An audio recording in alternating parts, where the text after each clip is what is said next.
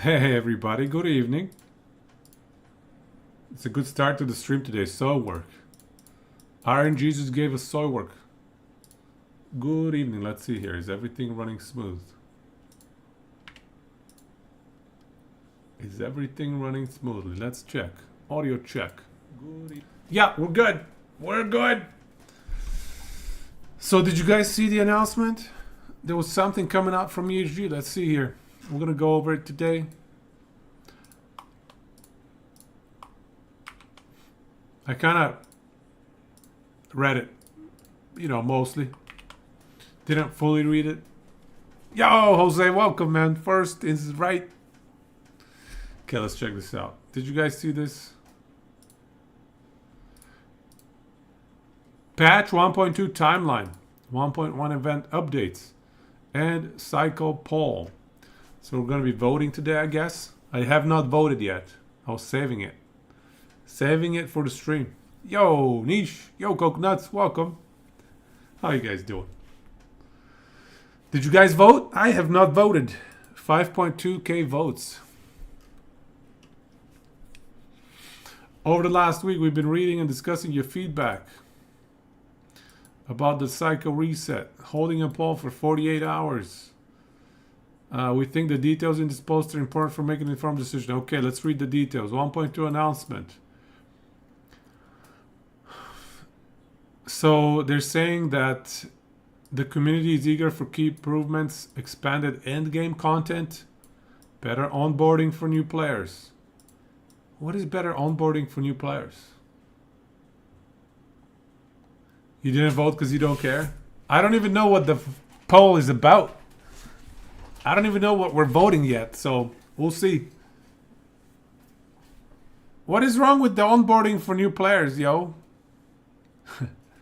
Dungeon improvements, continued performance. Yes, dungeon improvements are necessary. Performance optimizations necessary. More balance and variety, yes, necessary. Yeah.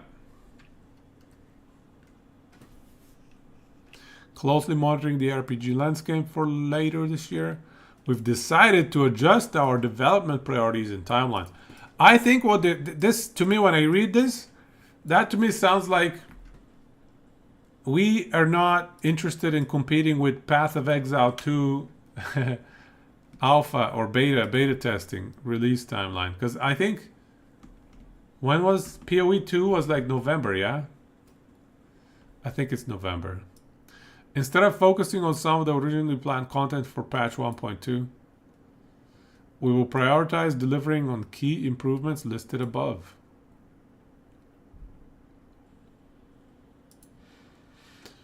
To achieve this, we'll be moving much of the content originally planned for patch 1.3 into patch 1.2 and deliver a large resculpt patch in Q1 of 2020. Q1 of 2025. That is a large time frame, okay? Yeah, 2025. It could be as late as March. It could be as late as March. Yo, Solves, welcome, man. 3 stream streak. Nice. So that's a little scary to me. When I think I quickly glimpsed over these notes yesterday. I didn't vote. I didn't read everything, but I just saw this part, and I was a little bit disappointed, let's say. I understand where they're coming from. I think what they say makes sense. But as a player, as a fan of the game, wanting to play the game, it's a bummer to me that I won't get to play an updated version until this point in time. You got enough time to convince your wife Sony can no-life new patch? So you're both gonna no-life the new patch? Team? Oh, so you can no-life the new patch. Oh yeah, I see what you're saying. You can build up that goodwill. Yes. You can clean those dishes. Make dinner enough times so that by the time that the patch rolls out, you're good to go. I know how that works, bro. I know exactly how that works. It's like, yeah, I'm thinking of taking a week off work, maybe 2, maybe one or 2. Let's say 1 or 2, and then eventually you build it up to 2. But yeah, waiting so long is sucky, man. We acknowledge that regular cycle duration is not ideal and aim for consistent cycle cadence going forward. Okay, cool. Great updates to you, out to you earlier with the upcoming 1.1 event.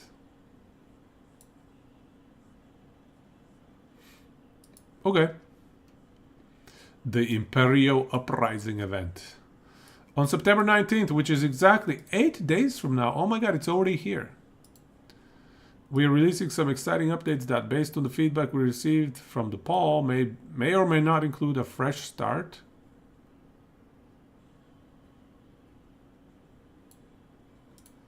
Include a fresh start to the standard environment?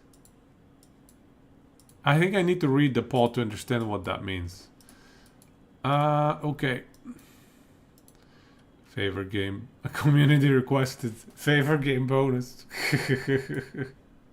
That's funny. Reputation game bonus. Gold drop rate bonus. Unique. Additional undead enemy spawns. 20 plus new shrine types. Addition of loot lizards. So like treasure goblins. I like treasure goblins. So we may get the Primordial and Weaver expansion together. I guess so. I forget what's in 1.2 and 1.3, I'll be honest with you. Yeah, I don't remember. But I'll trust you. You're saying Primordial and Weaver. Sounds good. I mean, yeah, it sounds like they're mashing the two together. Quality of life dungeon updates. Stashed up priority system. I'm interested to see what this means. Stashed up priority system. Merchants guild search improvements. Undead enemy updates. And more. I hope undead enemies give more experience. So Friday tomorrow. No, 2 days from now, are they going to give us more details? Okay.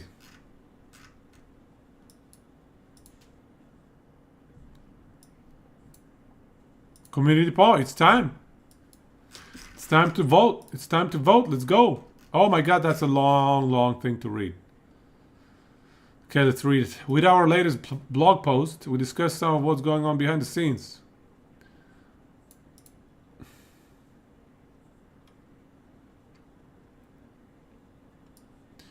We want to have an open discussion. We decided on doing a psycho refresh alongside the Imperial Uprising event. Has not only a way to reset the economy, but because it was also fitting with the event. The event is introducing a large number of bonuses, including faction favor, new, reputation, as well as gold and loot bonuses, added to the new loot lizards, and shrines being added with the event.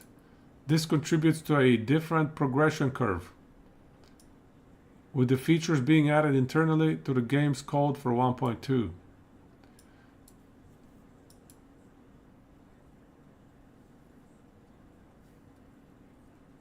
Okay. This is also the only window during which we can implement a cycle refresh, blah, blah, blah. We've been listening to the discussions across our platforms and seen a lot of conversation regarding the Imperial Uprising events, including the cycle refresh.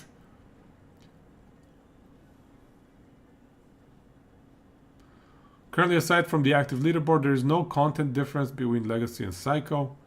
Both Legacy and Psycho have access to the same mechanics and counter systems events.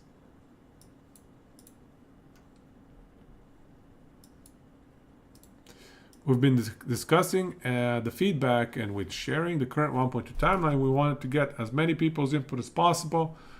While we are already quite close to the event currently,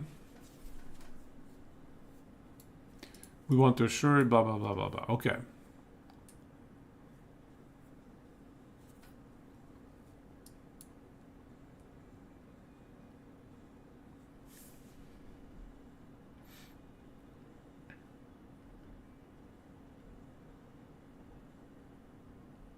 You want the new cycle yesterday?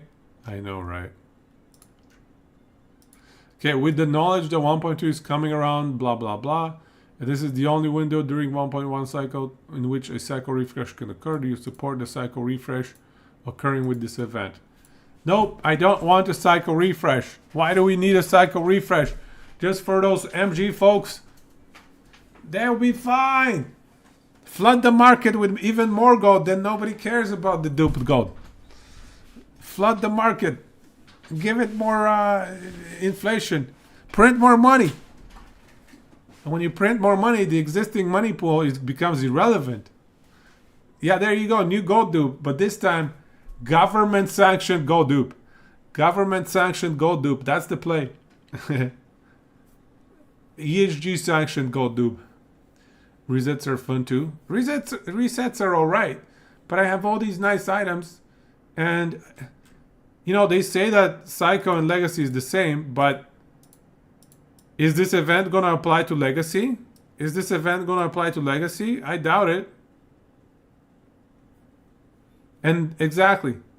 Psycho refresh without new stuff. This is going to apply to Legacy too? For sure? Where does it say that?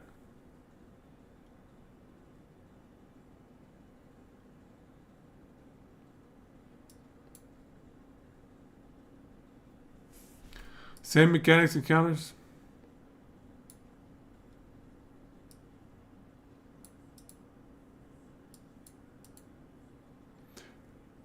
Is it confirmed that it applies to in the post?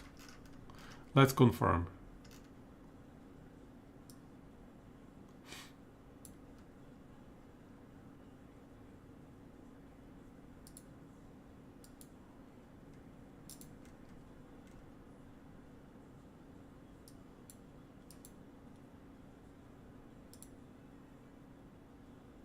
The event will apply from Legacy? Okay, good. The event will apply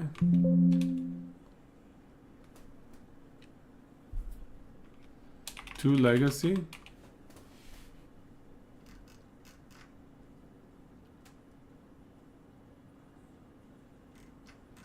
Where are you seeing the event will apply to Legacy?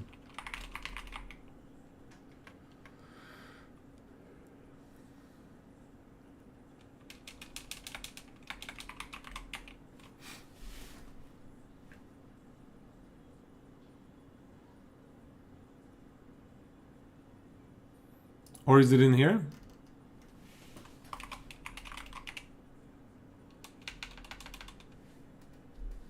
Not in the forum? In this one, eh?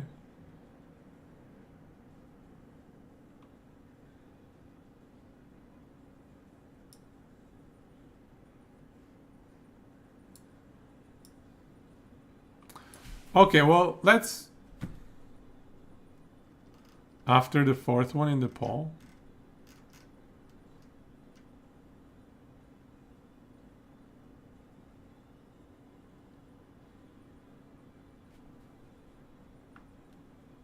It's right there.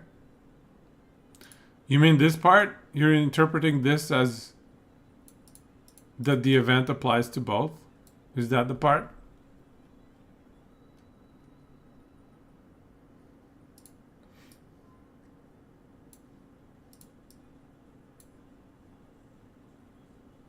One, two, three, four.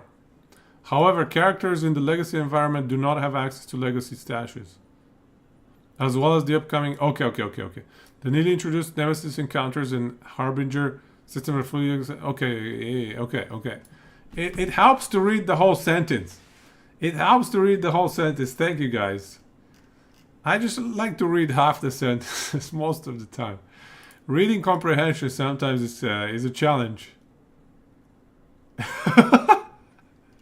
Attention span of his 4-year-old. That's true. That's true. Truer words have never been said.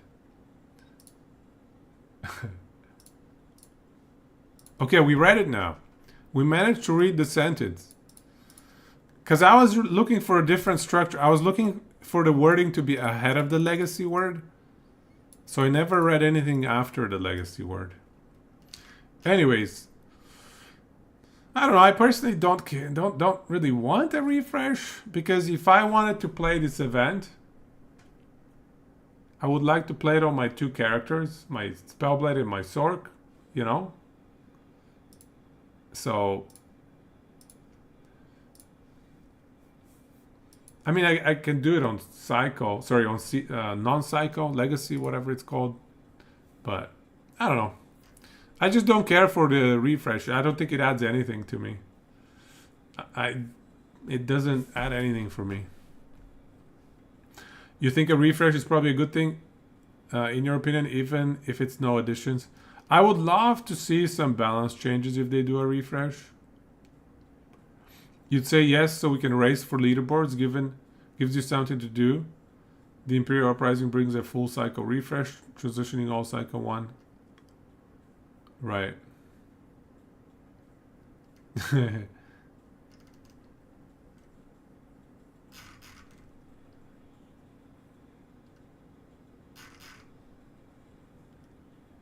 Gives the season that new car smell. Yeah. Okay, let's see the next question. Next question. If you're against doing a cycle refresh, we no longer need to highlight the word legacy. We learned how to read. It's okay. If you're against doing a cycle refresh, what would be the biggest detractor for you? Legacy makes my characters feel irrelevant. Once they're legacy, I just don't want to. Once they're legacy, they suck. I don't want them. Yo, Wheezy. Have you seen this poll, bro? You gotta vote.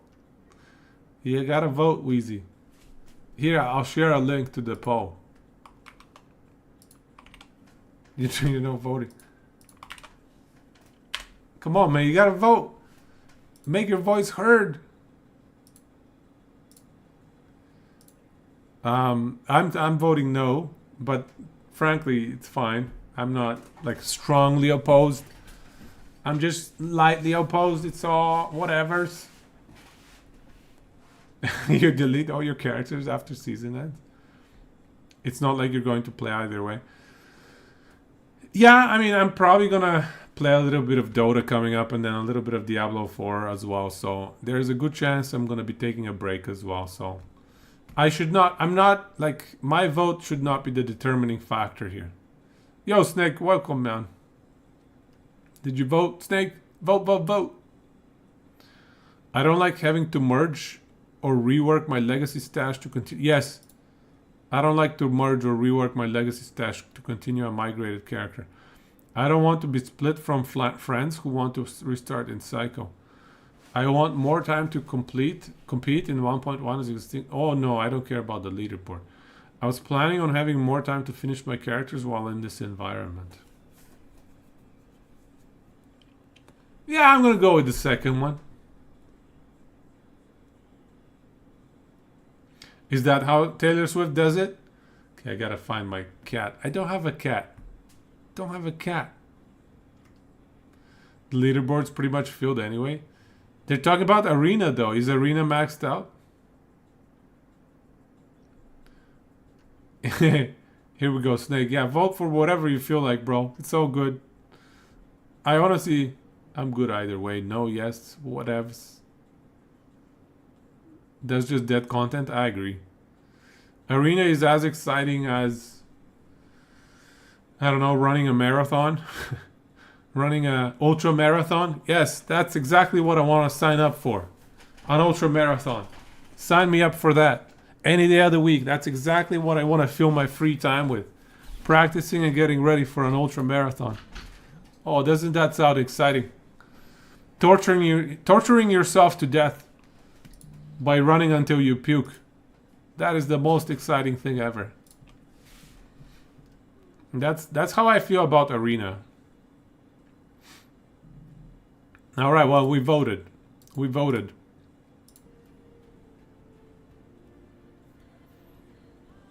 We did it. We have cast our vote.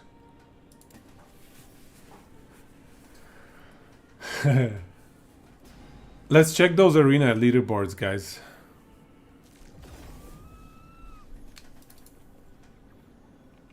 Arena leaderboards. Now that we talk about them. Sacrifice zombies. This is probably the sacrifice belt. Or is it? No, wait. Might not be. I don't know, man. I don't know what that is. I suspect it's the sacrifice belt. Billy Billy Yuan. That sounds familiar. I feel like this guy has been high ranking in the past as well. And then we have... What is this nonsense? This guy probably changed their skills. Yeah, this makes no sense. This one I can believe. I can believe this build. This is probably legit. Yeah, this guy probably abused some hack. Abused some bug.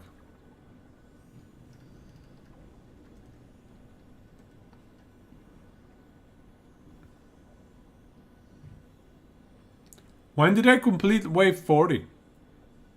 On Arena. How did I, what? How did I complete wave 40 on Arena? I never played Arena. That's not the endless arena. That was like the finite arena. Is that supposed to be wave 40? Guys, this is how bad Arena is. With 40 waves completed, I'm rank 5,000, okay? Barely anybody bothered to go on the arena at all. Because it's so boring.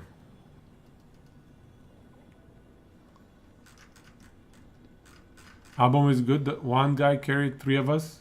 In Aberoth, insanely tanky. Wow. Wowie.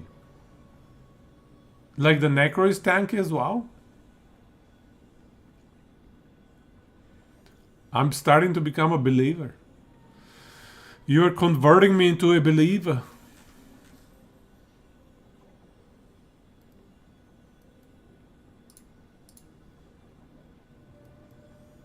Where's the...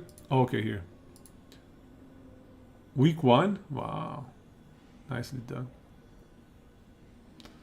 So the top Spellblade. Number 1 Spellblade wave 301. Oh, it's some sort of a spark charges build, bro. At least it looks like it. Some sort of spark charges. 2 shields for tank. So he's using that axe that is a shield? That's funny. Oh, Flame Reeve!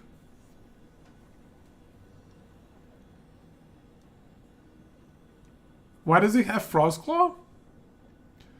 What is going on here? Flame Reeve, Frostclaw? Yeah, this up here is for sure Spark Charge. What is this?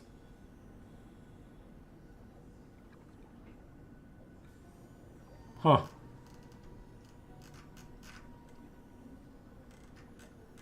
The attack? Flame Reeve, Frostclaw. Like, why? I guess you're proccing Frostclaw with your Flame Reeve? I'm so confused. Sure.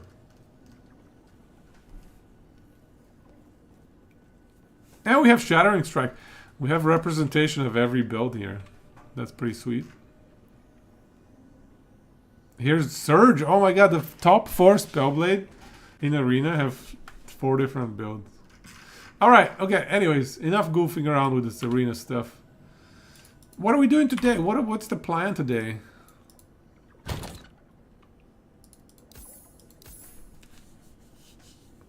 What's the plan today? I think I wanted to try this fancy belt. This fancy belt with the corresponding fancy ring. Siphon. And I think we want chance to apply doom and movement speed. Those are the priorities, I think. Maybe elemental res would be nice as well. Yeah, elemental res would be nice.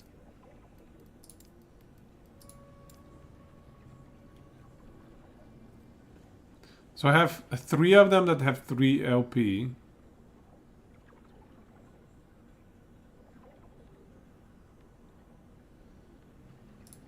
I think I go for the 7% MS, no?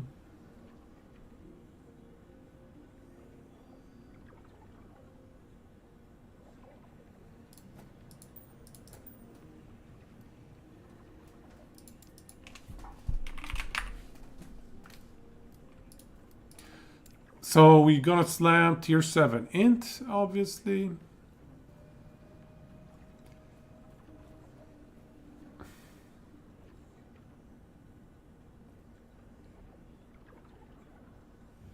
Where's my tier 7 int?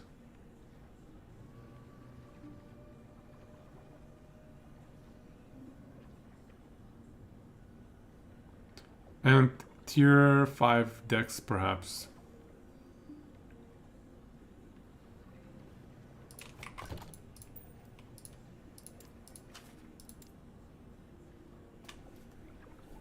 What do we want for the last suffix? Void res.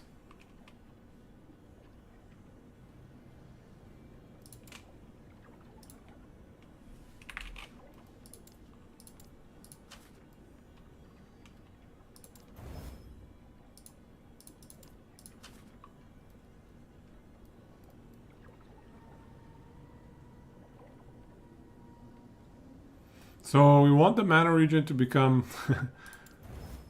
something more useful than that. Okay, we tried. This is not gonna be it.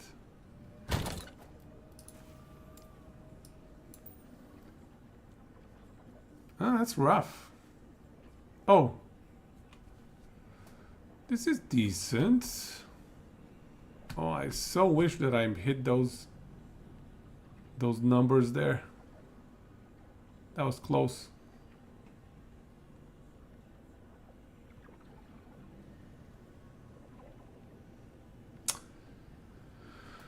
Ah, that's rough.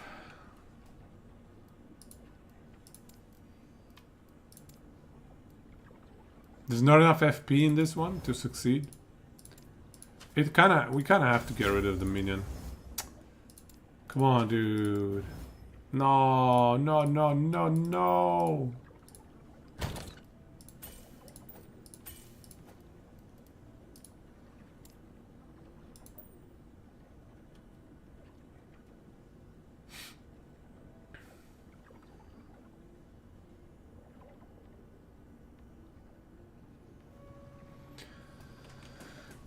16 and 7. 16 and 7. If this was tier 5 Fizz Res or tier 5 Cold Res, how do we not have good inter rings, man? This is ridiculous. Ridiculous. Everything's a whiff.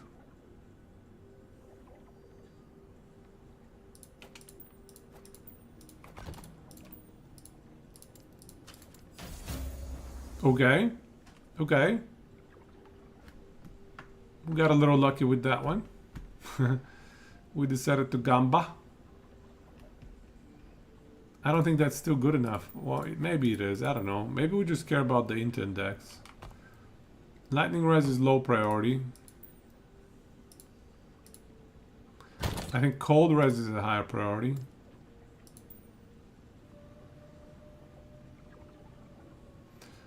See, this one's a good one. This is a really good one because fizz res and cold res would have been nice. It would have been nice. If those were tier 5s, I'm sliming this. Damn. Looks like fizz res is a non-issue though. Oh yeah, this has fizz res in it. So fizz res is fine. The cold res is a bigger problem.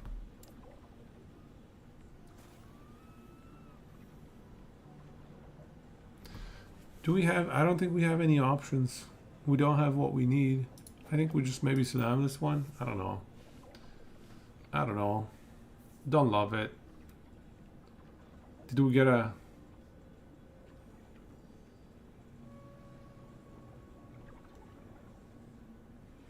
I suppose we could Rune of Removal something.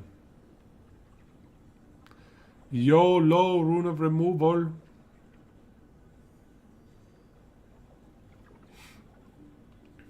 Something like this.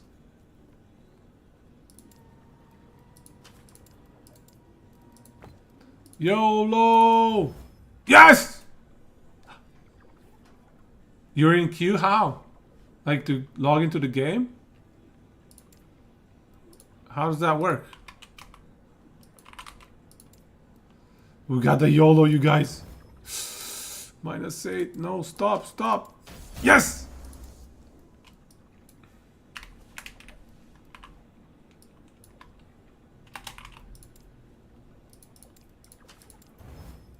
Okay, let's max out the decks.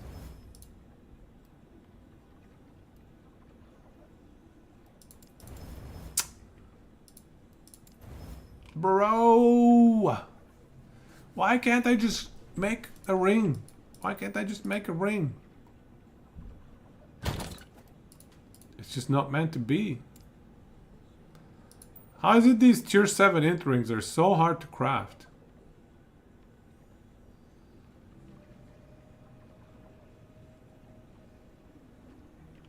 I cannot comprehend.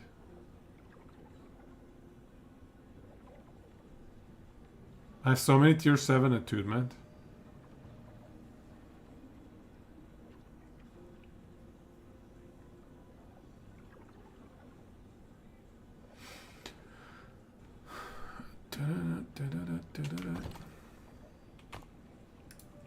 You know, we could consider this tier 7 and tier 5 strength. This one right here. A little bit of strength for armor is okay.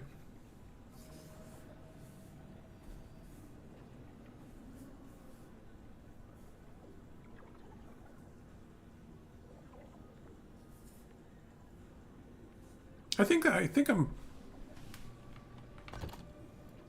Yeah, let's go with that. Let's do that. I don't mind the strength. It's fine. Do we wish it was Dex? Yes, sure. Whatever, it's fine. Let's go! We're gonna be slamming.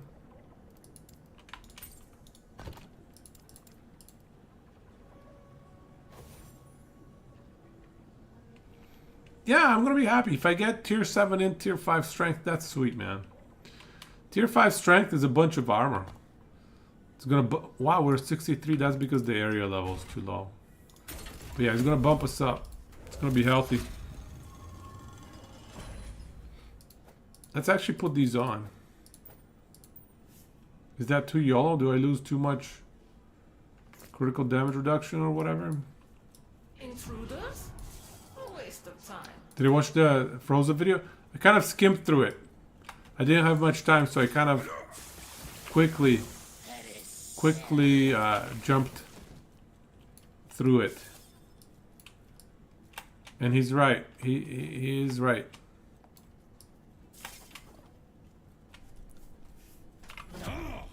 What? Not again. What did you think?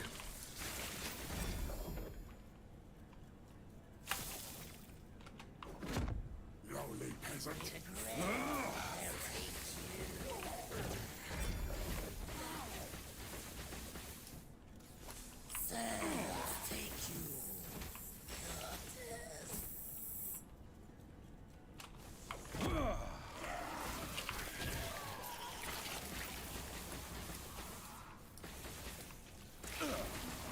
Right, yeah, I think buffing everything is not the right play, because if you trivialize your item progression and your item farm,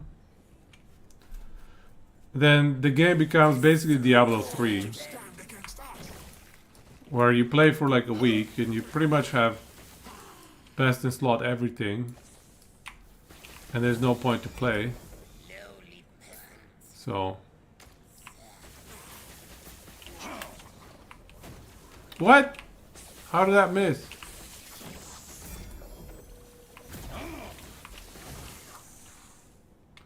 Melee void damage.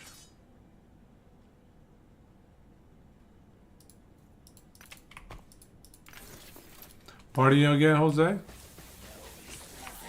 Yeah, why not? But let me finish this slamming stuff. I might slam 2 items, so I need like 10 minutes, maybe.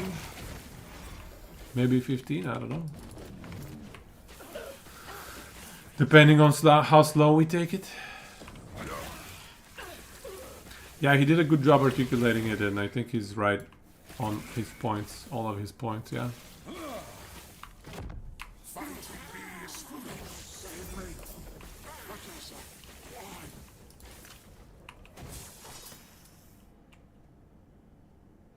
Tier 7 melee fire damage. We had been looking for this. Tier 7 melee void damage. Tier 7 melee lightning damage. Oh, the other stuff is garbage. Oh, what? Damn it. Those are not the right affixes. That could have been interesting. This one could have been interesting.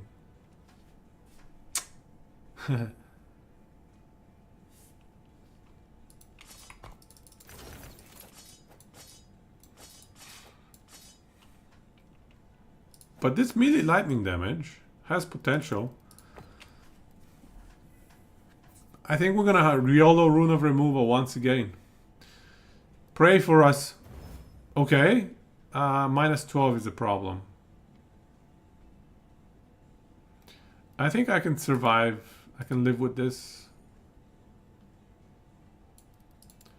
We have to have shred armor.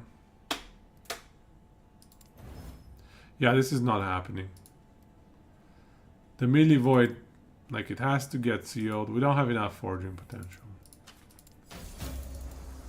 We do not have enough FP.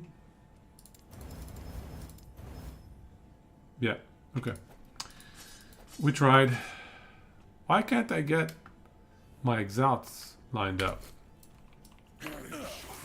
Rune of Removal should not cost FP. Right? It's such a big YOLO. Or they should reduce the FP costs on it. I would get behind that. At the very least, reduce those FP costs.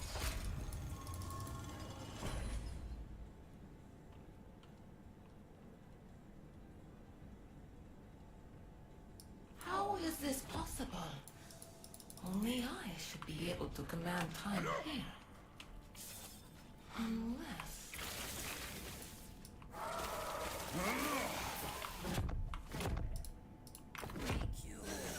Yeah, I think Frozen did a good job of articulating why the last Epoch RNG feels a little bit frustrating at times.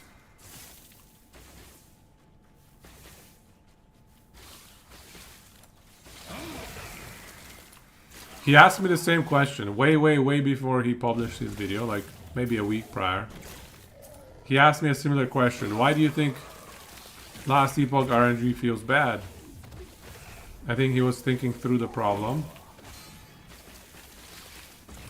And the way I would have, but the way I think about it is, I would try to quantify something. I'll show you what I mean, maybe. If we have enough time in the stream.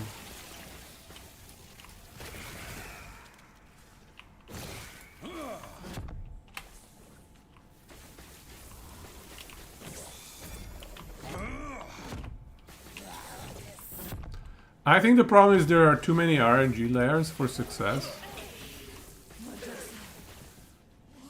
But what he was saying is also true. The last layer of RNG completely bricking and negating all of the RNG success prior to that is very, very frustrating. You would never guess that I'm a quantifier. Never. Numbers? Who likes numbers? Nobody. Numbers.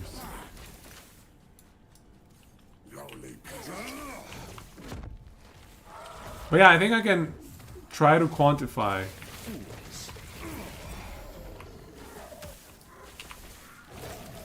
the annoying part.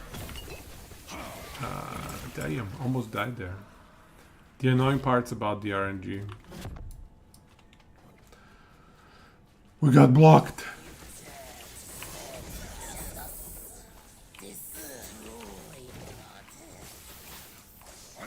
To stand against us. To the shadows.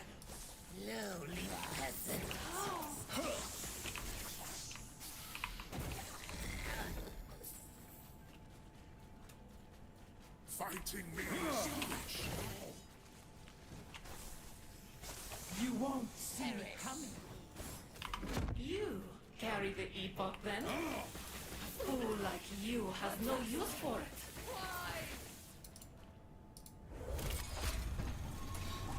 See, the way I would quantify it. Let's see. So I have a hypothesis. Yeah, I have a hypothesis that I haven't fully tested, but my hypothesis is if you put a distribution of the amount of time you need to spend to, let's say, get the item that you're looking for. Let's say it's a pretty rare item. Let's say it's a 3 LP Bone Clamor or something stupid. Or let's say a 2 LP Vion's Chariot.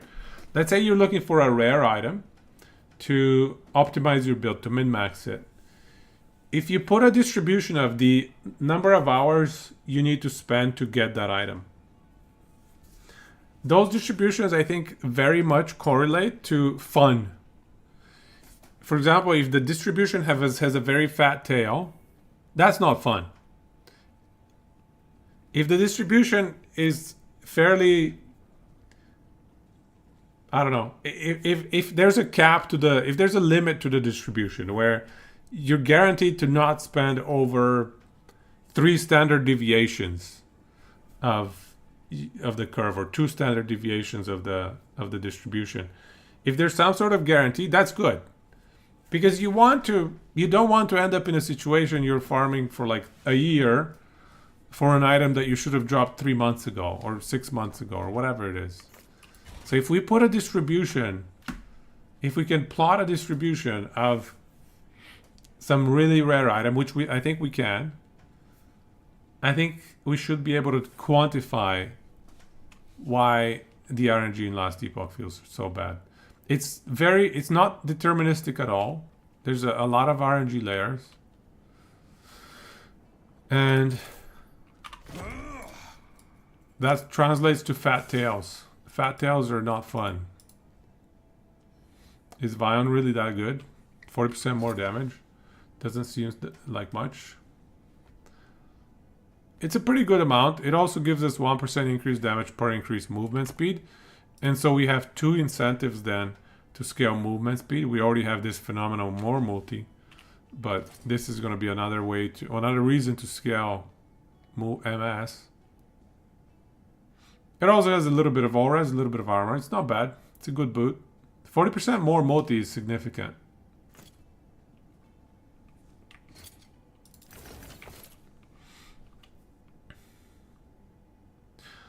The problem is it's a really stupid item to farm. It's a really annoying item to farm. The future cannot be denied. Escape is impossible. Ah!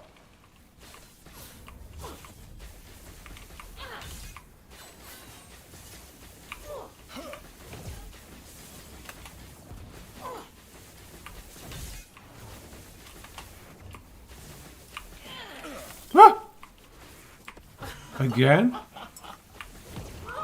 Die.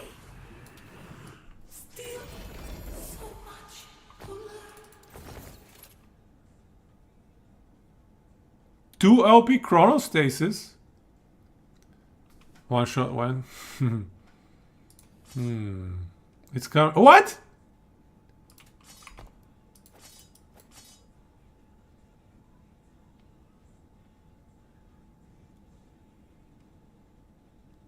I got 2 of these. Double 2 LP Chronostasis.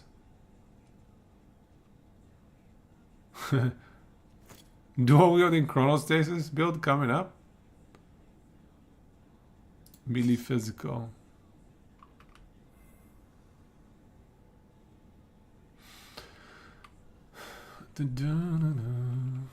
That's crazy. That's a very rare item, though. Temporarily got the alt rank Tensio. Yeah, just for a second there. Okay, let's go slay him. Let's go slam him.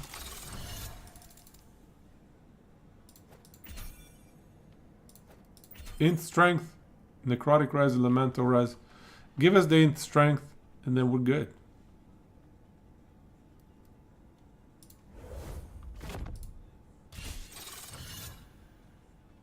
That's a weird looking ring.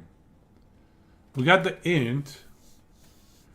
We got the int and the res. No strength. I guess that's alright.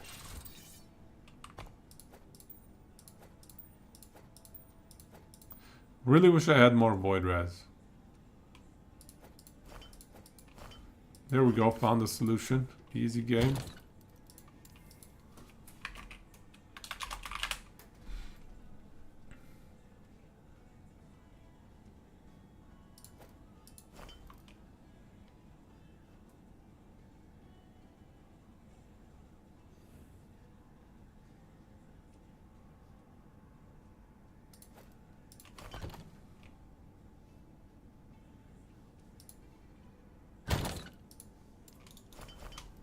Okay. We don't have any chronostasis.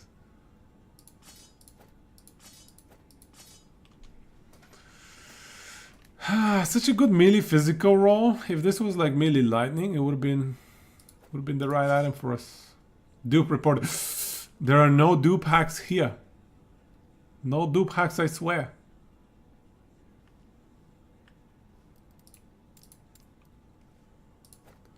Okay, okay. I think we need a new tab.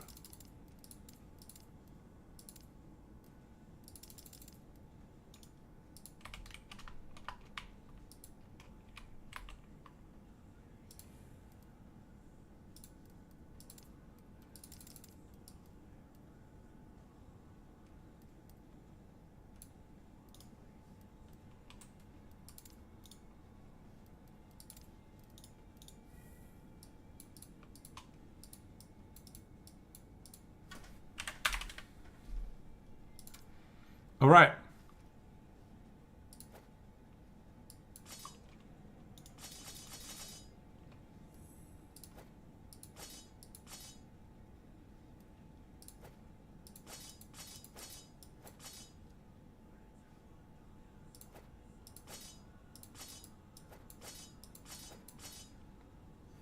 Okay.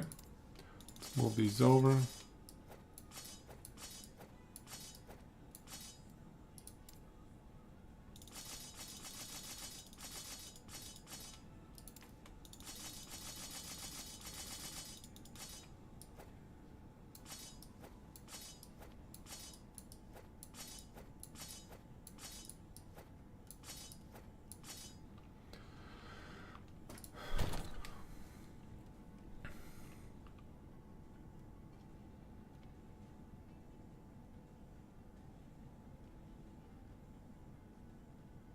All right.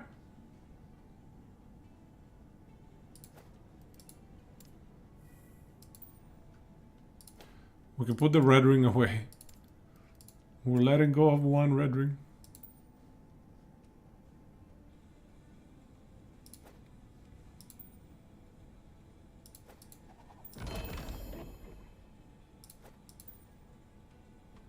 I almost feel bad about dropping this item, but whatever, man. We don't need it.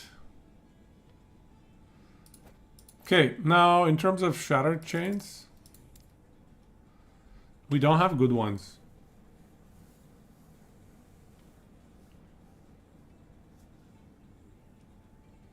We really don't have good ones. Do I care? 44, 26, that's 70% bonus damage reduction. Let's just, yeah, let's just test it out, I guess.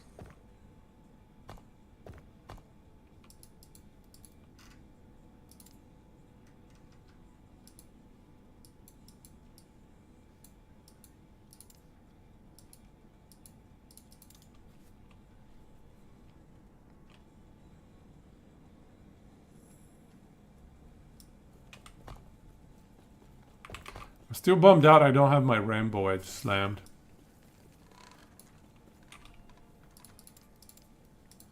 Do we have anything left?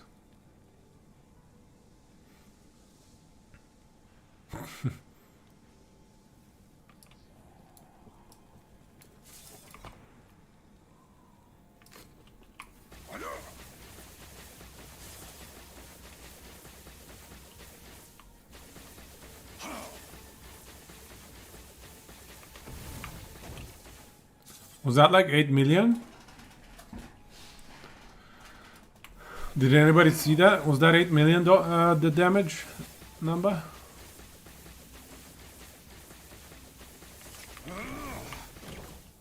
Was that 11 million? I'm gonna clip it. I'm gonna clip it and check it out.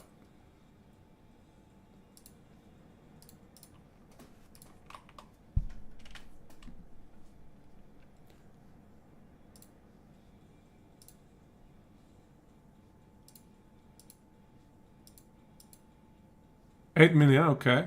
Okay. Then the other one must be 11 million.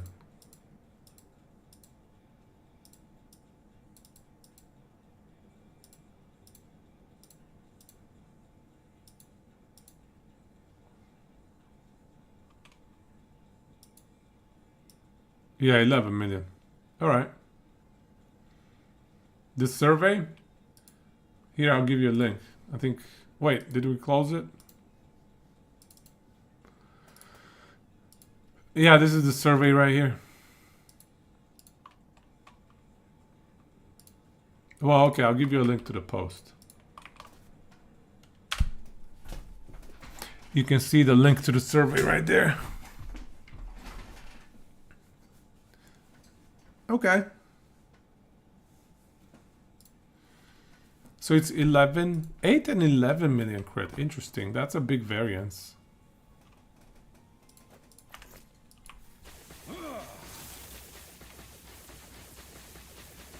What is that 2 stacks of doom? Why is it staying at 2 stacks of doom? Oh my god, dude. It's staying at 4 stacks of doom? My attack speed times the percent chance is low. Why is it only 2 to 4 stacks though? I thought my attack speed would be better than that.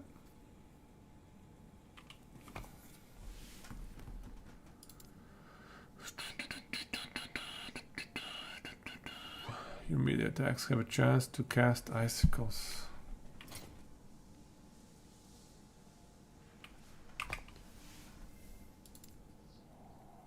Two and 2. 5% chance. Where can we get more procs? More hits. Zap.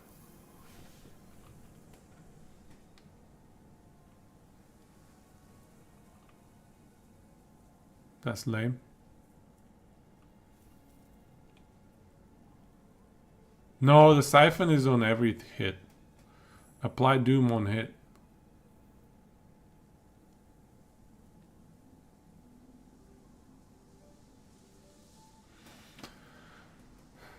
Well, I mean, I don't have anything to apply spark charges with.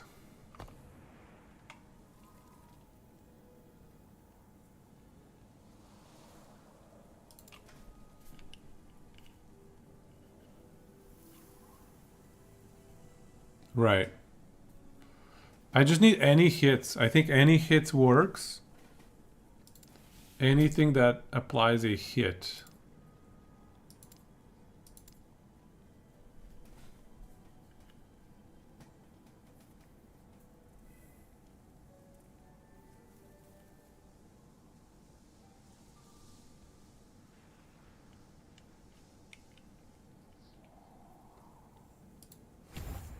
I mean, this zap, why not?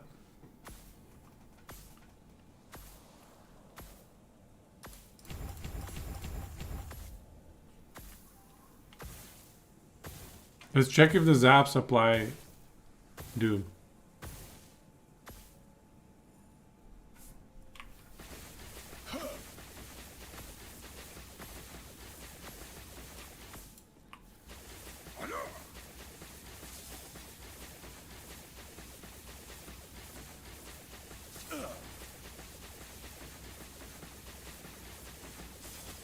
I just need to max my static charge and I'll test again. Yeah, spark with melee. Such a low chance though.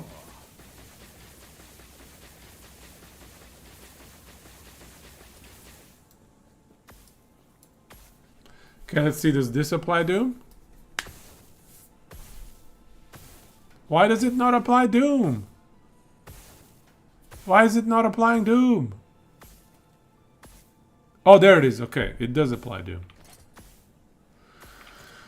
Okay, so spells do apply Doom as well. So this helps a little bit.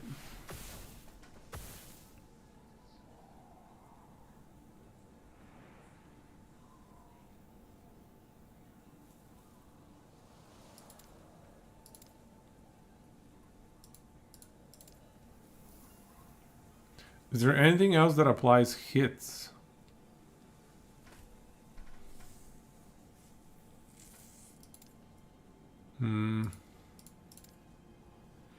No, we cannot rely on Surge. Zap from enchant weapon. It will work. It's just... I guess it doesn't cost mana. Where am I gonna take it from though? The tree is already pretty lean. Every 2 seconds, unless I plug 4 points into that, which gives it once every half a 6.66 seconds.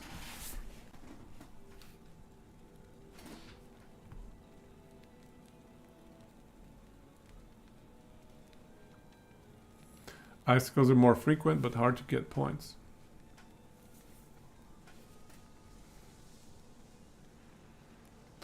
I actually don't think icicles are more frequent if you get 5 points here. This is 6 points, this is 5 points. Actually, this is 6 points as well. We need an extra point in shock gen. I don't think we have 6 points. I don't think I have 6 points to spare.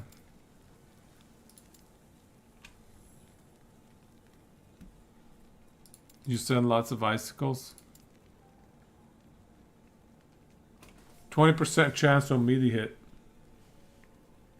It's once every 5 melee hits though.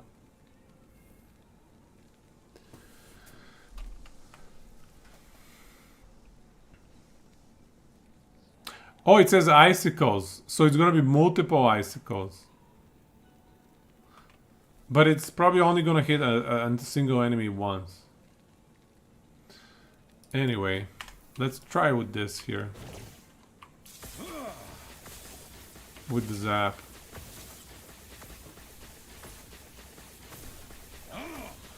I think the zap is helping a little bit.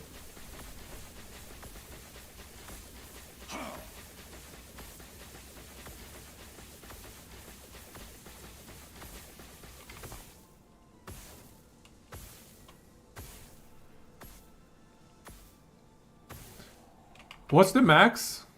It's 4, right? Up to 4 times. Okay, so we are hitting max.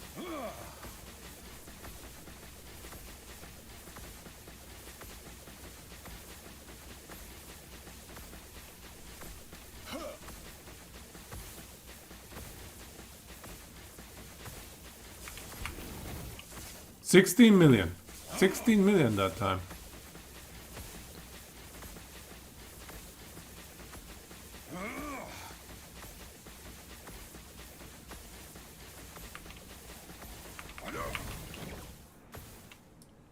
What was the number there? I didn't see it.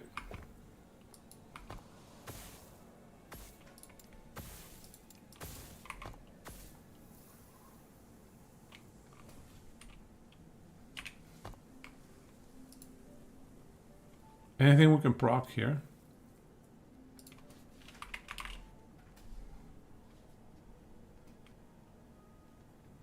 Oh, this one here. 25% spark charge with melee hits.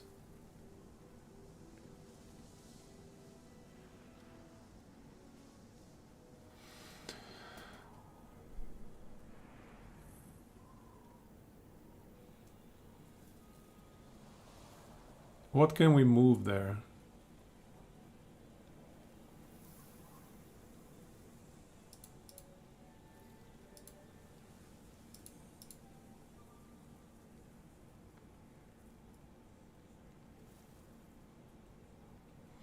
I guess this one. Let's try. Hello, traveler.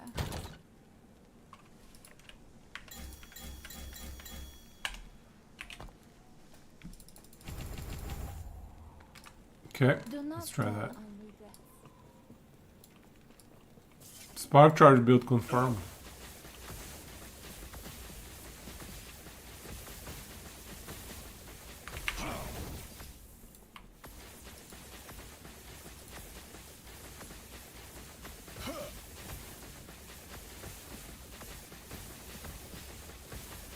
Oh, I don't have my... Oh, this uses my static charges.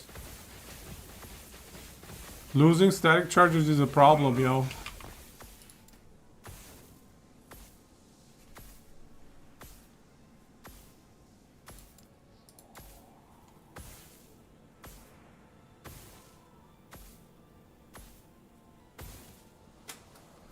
Yeah, I'm gonna have to put electrostatic.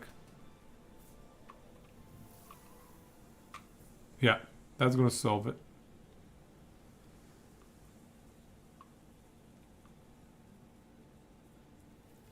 Yep, electrostatic it is.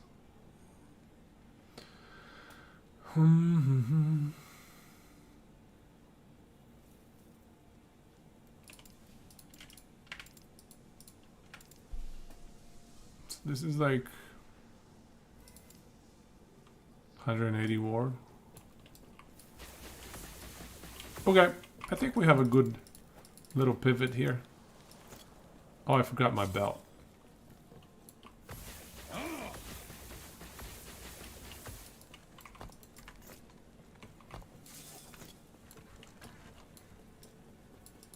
So yeah, Surge has some pretty good crits. As you can see.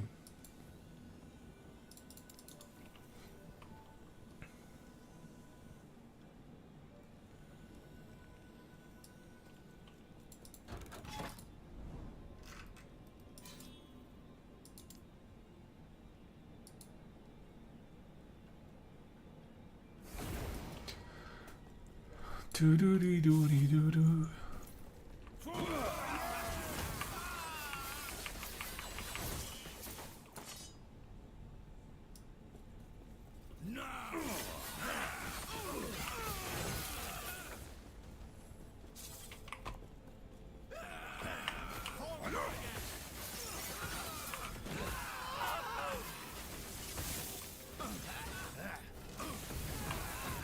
What's the plan midterm since the season is going? Sometime in Q1. Well, yeah, that's the plan. I think Friday we're playing Dota, you guys. The international finals are happening Friday, Saturday, Sunday. Grand finale. So Friday is gonna be Dota. Friday, I mean for the next few weeks. And then I think October is gonna be Diablo launch, the Diablo 4 Expo. So I think we'll try that. I have not played Diablo since Season 0. It has been a very long time since I played Diablo 4. So it's about time we check it out, I think.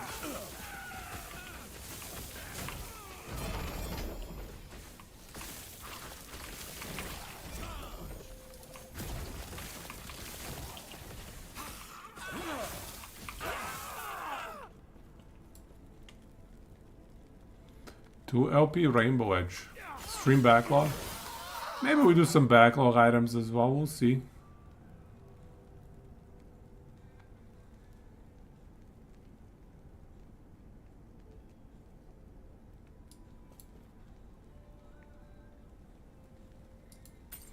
Jose playing Vessel of Hatred.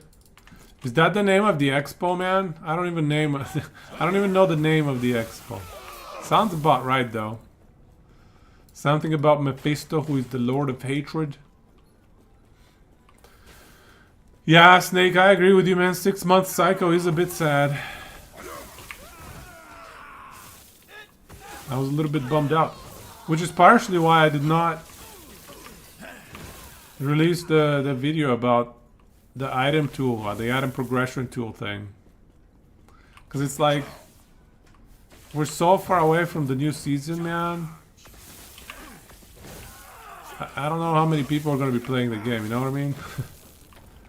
Maybe we'll keep it exclusive to the stream and exclusive. Maybe I'll put it as unlisted and give an early view to some folks until we get closer to Cycle, because I don't know. I don't think very many people are going to be playing for the next 6 months, you know. They just have to actually deliver. I agree. I have high hopes for 1.2. I'm optimistic for 1.2. It's just very far away. Just very far away, that's all.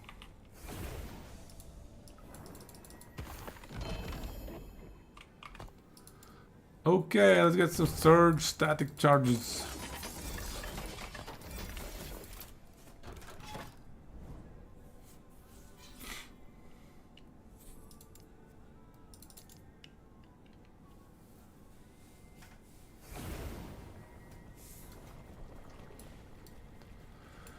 Collaborating with Tongue Club and having her two integrated into his site. I've never met Tongue Club. Or I have never talked to him, I should say. It's the interwebs. I guess I could talk to him. Seems like a nice idea. Last Epoch tools as well. I mean, those are nice, high value sources of information for Last Epoch enjoyers, such as ourselves. Who's Tunk Lab? Have you talked to him? I only know his tool. His beautiful website.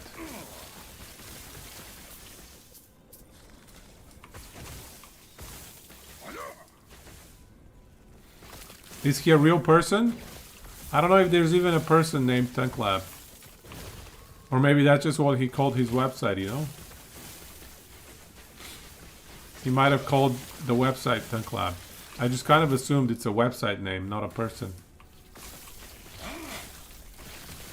And I have no idea who manages it.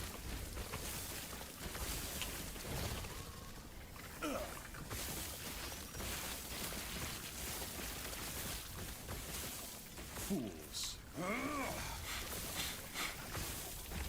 Tunk might be his name. Yeah, fair enough, yeah. Reasonable assumption.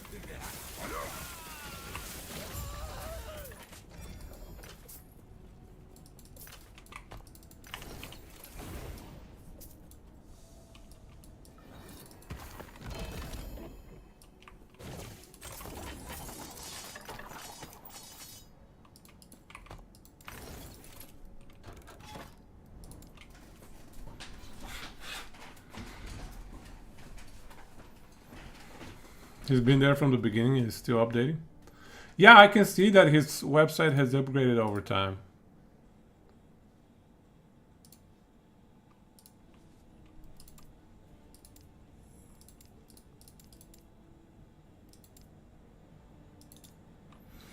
I've seen some really nice upgrades to it, yeah. Jose, you're going to be playing Legacy and possibly trying MG, since you enjoy engaging in the in-game economy. Is that your first MG attempt?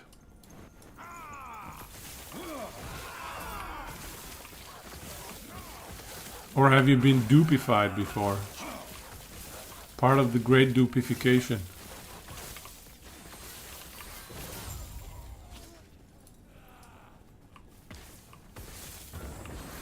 Fools. Fools.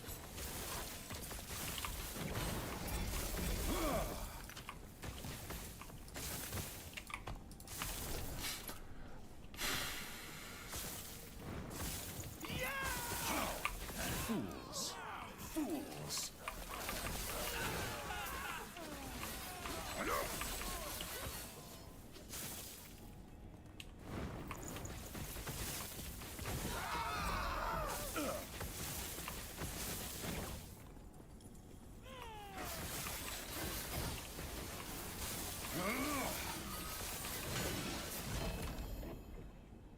Trader's Tongue 2 OP. Oh, dude.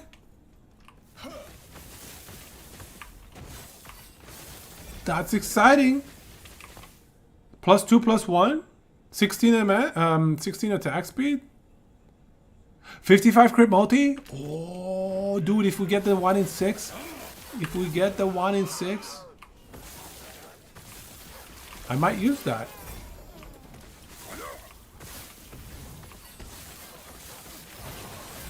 Whoa. Prophecy.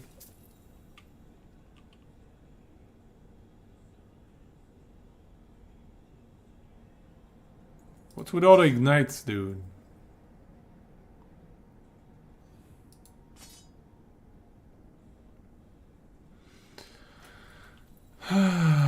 We just can't hit it. Can't hit that tier 7 lightning. Trader's Tongue. Do we have a need to be wearing swords? To be using swords, I should say? Is there a sword requirement?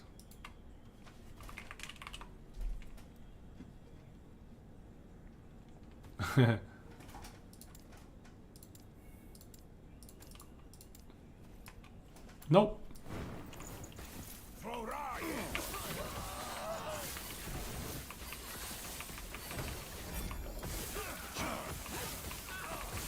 Okay, we're gonna go for the slam, you guys. I'm gonna finish this echo and we're gonna try the slam. I'm excited. Trader's Tongue is actually something I considered as best in slot for this build. But I did not bother kind of farming for it. It was just like more of a concept.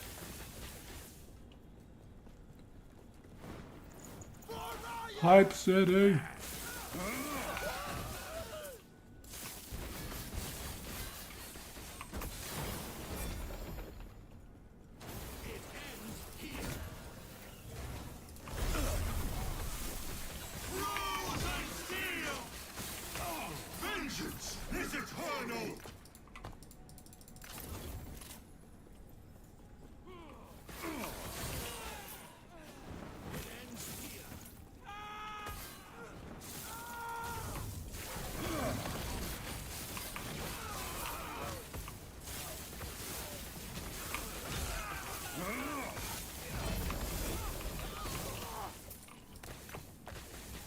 Tier 7 hybrid health? What? Dude, did you see these boots? Did you guys see these boots? Those are the craziest boots I've ever seen. OMG, you can make a character around those. The only problem is the slam is not guaranteed. The only problem is we go back to the thing that Frozen articulated so nicely. Hurry before Psycho. Psycho is gonna delete my boots! No, Psycho, don't do it!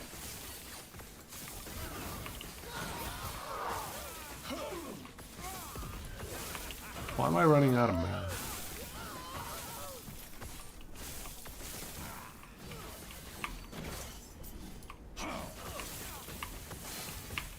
What?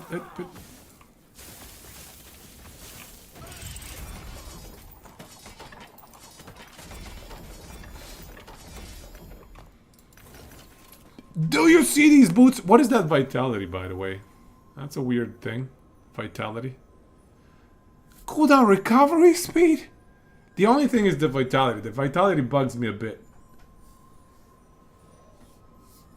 I don't know what the vitality is doing there. And why is it tier 4? Holy crap, dude.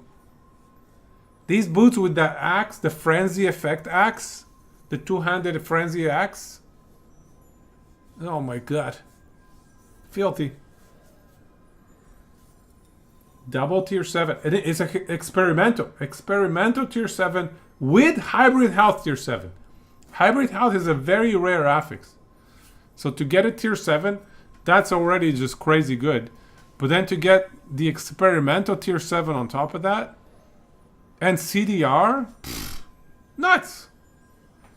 The only issue is the lack of move speed. And also these are shrine boots, so they have to be used for slamming pretty much. I guess we can go two ways. We can seal the tier 7 and get movement speed instead of it. Or we can try to slam this into something.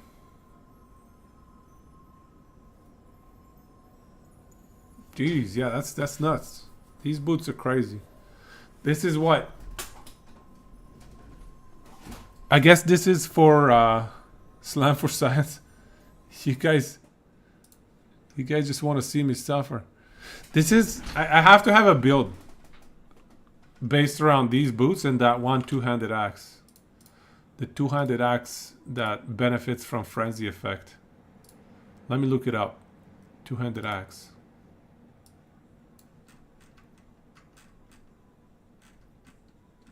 There you go.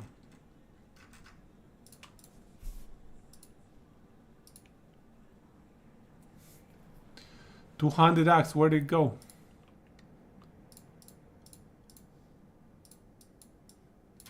World Splitter. No, not that one. Sword Catcher, that one. This one. 60 melee damage while you have Frenzy. Increased by effects that increase the effect of Frenzy on you. So this is 60 Frenzy effect.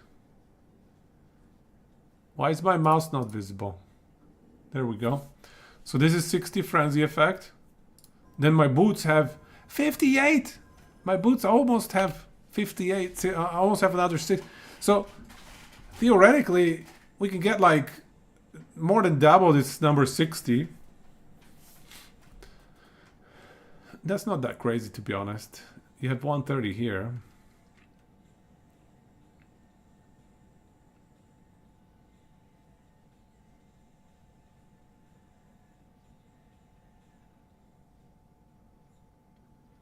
And grant frenzy for 5 seconds. On parry? Chance to apply bleed. If it's bleed, then we don't benefit from the melee flat. Plus 6 to melee skills. Plus 6 to melee skills.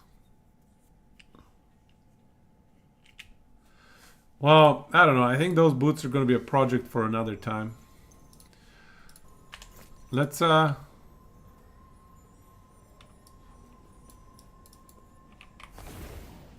take the dagger. Let's slam the dagger. I want to slam this dagger. We're doing it. Damn, those boots. Those are legit boots.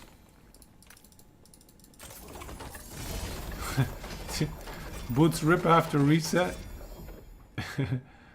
Not if everybody votes no reset. Frozen, what did you vote? Solves, what did you vote? What did everybody vote? Oh no. Giga boots. You voted no reset. Same here. No reset vote here as well.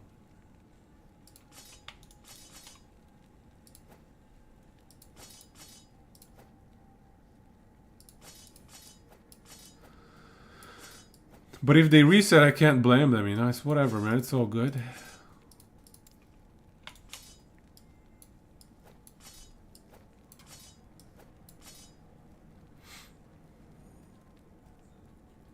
Vote for Curse losing to boots? Yo.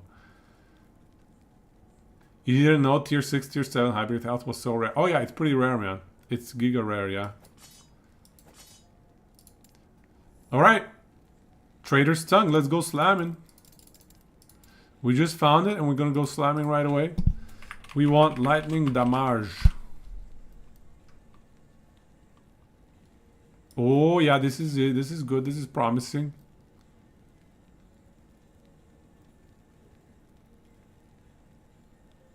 This one's nice as well.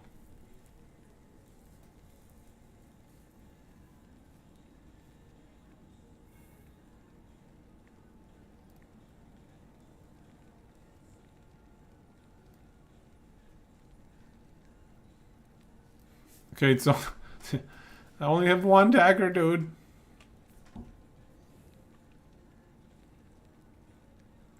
If you aren't playing COF, you can wait until next cycle to farm gold. If you're COF and not interested in leaderboards, you can always just play Legacy. Leaderboards are a meme. Yeah, a bit of a meme sometimes. Okay, so we only have one dagger. That's a problem. That's a big problem. This has to be shred. Okay, stop it. Stop taking my forging potential. That is not nice. I think because of the low forging potential, I'm gonna go for crit multi here. Oh, okay.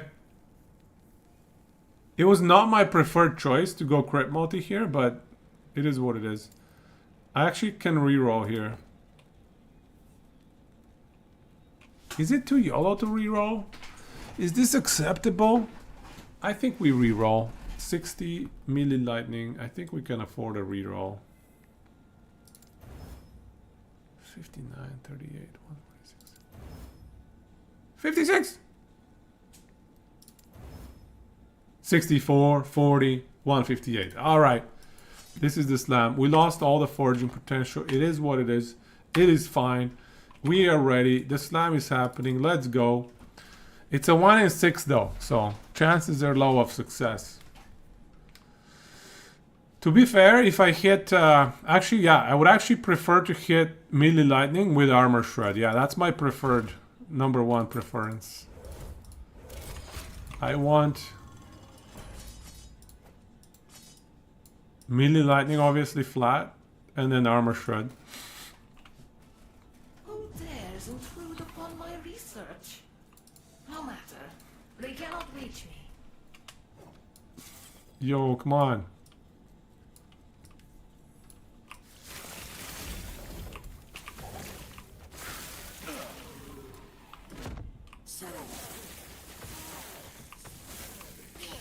Fools.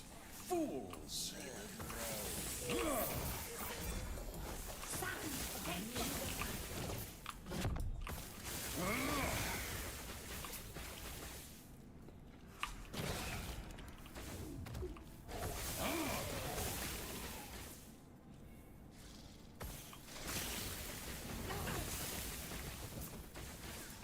The only thing you voted was vote for Pedro.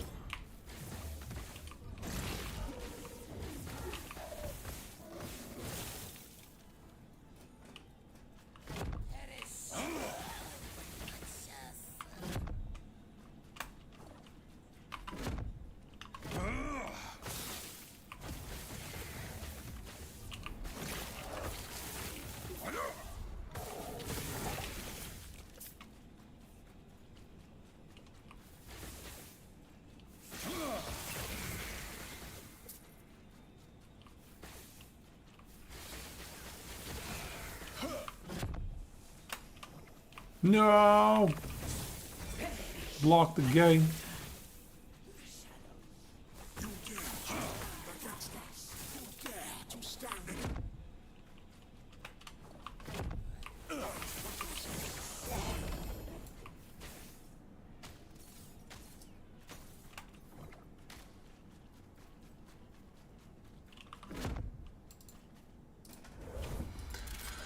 Do you guys think we're gonna hit this dagger?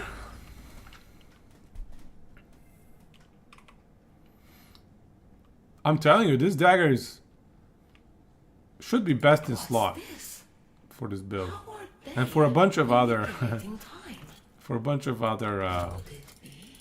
Spellblade builds. Spellblade gets like +4 to skills from this dagger max. It's nuts.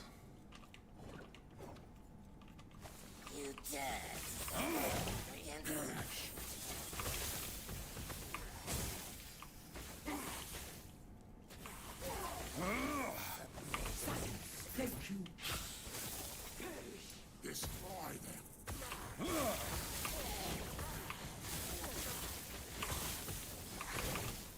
Nice. Save me! Destroy! Shatter Strike, it's true. Shatter Strike wants the crit multi. So sword is probably better. Agreed. 80 crit multi is a lot. Sword Catcher is like two, it's dual wielding though. Sorry, it's two-handed rather. It's a two-hander.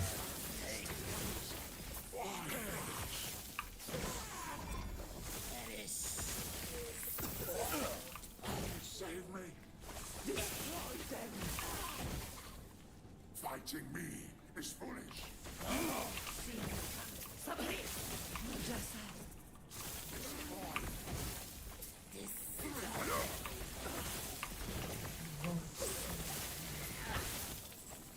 Sword Catcher plus 6 skills.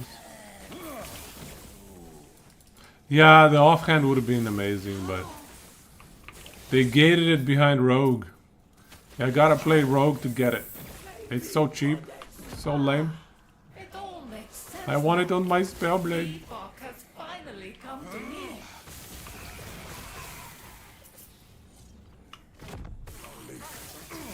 Only Rogue gets that benefit.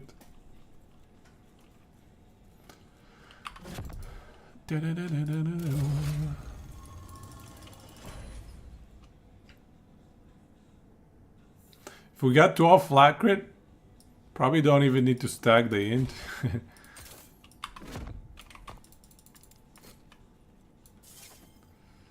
I like to wait for my enchant weapon to be about 80% cooldown.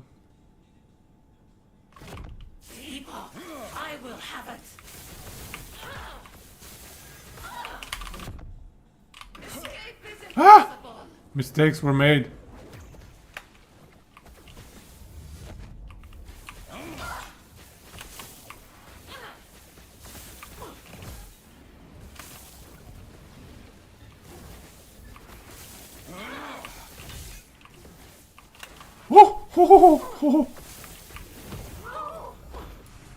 That was a big blob. 10 spell damage, I'll take that.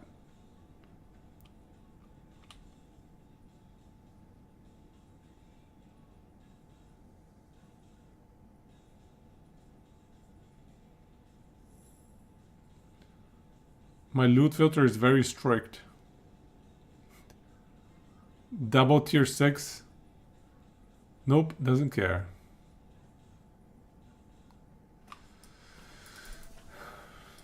Alright, the moment of truth.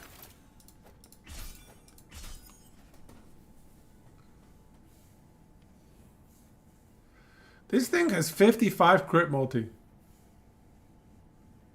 And 16 melee attack speed. I'm telling you, even 11% parry chance, 11% parry is phenomenal.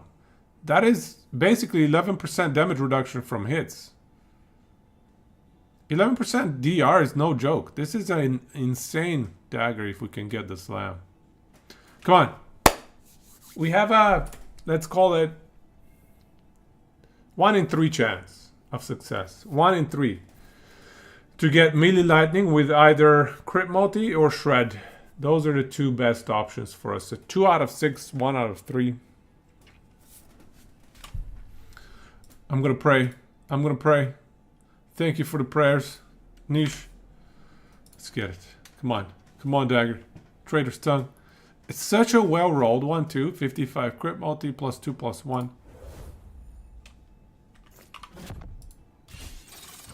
Did we luck out? Did we luck out? Lightning and ignite. Lightning and ignite. I mean, we don't have the armor shred. The armor shred is a big loss. Let's go test it out. We'll go and silence it out of the dummy, I guess. Let's go test it out.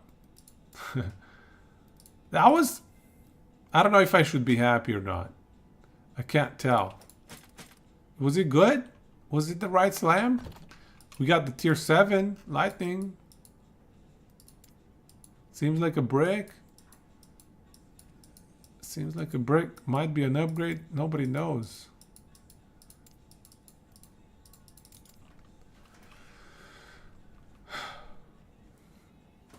If you get an obsidian token, you can give me my 2 LP trader. Ooh, it takes quite a while to get that one though. But I appreciate the thought. I do appreciate it. I would slam it one more time. Although I don't have a dagger anymore. Never mind. See, it is a 1 LP that slammed. True. Yeah, it is a 1 LP that slammed. Now, is that good enough? Lacking the melee attack speed. I mean, it already has implicitly melee attack speed. It lacks the armor shred. The armor shred is the thing that hurts me. Losing that much armor shred without getting anything in return.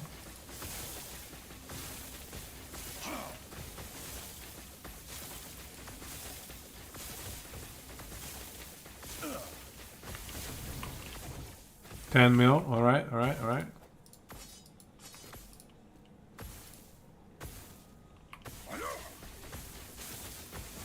You can see that I'm a little bit slower. 10.7 mil. I think it's very comparable. However, I have not input the extra skill points.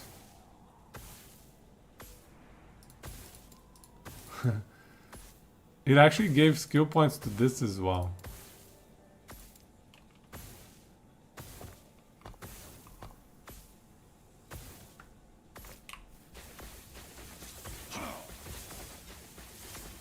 The attack speed is a problem. It's kind of sluggish. 12 mil, not bad, not bad.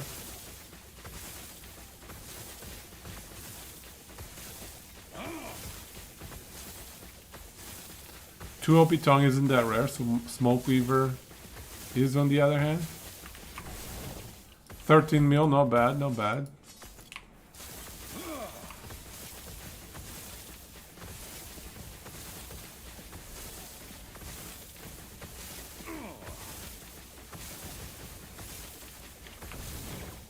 I think it's worse.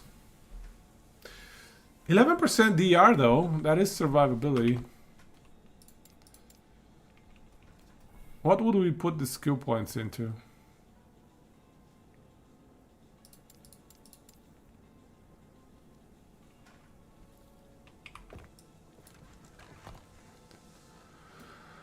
Why drop crystal sword over katana? You mean why not use 2 crystal swords? I just don't have a good crystal sword. Is that what you mean?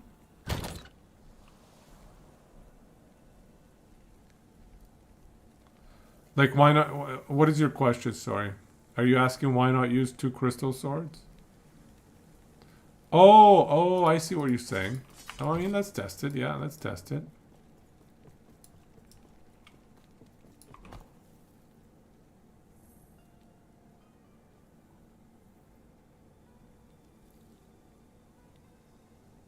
Possibly. Let's test it.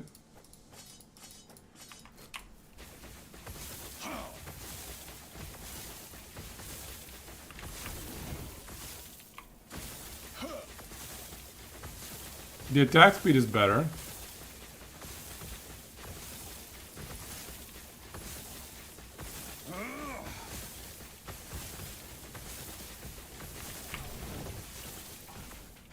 What was that? What number was that?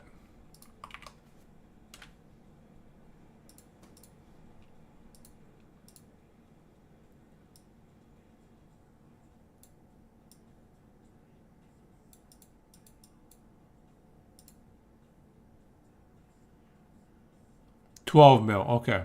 No, wait. No, that's 127,000. What was the damage number?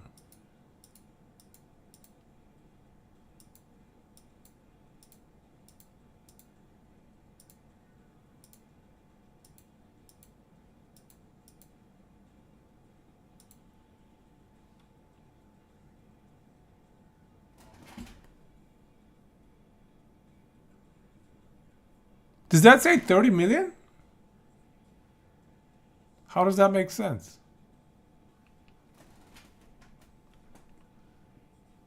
Yeah, how did I do 29 million damage? That doesn't make sense. How do we go from 10 to 12 million to 30 million? How? I'm so confused, dude. I'm so confused.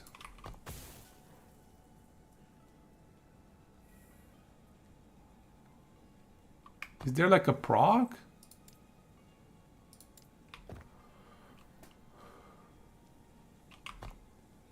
Oh no, but we didn't change much.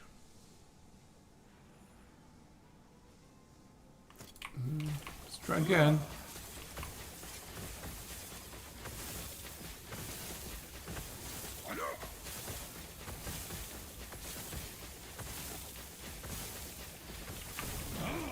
$13 million that time.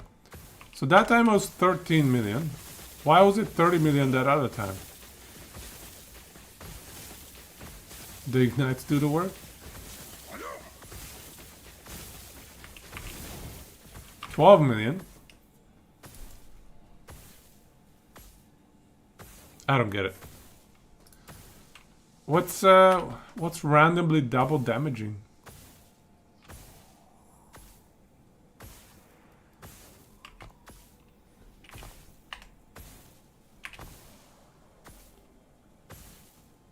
Maybe it was... No, it cannot be 2.9 mil as well. No, it was 29 mil. We saw it.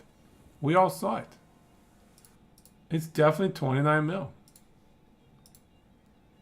29872834. It's 29 million.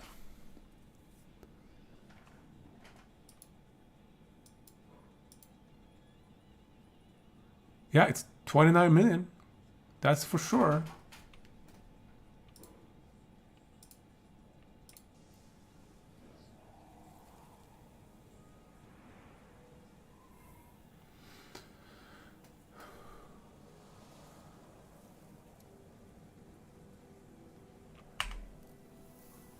It wasn't Blade Weaver.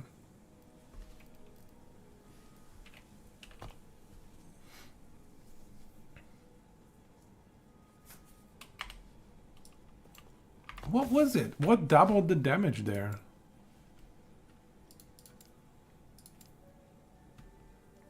Like, it makes no sense.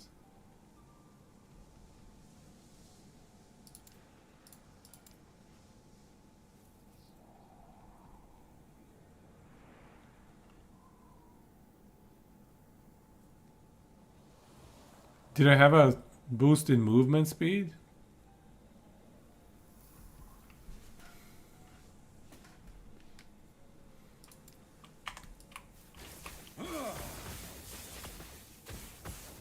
The skill rotation was the same. That's what confuses me the most. I did nothing different.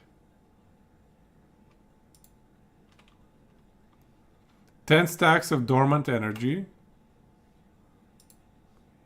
6 stacks of firebrand. 9 stacks of... What is that thing called? Blade Weaver. So all 3 of those are there. Haste.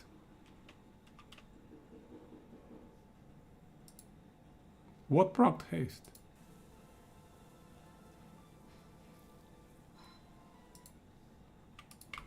Haste? Can haste give me that much? Can I get that much movement speed? Oh, I have a Throne of Ambition. That's embarrassing. We gotta change that.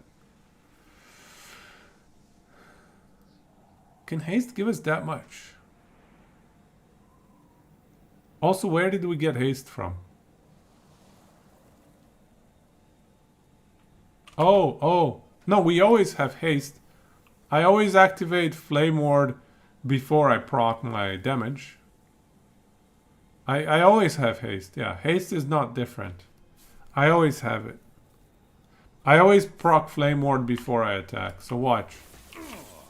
We can review the 2 clips and we can compare. I'm gonna wait for enchant weapon to reset. And when it resets, we're gonna go.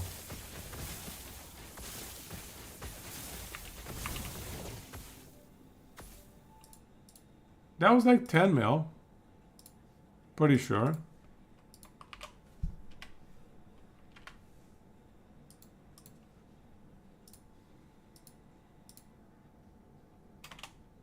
Oops.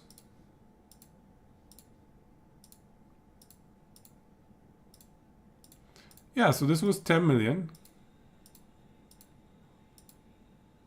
10669078. And it has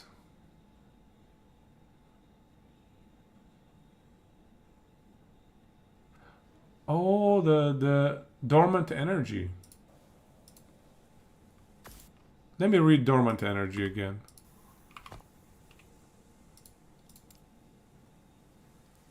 Oh, while surge is on cooldown. Oh, okay. I didn't realize it when it's on cooldown only.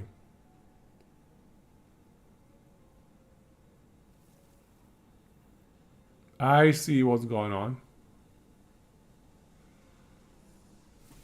This is... Okay. We can recreate it then.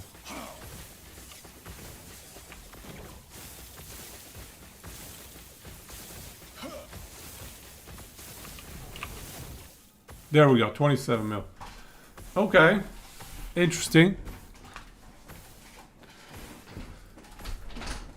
We got it. Okay, we got the 27. I did not realize that this is how Surge Storm Battery works.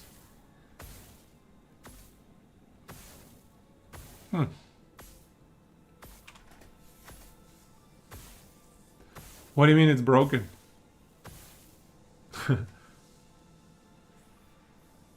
At least we figured it out. Mr. Meowspace, no idea what Spellblade does? Explaining the build theory of how it works. Okay, sure.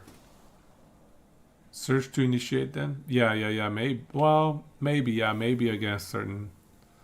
For at least dummy purposes, yeah. Good thing we clipped it. That's right. That's right. So this build, the way it works is...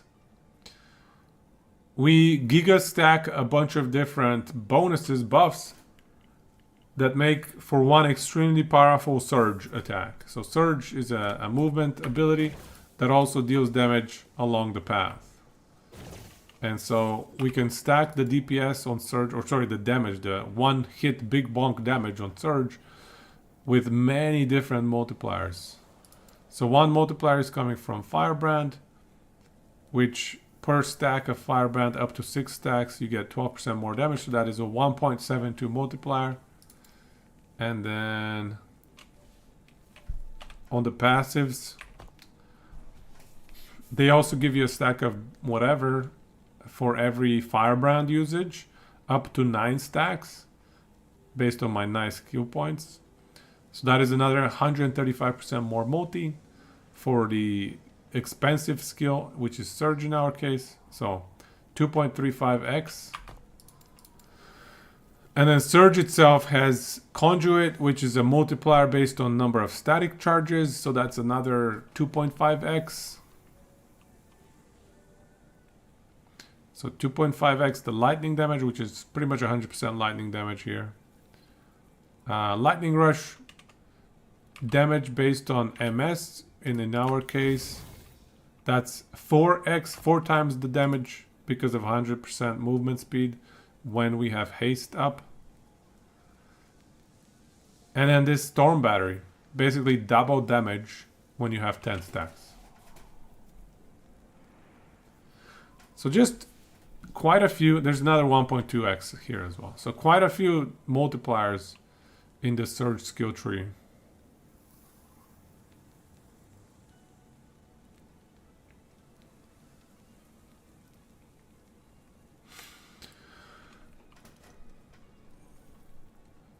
You know what? I probably don't need these.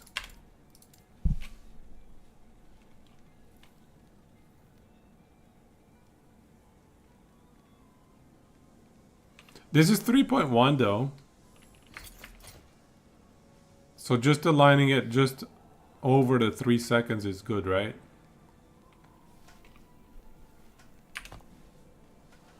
If I have another source of CDR, I agree with you. You're probably right. If we had this belt here, which has CDR, that might bring it under 3 seconds. So yeah, you're right. We need to align it. It needs to be 3.1 or 3.0 seconds. One of the two. It's a good point. I need to keep an eye on it. But yeah, where would we... I think I'm going to use the dagger. I think I'm going to switch this katana for the dagger. It's also cooler. I mean, look at this dagger, you guys. This is a cool dagger. Check it out. It's sweet.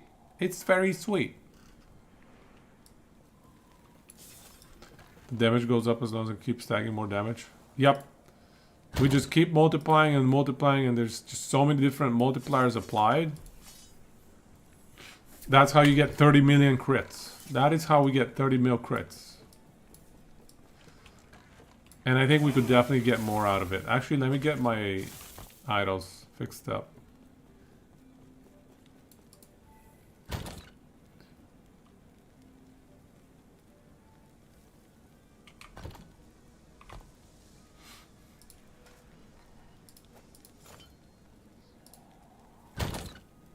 Is there a 4x1 we want to run ever?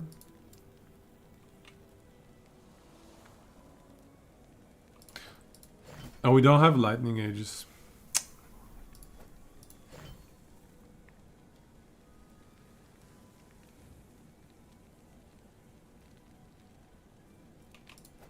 Do we have 300 mana? No, we did not.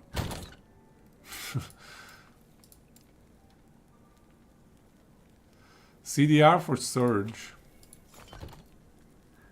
See, that pushes it under 3.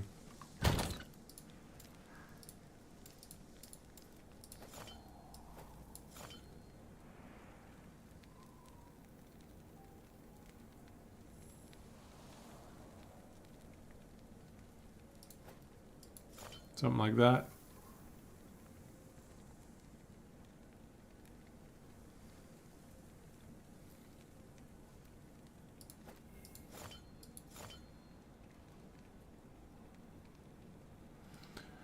Elemental area skills, hey?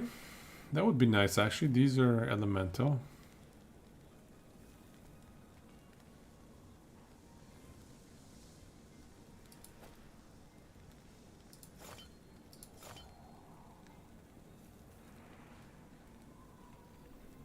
Spark charge.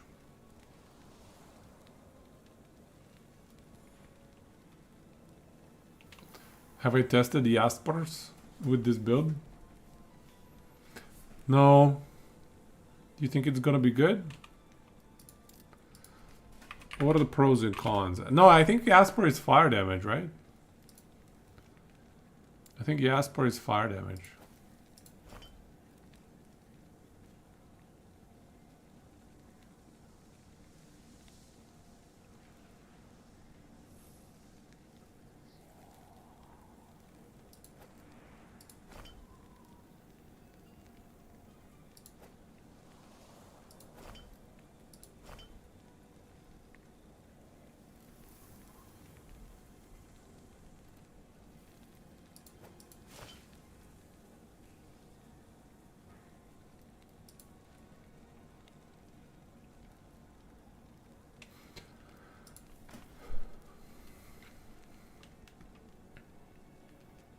Alright. Got a bit of void res to hit the null portent DR. The only one that we don't have proper DR on null portent is poison. That's probably okay, whatever.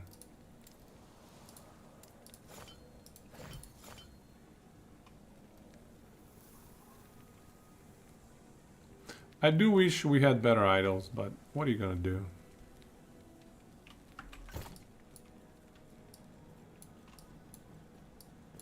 Let me see Jaspers again.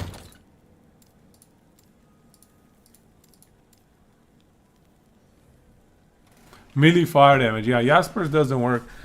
It has to be melee lightning damage.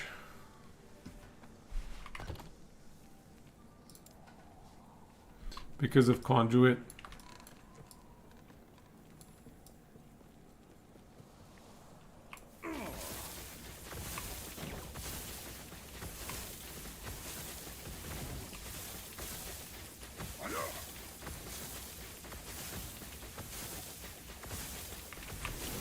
27 crit. All right. 4x1 can give static charge per second.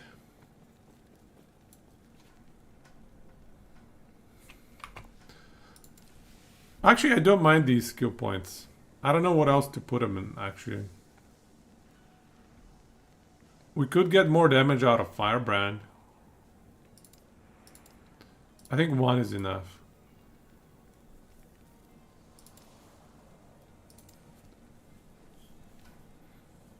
Yeah, 1x4s. Does Conduit not convert to fire damage if you take Flaming Surge? I don't think it does.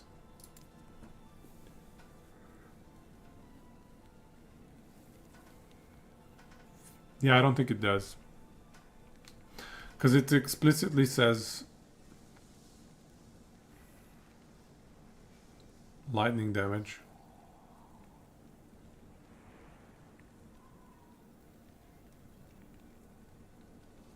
Yeah.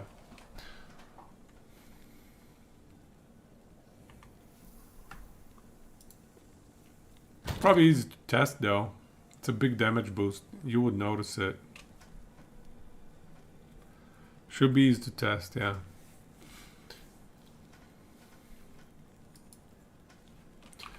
Yeah, I actually think we can afford to get this extra static charges. I'm not sure what to invest the points from Firebrand to on, rather.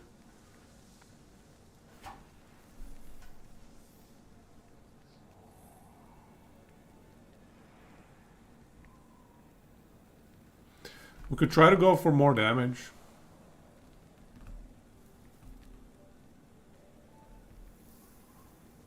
It's only 4 more skill points though.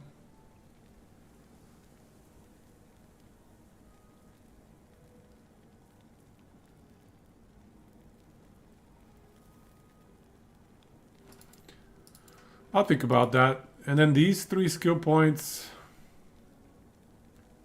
Actually, it's going to be 5. We could get some Long Strider. The Expanse. Or we could get Stun Chance. I like Stun Chance. Yeah, let's get some Stun Chance. 1 more in Concentrated Current. I don't think I can do that. I tried it. The distance is so puny, dude. I swear. The distance becomes pathetic. It's awful. It feels bad, man.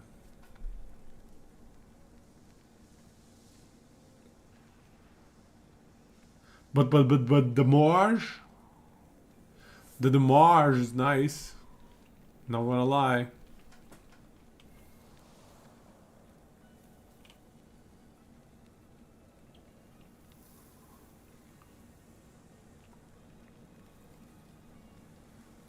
Yeah, it has to be either area or jolt or long strider or, you know, a combination.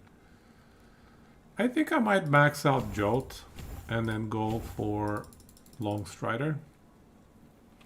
I think that's that play. Let's check with 2 points in long strider. Let's see how we are gonna feel about this. Here we get an extra point. This is very nice. We got an extra point in static as well. How very useful. Thank you, static. I have 5 unspent points that I don't know what to do with. Static. The greatest skill of all time. I swear, just rework this entire skill.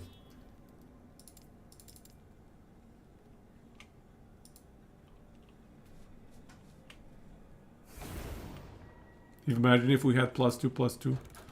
Oh, the dream. Give me another Trader Town. And then if we hit the slam on the armor shred especially.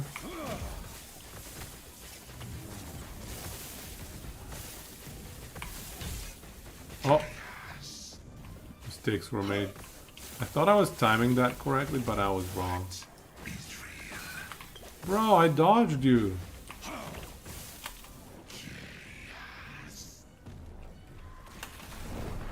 What? I thought I was gonna dodge those. Aren't you supposed to bait those to explode and then move out of their way?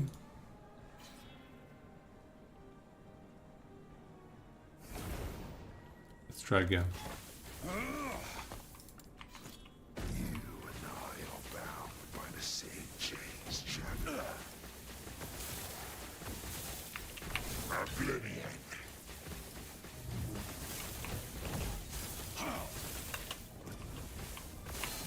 Flesh is temporary.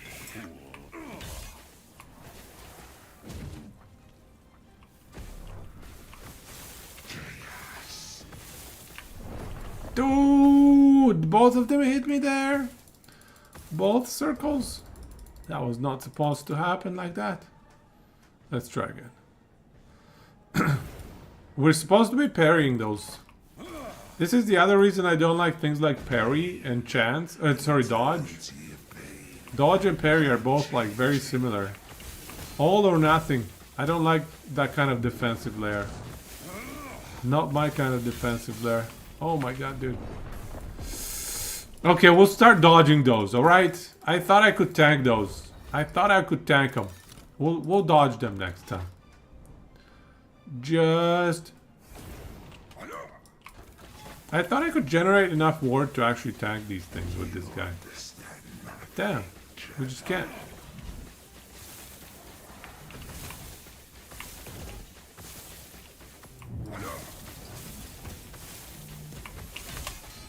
Okay, apparently one surge with the puny distance that it travels is not sufficient to dodge.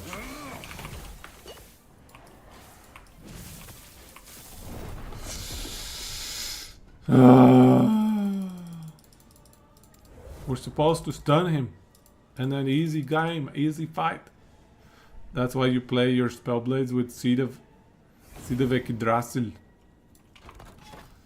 Well, Bone Climber should provide some ward per second as well, but yeah, it does not seem to be sufficient.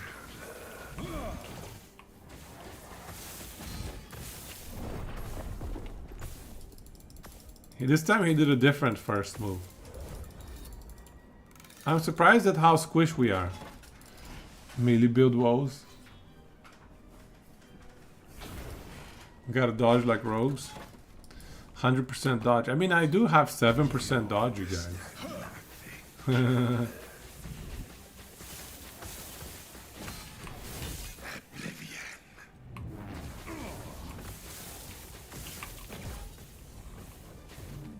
Parry, dodge. I parried one and I dodged the other. That is the dream. Okay, can you like stop?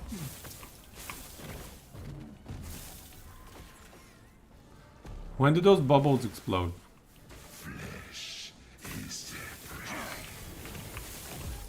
What is real? This is Alright, we just had to dodge them a couple of times. we will buy Easy guy. suffer.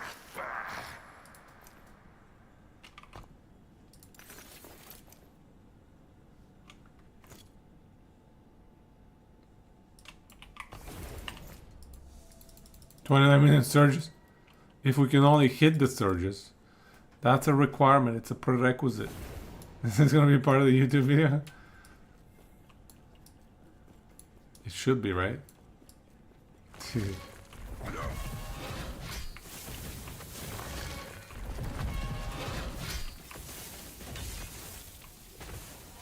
I just wanted to farm my my prophecy.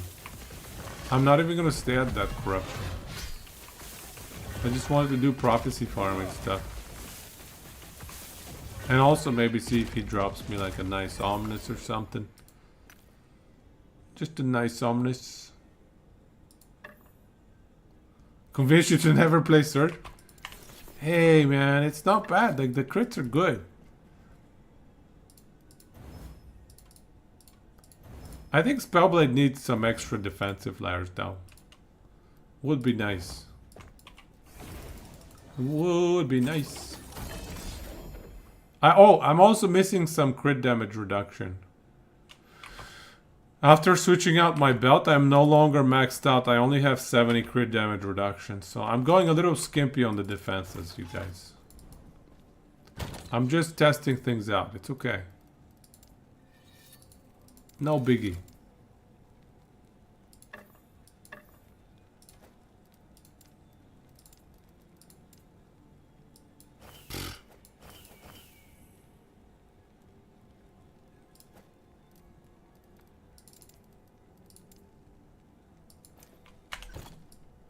Full YOLO. Every now and then you just gotta go full YOLO. Every now and then. Every second day maybe. And maybe sometimes on Tuesdays as well. And maybe even Wednesdays. Just gotta spice it up. YOLO is the way to go. Do I have a 3-4 LP Phantom Grip? I think I dropped a 3 LP Phantom Grip. But it was 1% if I recall correctly.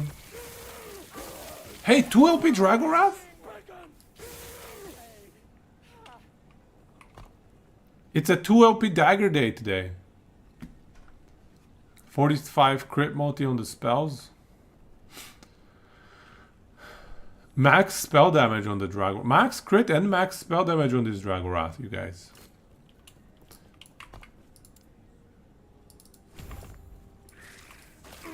Oh, yes, I have 4 LP Phantom Iron Gloves. Yeah, I do. Why?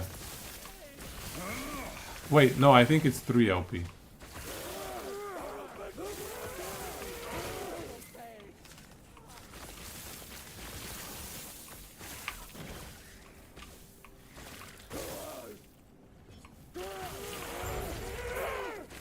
You think that's better than Falcon Fist? Why? Doesn't it give like fear or something?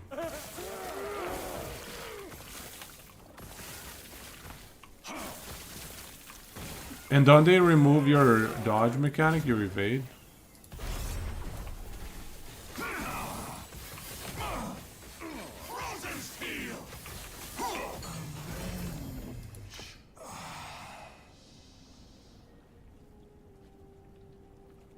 Okay, let me record the data. 1 LP Apogee.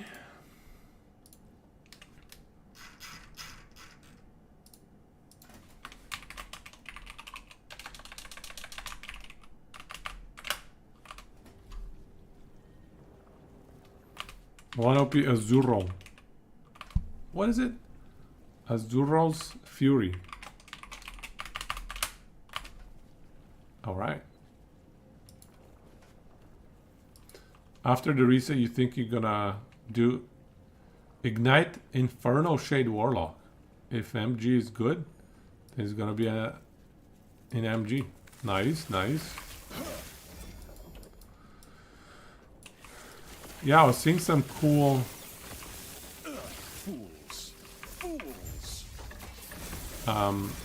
builds with that.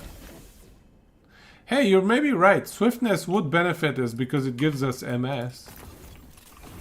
But Falcon Fist is really good, man. The only issue is it's melee fire damage rather than melee lightning damage. But this is a pretty good Falcon Fist now.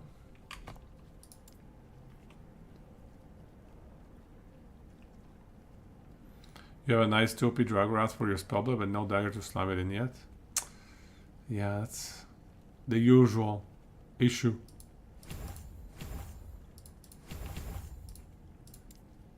The exalted item is just not happening. It's a little bit longer now. So you're saying swiftness.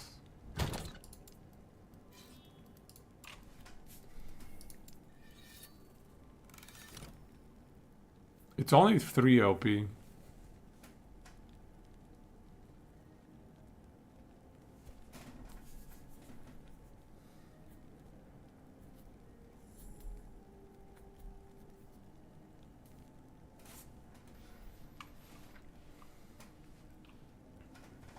You're immune to slow. Nice.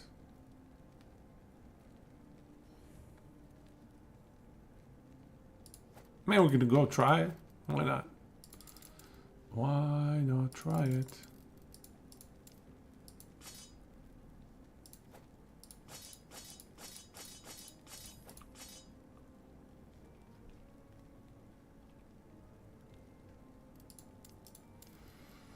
So in this case, I might actually prefer int into attack speed. Just because we're going to lose so much attack speed. I kind of like the 27 melee attack speed on Falcon Fist as well. I have also slammed the percent armor DR. Or sorry, yeah, the bonus damage reduction from crits. New use for the tool if you drop something you're farming for, but it's not perfect. How long will it take to replace the drop? So you can decide to slam it with an imperfect exalt and benefit sooner. Yeah. Good point. I like it. Yeah. It gives you an estimate of the next time you might be seeing that item.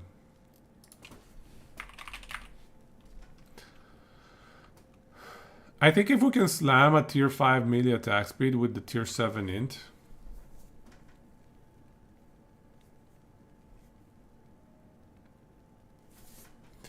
this could be nice.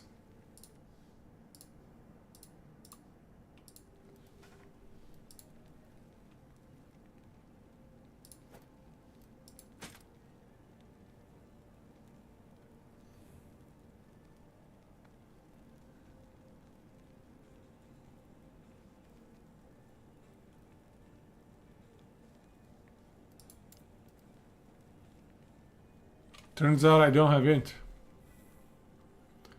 Here's one.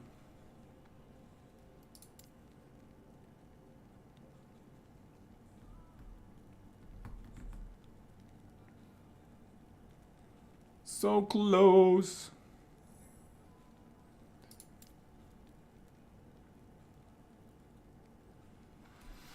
Yeah, okay, we don't have great gloves to slam. We'll save it for another day.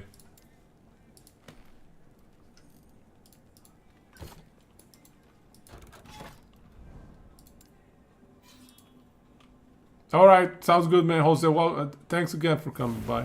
Sorry we didn't party up. GG's, bro.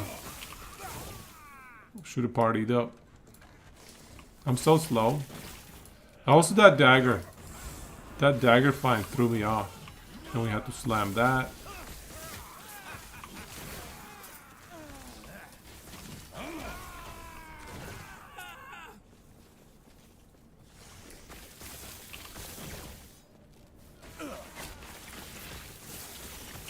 Seems like exalted items is a bit of a bottleneck for me here and there.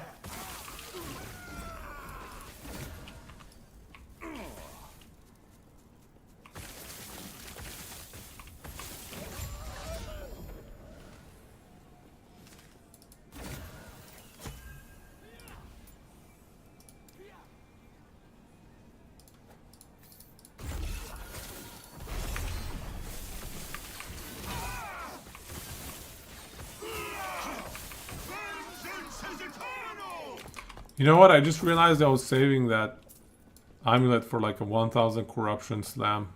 It's okay. Getting it out for 3 OP card. It's true, it needs to have like at least 3 good affixes. Preferably 4.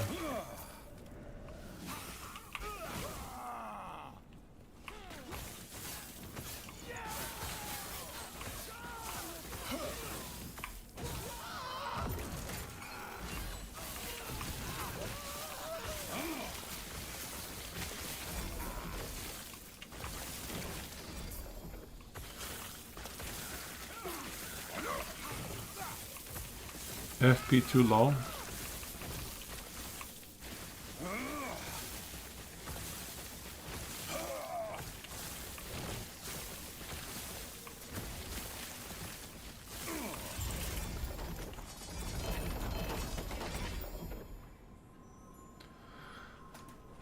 Is this item any good? I don't think so, man.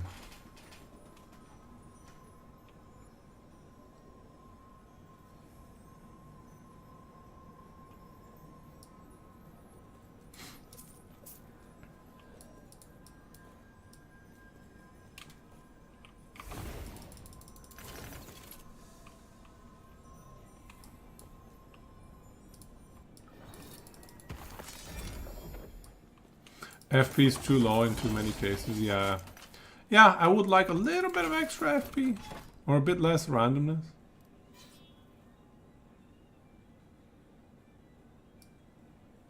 Let's do the boss.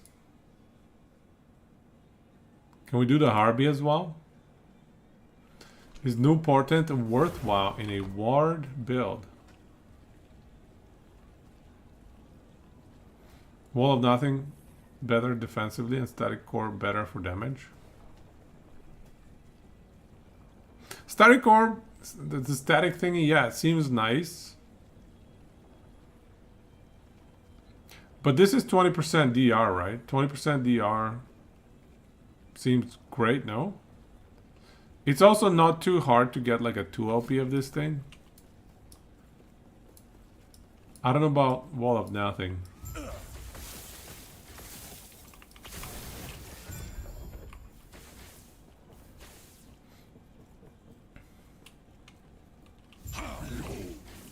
The dawn of the black sun.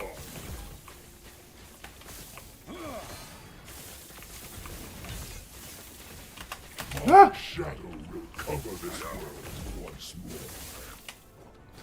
He's just centering it right on top of me. That's not nice, my friend. See, he started the double proc.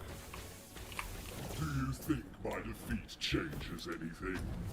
This Okay. world is a dead god for a dead world. Pathetic. So we're waiting for yeah, there we go. Oh, okay, he did the double thing, bro.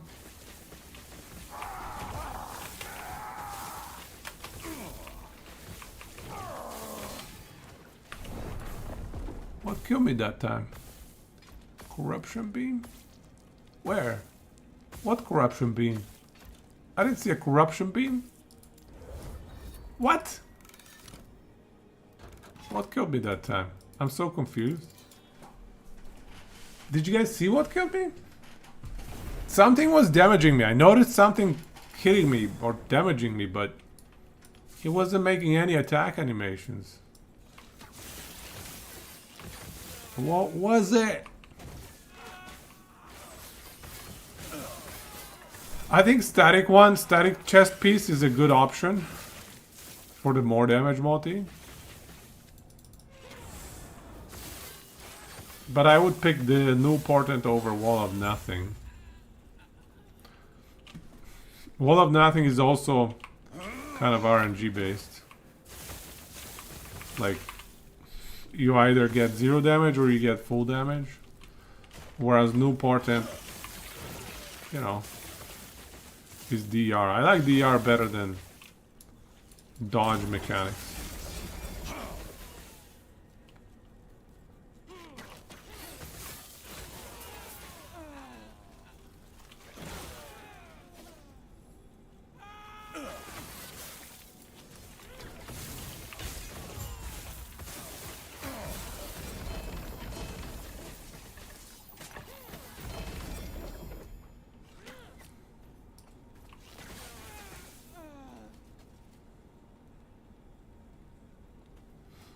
So, Death's Embrace. That kind of sucks.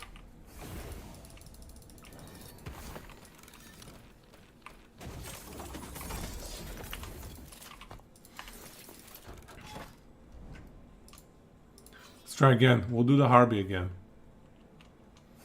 It looks like Harby's tough. Especially with this stupid stun stuff.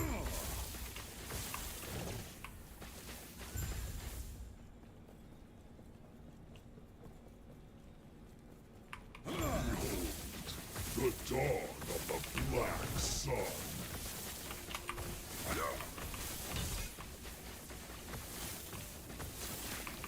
My shadow will cover this world once more. Do you think my defeat Alright, changes that was easier. anything?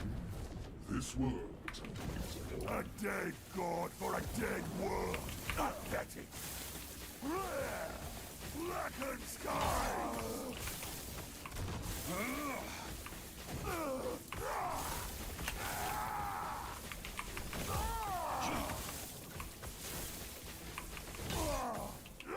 I'm out of mana. That should never happen.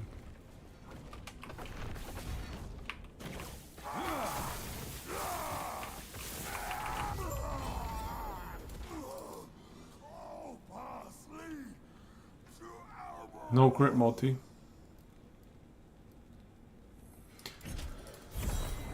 So maybe... Let's see what we got. 2 OP Dark Shot of Cinders.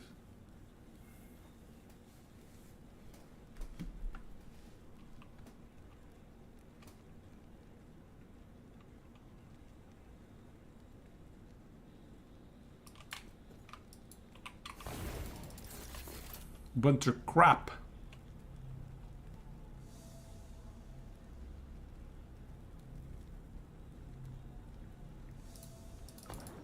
Static Shell is what I think that chest piece was called.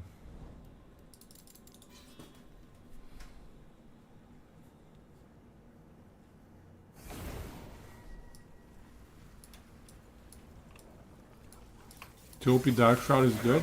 It was only 32% increased damage. So I decided I didn't want it. It was only 32% void. If it was like 45, I'd grab it. Probably, maybe.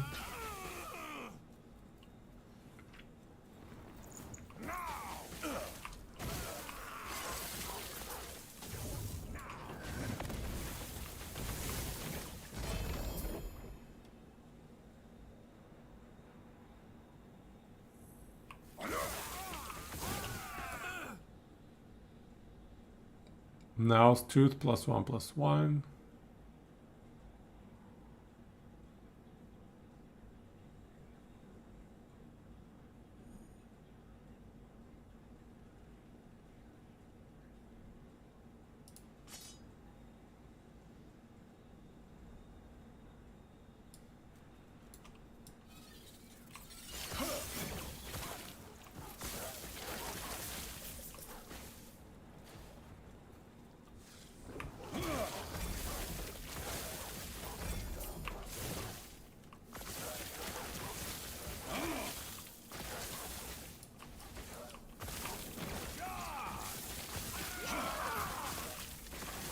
That thing was tanky.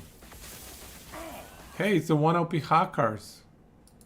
With a +2. And the crit and MS is maxed out. I mean, that's not bad. I was farming that one season, I remember that. A year ago.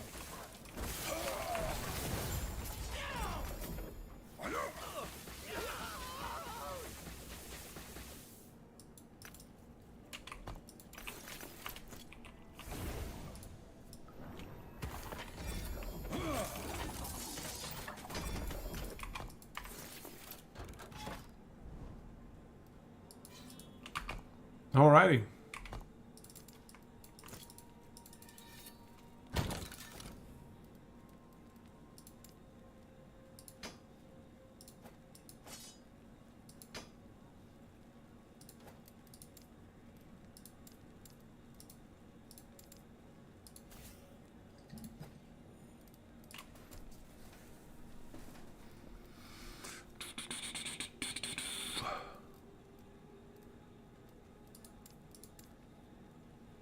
Really? I don't have a single Hakar in here. Hyaka. Nice. Now we have it.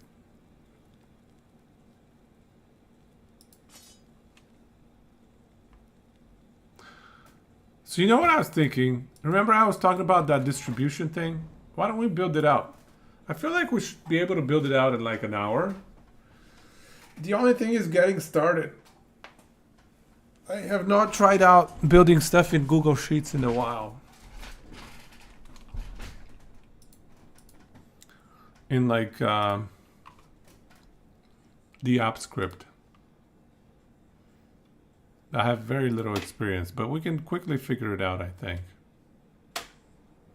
What do you guys think? Should we try and build the distribution for... I think the craziest one is going to be 2 LP unstable core. Or one of the craziest ones. One of the nastiest ones. 2 LP unstable core. I want to see the distribution of successfully farming a 2 LP unstable core. In terms of favor needed. Because we can estimate that. We can estimate that. Yeah. Let's try.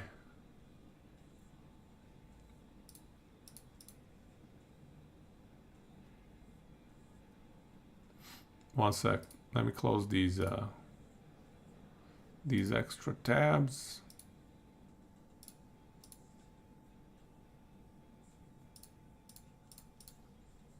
Let me create a brand new file. You got a 2OP one with 36. That's what I'm talking about. That is so infuriating, dude. That is not right. That is just wrong. Anything that can make Ivorine good now? I think it's viable if you have a crazy good one for a Flame Reeve build. I think for a Flame Reeve build, I would definitely consider running a really, really good Ivorine. It has to be crazy though. Crazy good that is. It has to have like crazy lucky drops.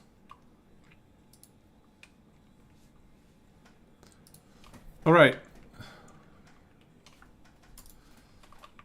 Item drop distribution. Favor distribution. All right.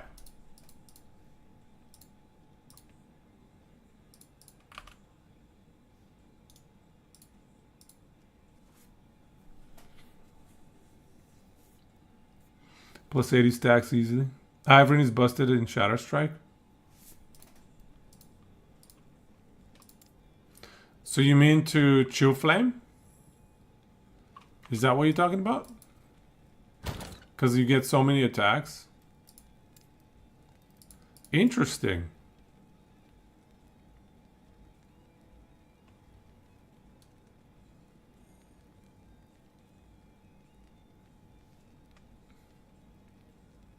Well, the 3 repeats, but...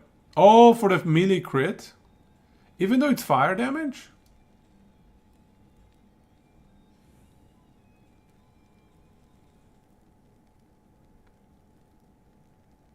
Oh, every creep hit is 1 stack? I did not realize that. I thought it's on a per attack.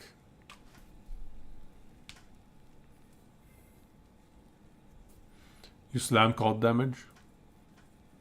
Interesting. That sounds fun, man. Fire damage. Oh, it's increased fire damage over time. Melee crit multi. Yeah, okay. That sounds legit. That sounds interesting. Altar of RNG. 2 LP Bone Clamor. Very nice. Were you farming it as well? You must have been farming it. Yeah, you're Spellblade. You must be farming it. 1 empower left. Wow. Okay, let's go. 3 LP. 3 LP. Let's go. Pray for Niche. I want to see a 3 LP Bone Clamor. Let's go. Nah, I don't think 4 is viable. But 3 OP, I think it's possible. It's possible. Surge gives like plus 20 stacks. Plus Shatter... 1 Shatter Strike, another 20 AC. Nice. The Ivorine play. So it sounds like it's viable in a few different specialized builds that build around it. All right, can you guys help me? Let's build this thing out. We're gonna build a item drop favor distribution. I don't know how good it's gonna be though.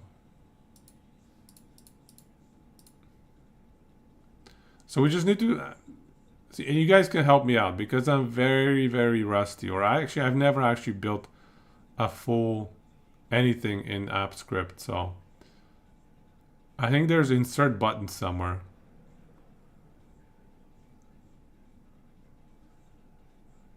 Insert app script button. No. Okay, we're gonna resort to Google. Google Sheets app script button. We're gonna build it. I think half an hour we can build one. Maybe a bit more. Maybe an hour. No, not class button. Create a button to run script in Google Sheets. Yes. App script extensions. There we go. Let's try it. I am familiar with coding. We're not starting from scratch, thankfully. Okay, so we want to do... I think the way we want to make it work, let's just start with the required inputs. So one input... So let's start with figuring out which item we want to test. And let's plug the inputs into the function. So it's going to have unstable core. And the reason I picked unstable core is because you're going to be tossing like 70% of the drops. So we're going to go for 2 LP and we're going to go for double slam. 8 million favor farm. State 2 OP. Hey, that's pretty good still. It's pretty good. Okay, so we're going to have a... So favor cost. Item favor cost is the first input we need. And I just need to get rid of these. Item favor cost 360 I think we had. Let's just copy it. Just in case there's some rounding stuff going on. And then item chance. Item drop chance. Item drop chance. And this is obviously from running a prophecy. Okay. So this is from just getting uniques of this kind. So every chest armor, you have a 3.95% chance that it's going to be a unstable core. And then if we give it the generous assumption that you can re-roll it into Nemesis, so it's the sum of these two.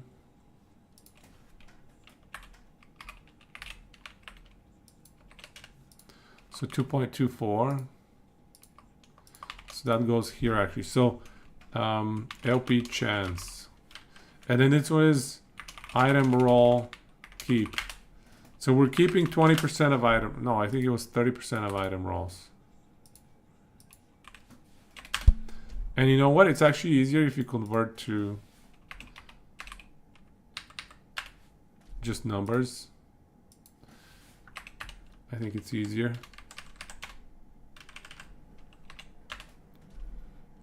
And this is 0.03. Okay, so 3.95%. All right, good. The last one is the 2 LP slam probability, which is 1 in 6.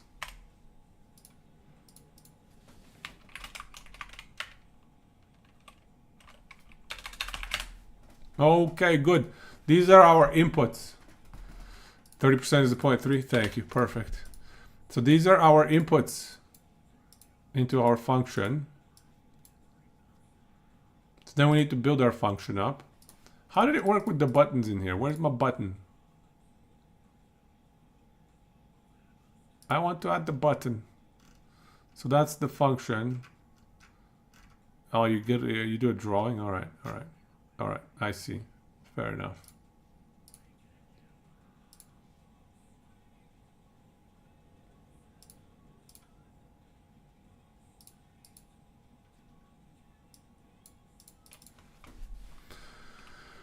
Calc get distribution.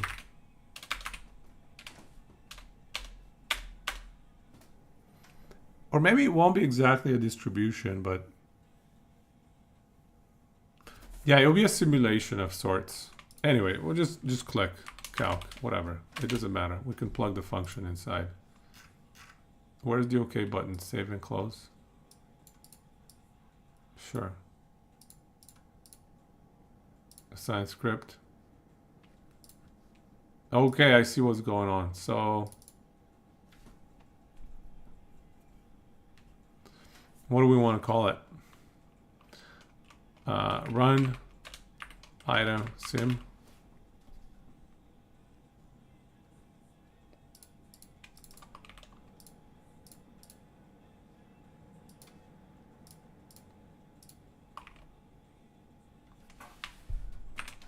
Is that what we assigned to it? Print test.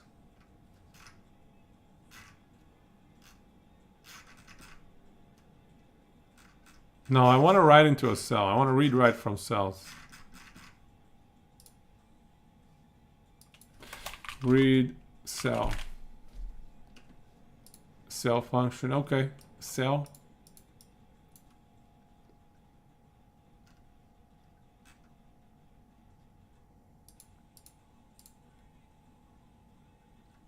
Info type. Cell value. Read write cell values. Yes. Spreadsheets the values that get. Single range. Do we have an example? There we go. Easy peasy. Sheet spreadsheets value that get.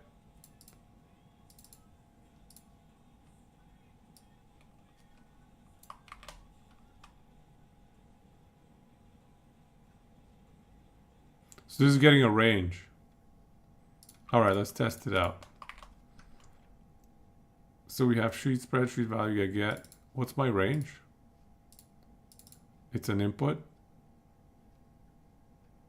Can I specify it? Like if I say cell C2. I'm learning app sheets. Yeah. We're learning app sheets for just a quick little program here. We should be able to whip it together easily. If we can just get through the setup. If I can just read and write, the rest should be easy. I feel like. Maybe I'm wrong.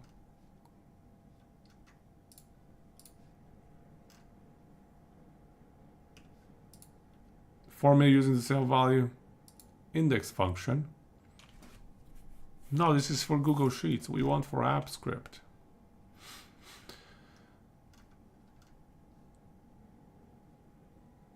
Get it set values in Google Sheets.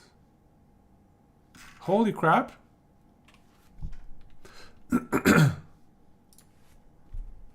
Yeah, this should be it. I think spreadsheet ID is probably this gibberish up here.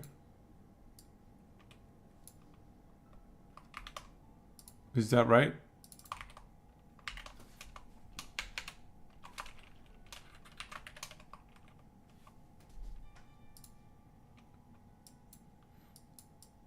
And then range. C1, is that like, is this a string? Let's look up this value, this function. Spreadsheet the values that get values.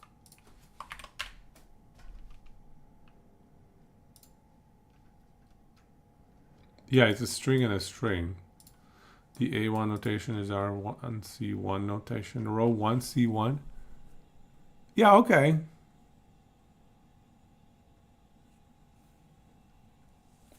Or is the spreadsheet? Is that the file or the sheet?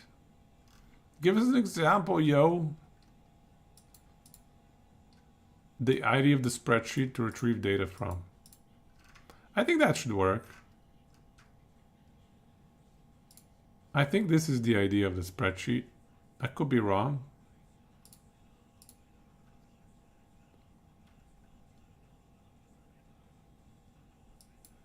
And then the value, I think it should be, let's say A2, right? A2.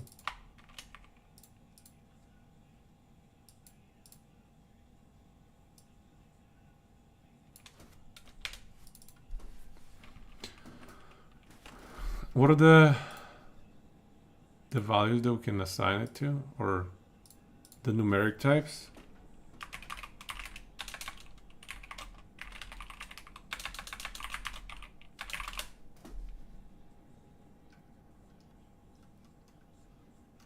You guys are feel free to help me because,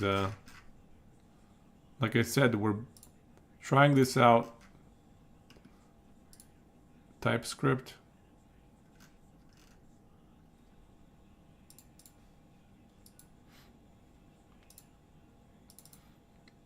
What is this constant type?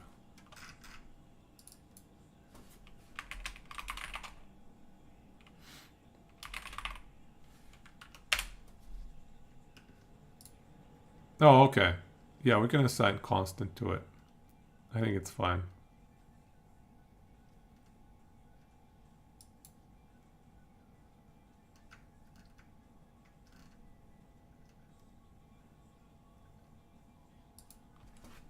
gonna change the value? No. Actually, does it matter? It should be fine.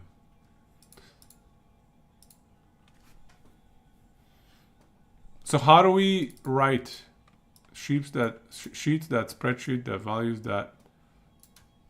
What is the function? That write.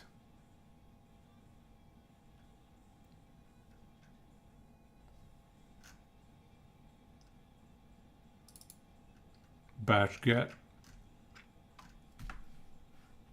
Update. No.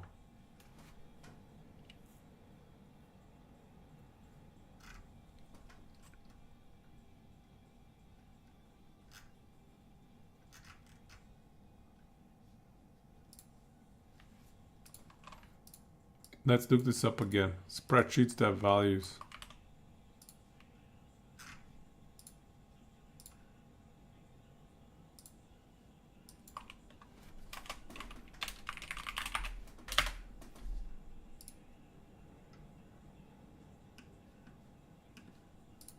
This one is .get.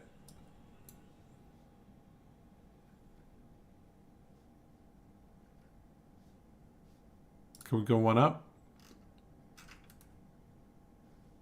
.get .update. It has to be .update.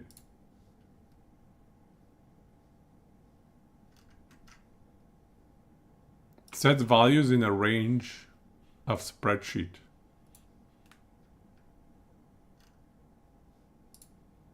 Okay, so it is update, I think.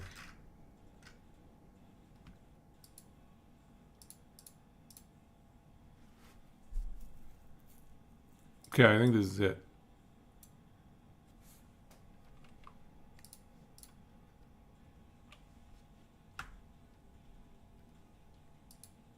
But why are we assigning it to a different value here? To a different variable?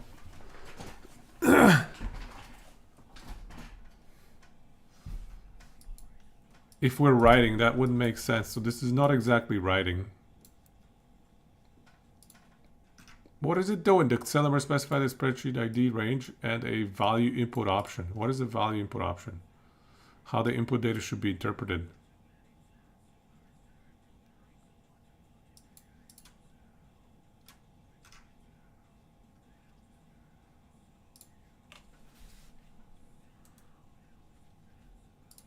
Yeah, this is always the annoying part with spreadsheets. Even this ID thing, I'm not exactly sure because it's very finicky. I'm trying to, I think it should be using this thing, but we got to test it out.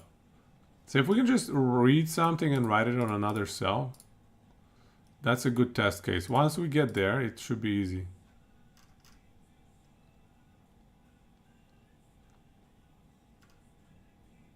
Deleted from a range in Google Sheets.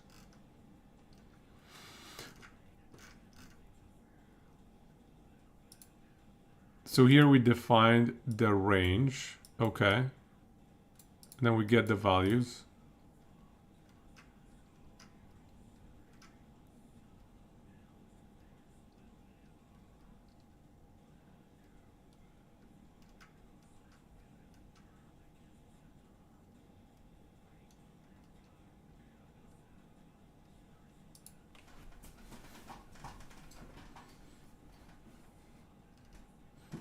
Where's the writing part?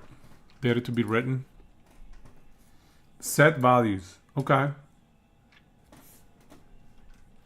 Okay, this is gonna be the easier way. Yeah. Get range by name. So he defined the range to be named. But you can use this format as well. Okay. This should be much easier. So we specify the range, gets the active file, and then we can specify the exact range. That's way easier.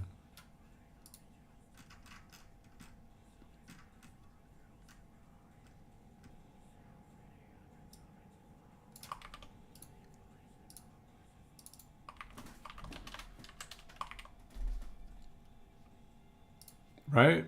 We get the range. Not by name, but just get range. And then we grab, yeah, sure, sheet 1. That works. So A2 to A2. There we go. Okay, A2 to A2.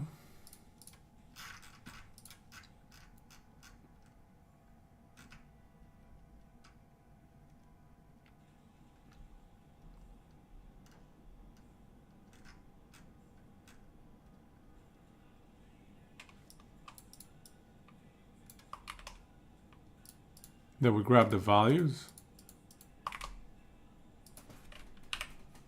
So this should be item favorite cost. Item favorite cost.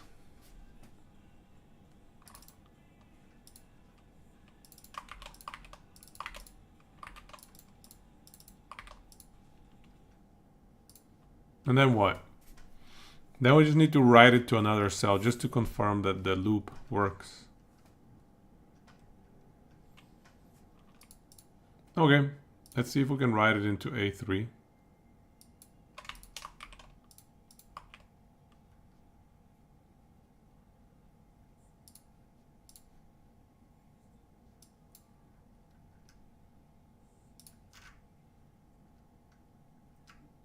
Set values. Range.set values. Let's try it.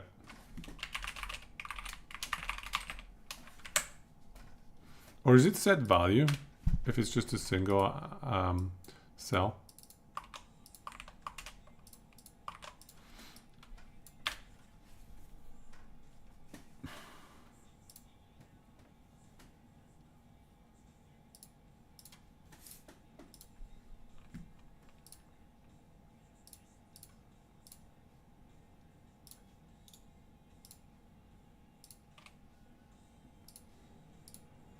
Let's rename it. I think it has to be called something else.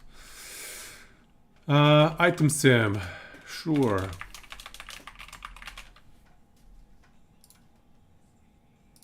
And so we can point it to the item sim. Where did the 3 buttons go? Okay, there we go. Item sim.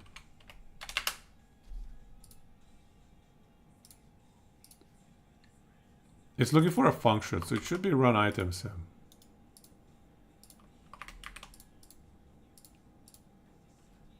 It's not finding it. Does it need to link?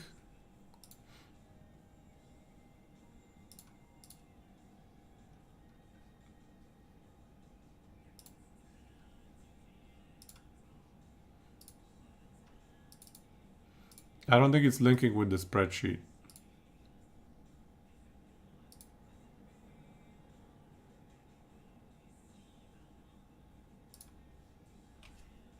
No, go away.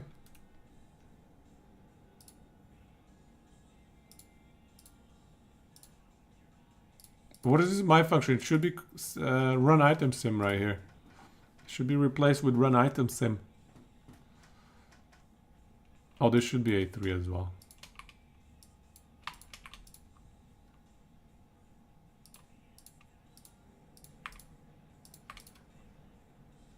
GCP history?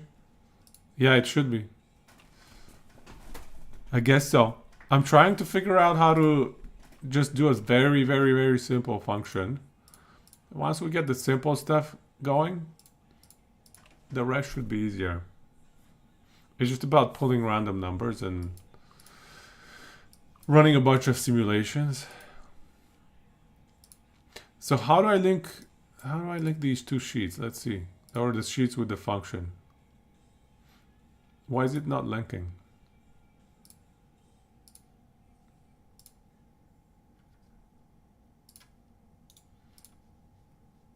Let's check the button instructions that we had.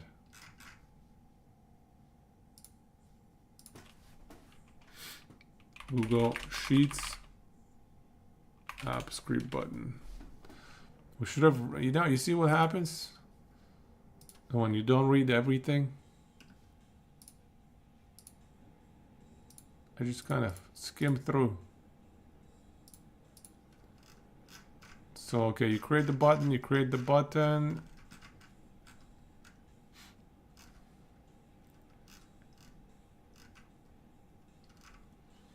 Assign script. Yeah, okay, so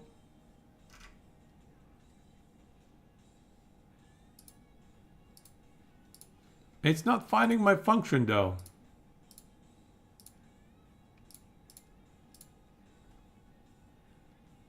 Oh, there's an error. Okay. There we go.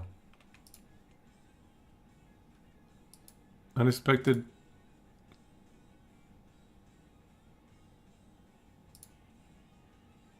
Syntax error. Unexpected end of input line on row 11.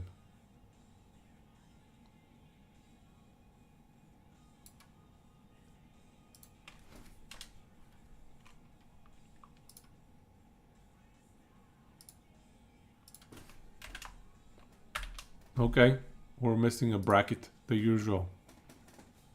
There we go, that's why it didn't work.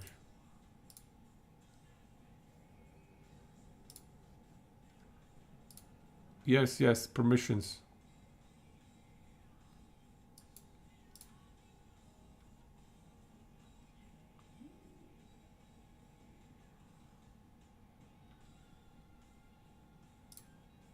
One sec, I have to verify this app. Apparently. But where are you asking me to verify?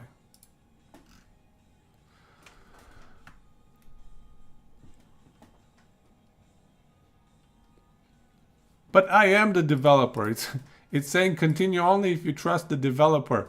The curse BG. But I am the developer. Where is this approval? It didn't send me an email.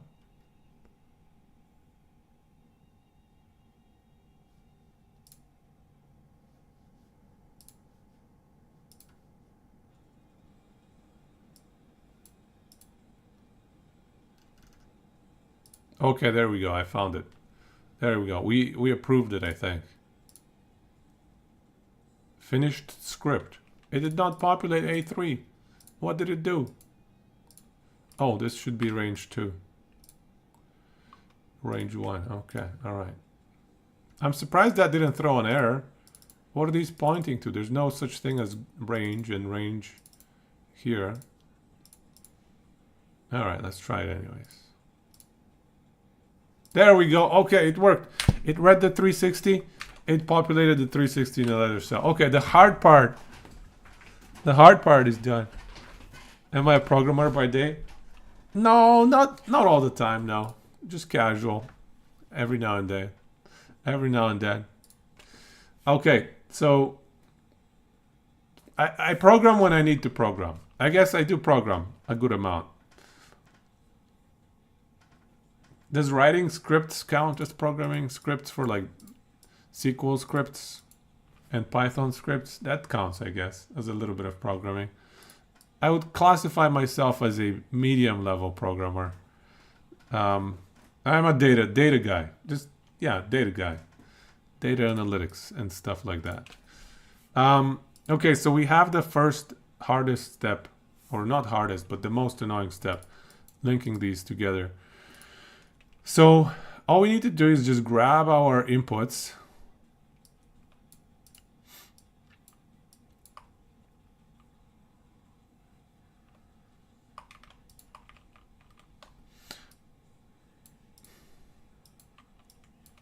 So cell B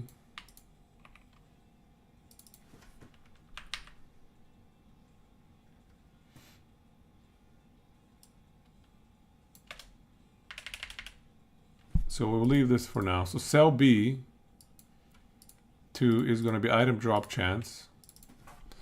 Item drop chance. And then cell C is going to be item row keep. And then cell D, LP chance. Oh my god, this is the problem, is there are so many layers of RNG in the game.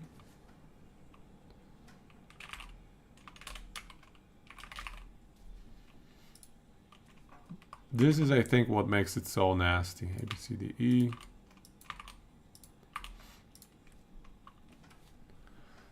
Yeah, we're going to create a distribution here. The objective of what we're doing here is to create a drop, to create a favor required until item drops distribution.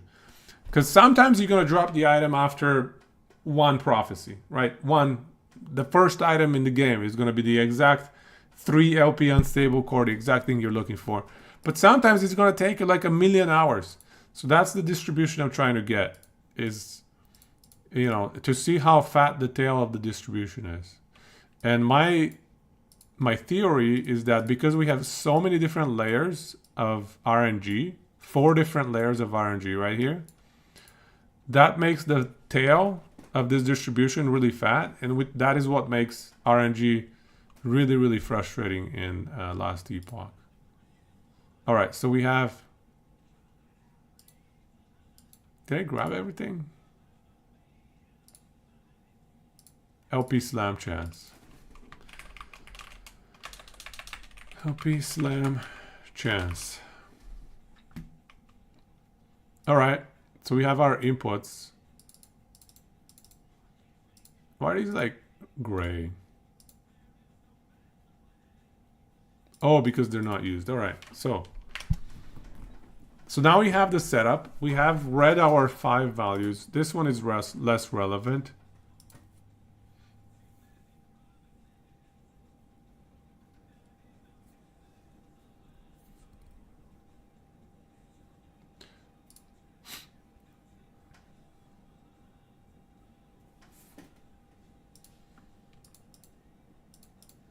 So next we want to figure out how to do RNG basically. We want to roll items. App script random number generation.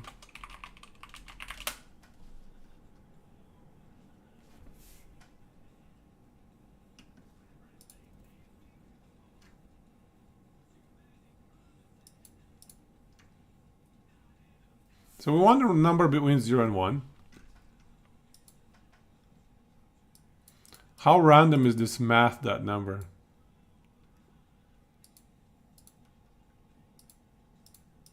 And what is the distribution? I assume it's like uniform distribution. I think this probably does the job.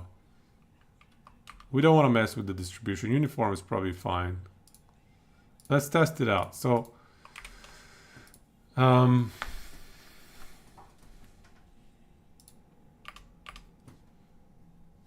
so let's say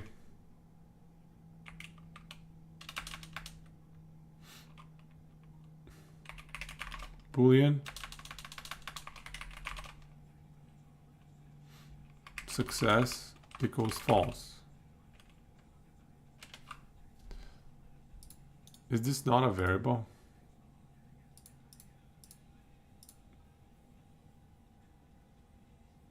What is the error message?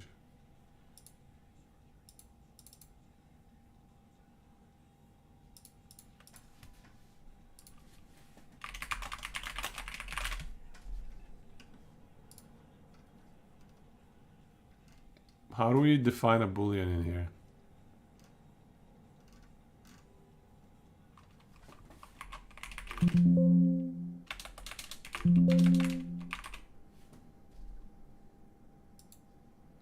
Okay. Or maybe we can just call it a var again. Probably var just works for everything. I think it's very, very dynamic var. So we can probably just call it var. So if we define success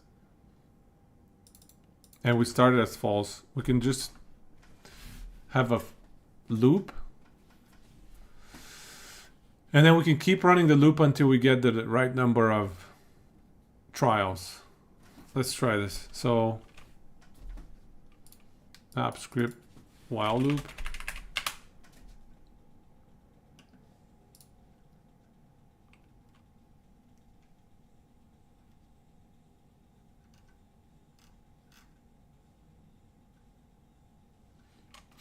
Where's my while loop?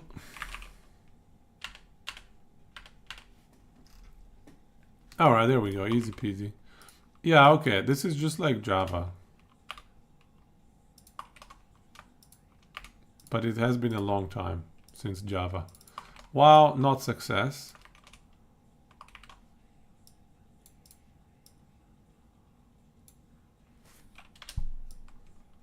We draw a random number and we check if that random number is, let's say, less than our item drop chance.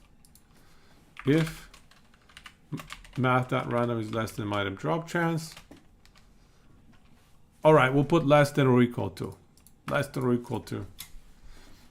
Then we have a success. Then success is equal to true. And we'll just need a counter. Counter equals 1.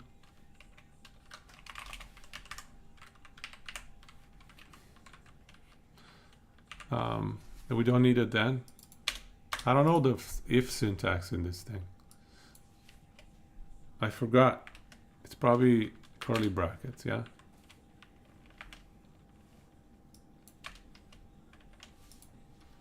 If math that are unless we could drop chance. You know what? Let's just Google it. Apps script if else. Regular pretenses. All I had should work. All right. With the then? No then? No then. It looks like it's fine. It's not complaining. Okay. So we go success equals true. How can I execute? Oh, I see. That's what the parentheses is for. Yeah, we go success is true, but also counter plus 1.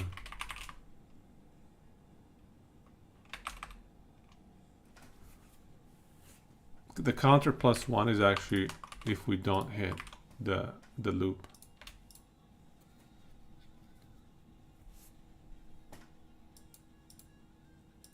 Regardless if we hit the loop or not. So this starts at 0. So yeah, regardless if we hit the condition, we increment the counter. And then if we actually hit the condition, success becomes true, we get out of here. There we go. Perfect, right? Thank you, thank you. We're doing it. I'm glad we have agreement. So next, once we get out of the loop, I just want to write number of trials, right? So that's our counter. Let's write the counter value into cell A3 or whatever. Let's make it A5, just get it out of the way.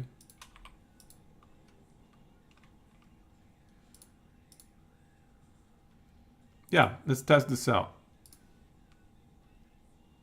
Errors? No errors. Okay, good. So we click it once. Oh my God, running script? Why is it so slow? 19 trials. So it took us 19, RNG pulls to get an unstable core. Essentially what that means is we got an unstable core on the 19th unique body armor. We click it again. 3rd body armor was an unstable core. Click it again. 10th body armor was an unstable core. Okay, good. It's working as intended so far. So then we just keep expanding on this silly loop or if condition. So it's going to be very nasty nested ifs. So if math.random is less than item row keep next, right? It should be a different math.random. I hope these are independent. They should be independent. There's no way unless it's somehow tied to time, like milliseconds or something. Sometimes random number generators use milliseconds as the random seed, but I think this should be fine. It should be independent. Okay, so then we try another one for the item LP chance.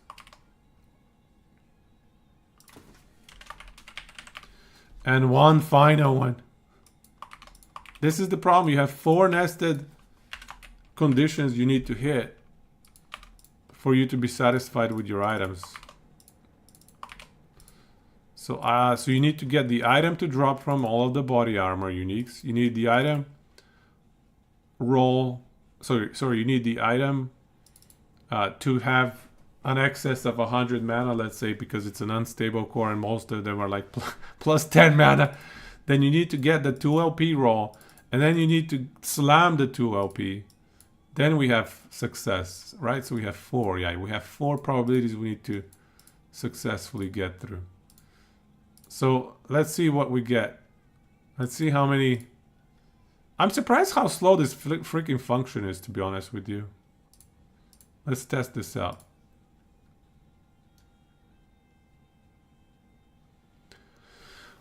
We can actually print counter times item favor cost. So this is how much favor it would have cost you to get your 2 OP slammed unstable core. So we're not quite at a distribution yet. A distribution would require us to simulate this a whole bunch of times. 1 second, I didn't save this. So here we go. So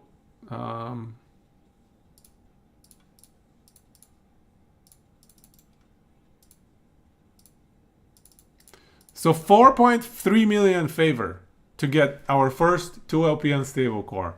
Let's click it again. 8 million favor.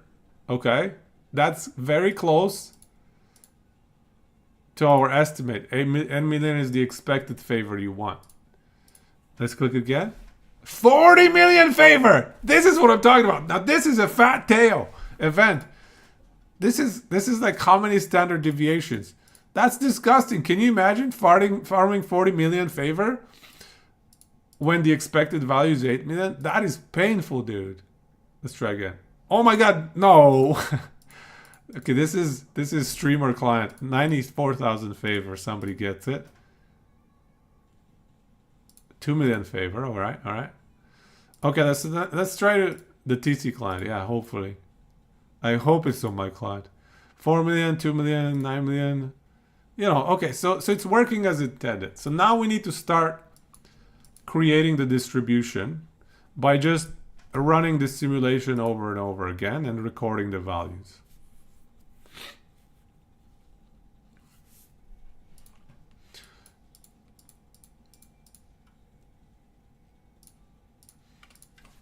Favor needed for drop.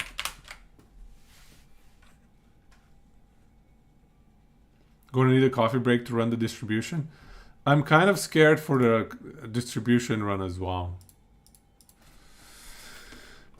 I think for that one we need a for loop. And we'll define, let's say 10 trials for now, or 5 or whatever. And we'll see what it does. Oh, you know what? It's going to be play a little bit of Last Epoch break. We're going to let the distribution run. And we're going to be playing Last Epoch in the background. Or sorry, in the foreground. The distribution will be in the background. Okay, so for loop. Yeah, here we go. Yeah, we'll just copy pasta.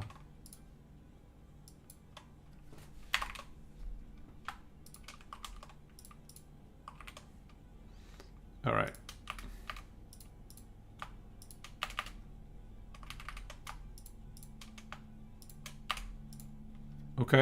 Okay, so no, somebody used my counter value. No, we're gonna use I for index. Variable I for index is less than or equal to 10. Oh my god, who writes like this? Okay.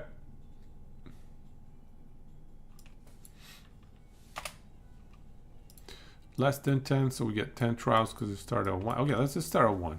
Make it easy. So, for us dumb people. Okay, so then I want to dynamically write it into a different cell every time. Let's just start with 3 trials or even 2 trials just to test it out.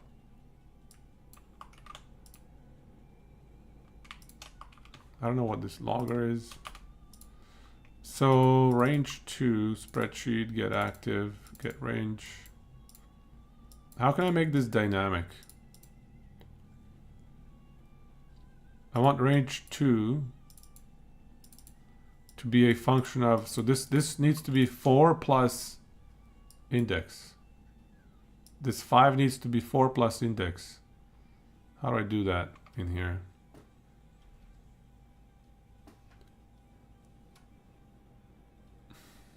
Or maybe I can get an extended range. So like A1 to A7 and write the value on a different cell every time. Maybe this right here. Let me check. Range set value. Dynamic cell reference out of your wheelhouse. I don't even think we need to do dynamic cell reference, perhaps.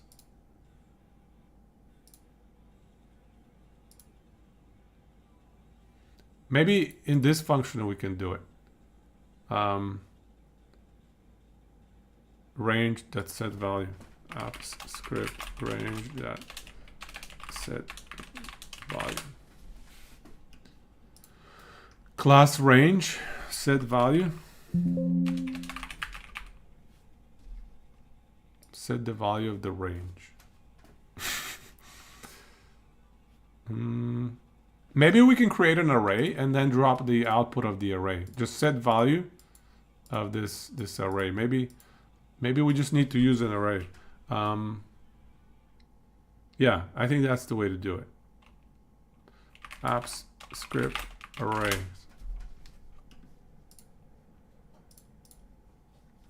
Yeah. This is the way to do it. Okay. Okay, good.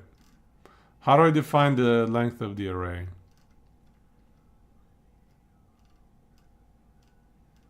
Or do I need to?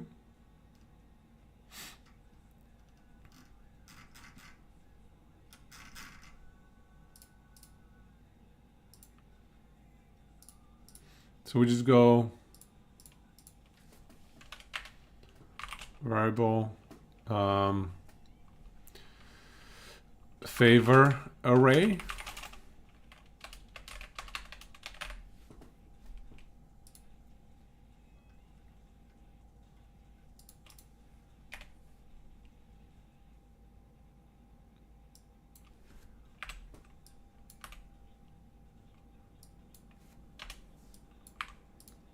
So favor array, and then we just go index is equal to this value. Yes, I think this should work now. And then we just write the favor array in here after the whole thing is done, right?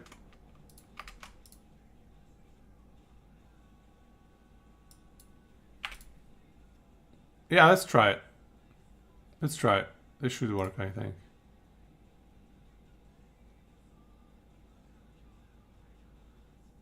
No errors. Okay, nice. Not so nice. Why is it the same value?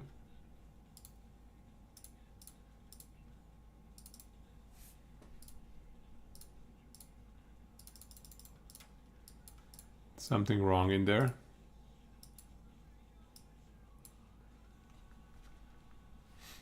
How many times did it run?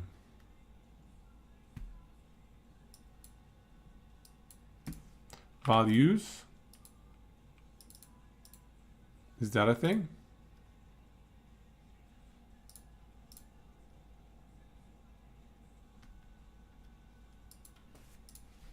What?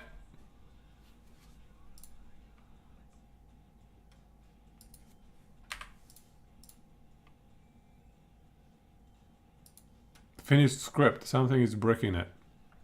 Something is breaking it.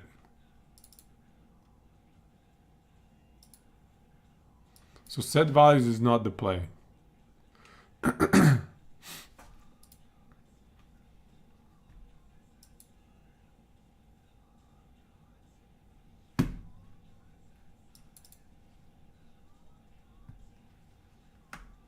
Favor array that push.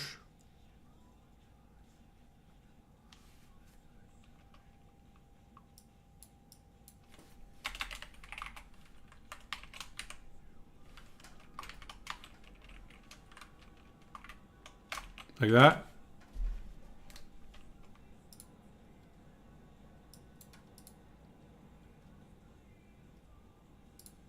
Okay, let's try that.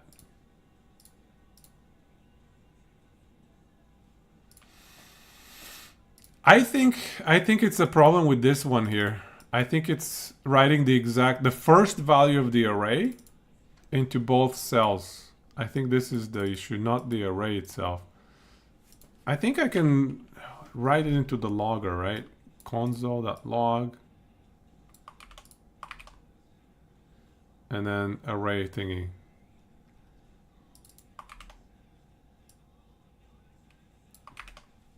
Is this gonna print something into the console for me, please? I tried set values and that was not working right. Let's just see here. Oh, the second value is 0.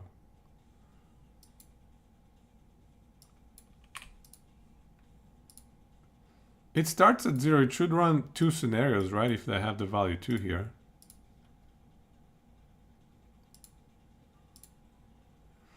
I need to reset maybe something.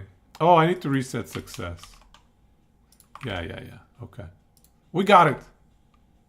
Yeah, exactly. There we go. We gotta reset the success. Okay, let's try again. Okay, now the values are varying. Good. Now can we get them? And it's 2. 2 is the right number here. So now can we get them to write into the sheet properly? See, it's writing the first value only. So let's try set values.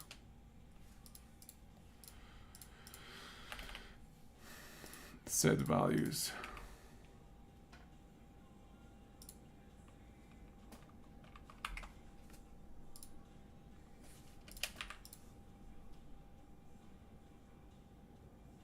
Finish. See, it doesn't do anything.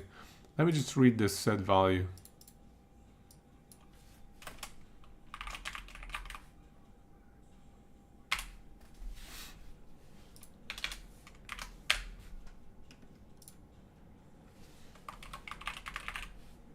Set value sets values. Sets a rectangular grid of values. Must match dimension of this range.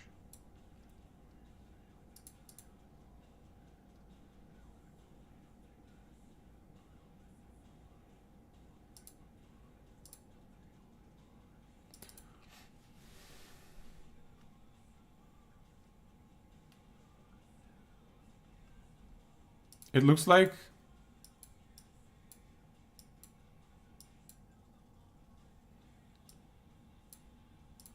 it wants me to set another dimension or something.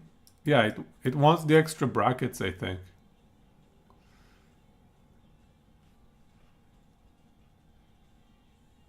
It wants horizontal.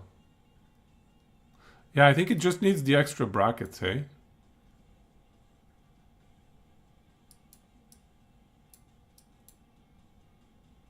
Two-dimensional array of values.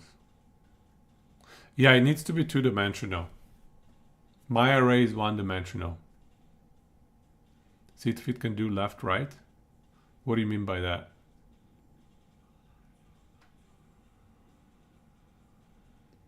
Can I add another dimension? No, wait, it's not that I add a dimension. It's...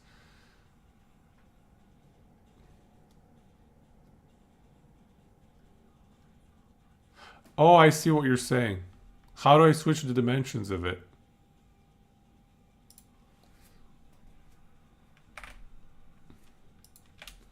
So we do like that. And how do we define which dimension to push into? Do you know?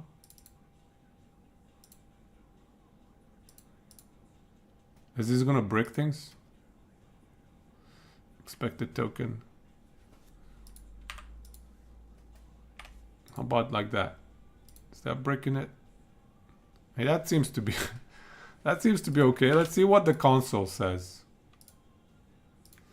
Let's see what it looks like. Failed with error. The parameters number did not match. Don't match the method signature. It depends on which dimension is which. whether it will end up being, yeah, it's something, we're messing up the array into this set values mapping. Favor array.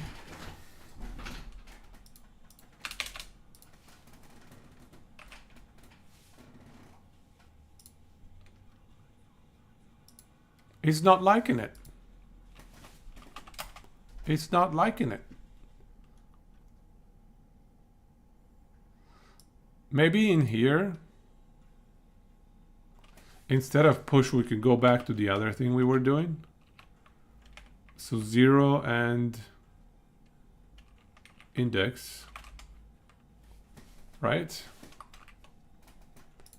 We can try that. What's the problem with the double dimension array? Why is it not liking it? Let's Google it.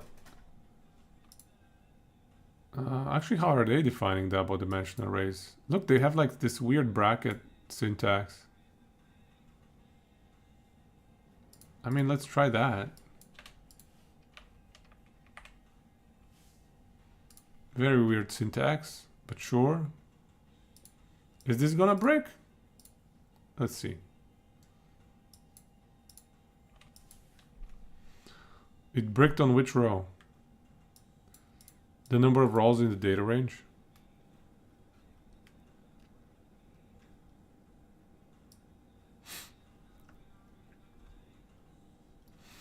Oh. Maybe if we go favor array dot at 0 dot push. How about that? Is this gonna work?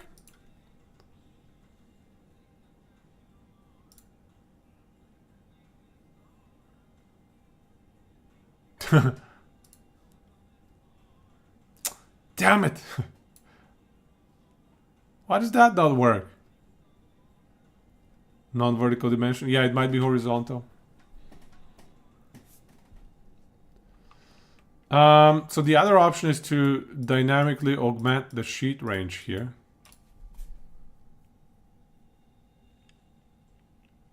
I think that's pretty easy to do as well. Apps script dynamic sheet range. Oops.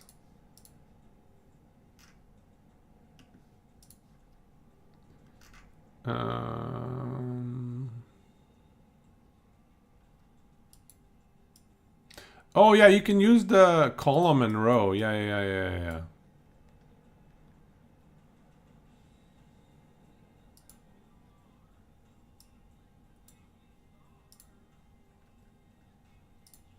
Or sometimes you can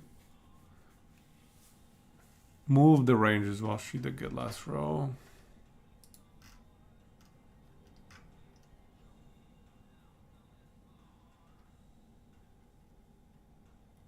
Yeah.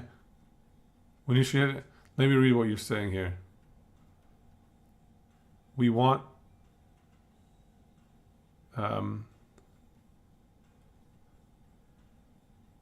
because we initialize an empty array.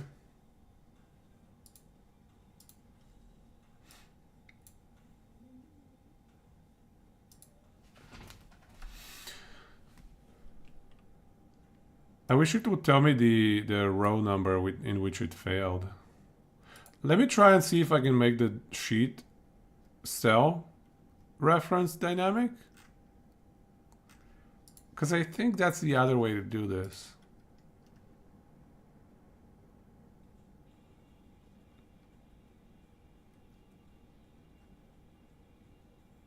Which should be very, very doable. Shouldn't be tricky.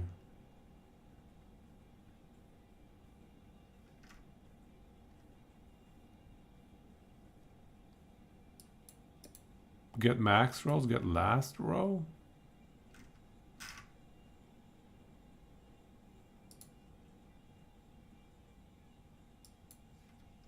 Because what we're trying to do is pretty simple. We just need to augment the row reference.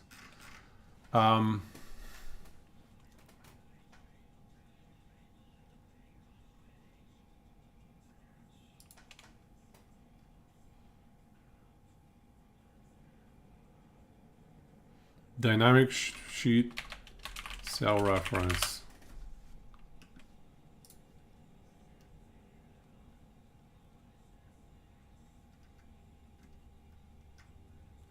Failure rate at 0. Keep everything else the same. Let's try.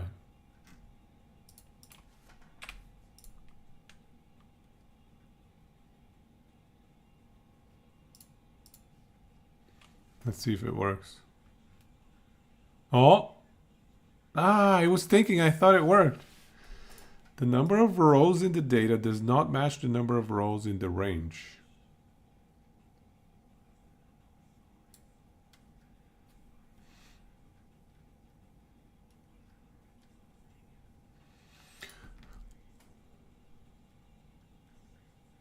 That's probably down here, hey?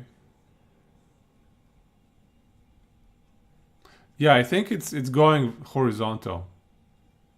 Yeah, I think you're right. I think it's going horizontal. Let's try this. This should be interesting to test.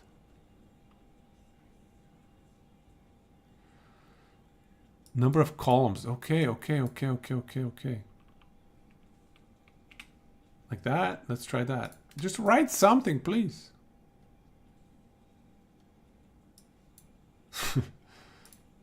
The rows. The data has 1, but the range has 3.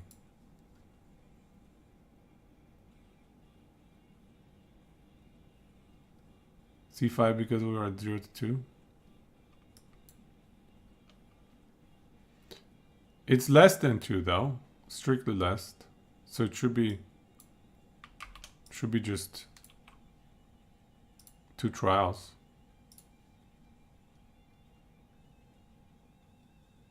Execution completed.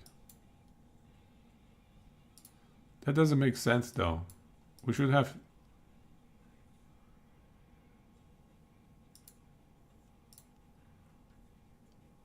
It should be pushing 2 values in there. Oh, the 0 is there as well. Oh, we don't need the 0, I don't think. That's the 0. That's why it's 3. Now it's gonna be 2 values. Yeah. There we go. There we go.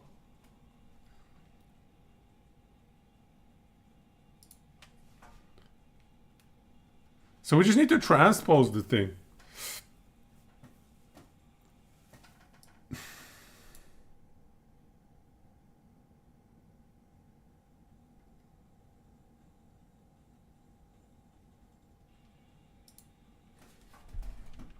So why does it not work without the push?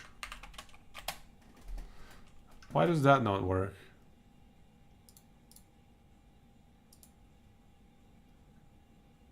Okay, it worked.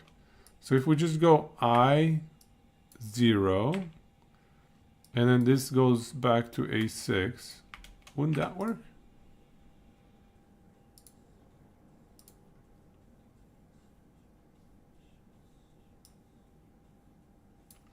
Cannot set properties above the undefined, setting 0.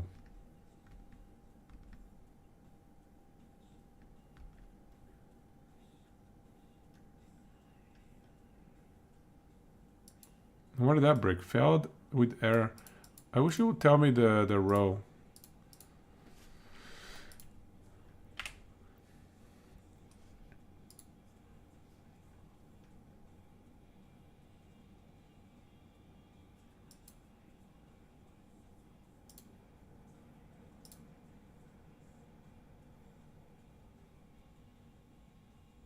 Counter 501. Range 2 undefined.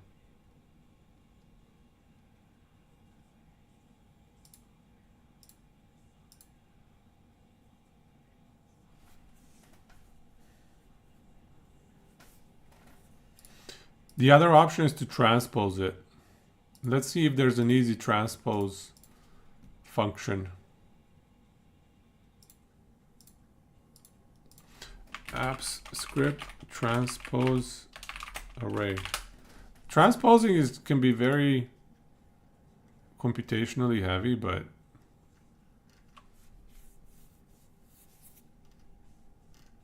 nah, we shouldn't need to transpose. That's very heavy computationally. We should be able to just write it in here like that.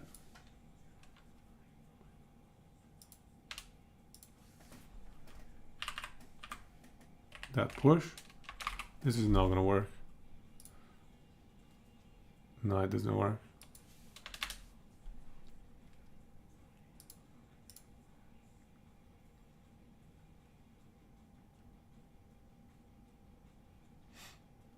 What was error? When I had this.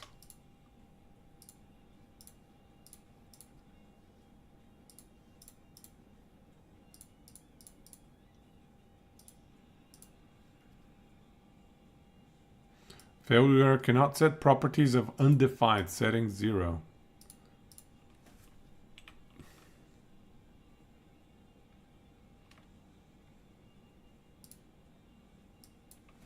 Let's try that trick again.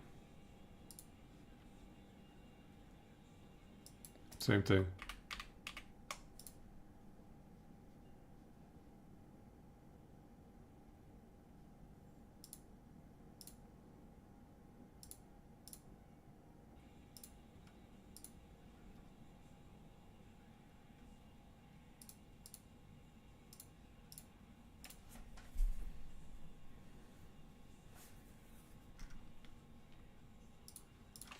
What is breaking it this time? That's so weird. The push seems to work. Can I define the length of the array up here when I'm initializing it?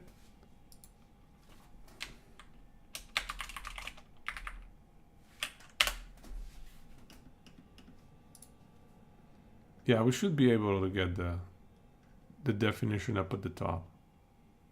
And then I think it should work.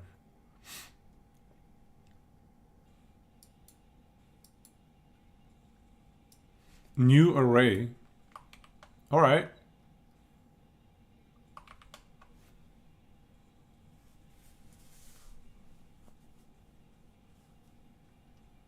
Okay, let's try that.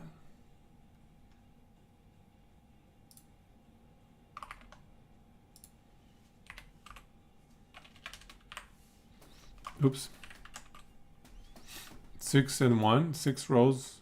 Sorry, 2 and 1, 2 rows, 1 column. This is the row, this is the column. That should work.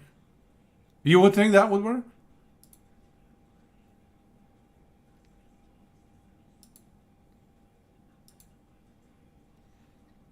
So the set values is where it broke.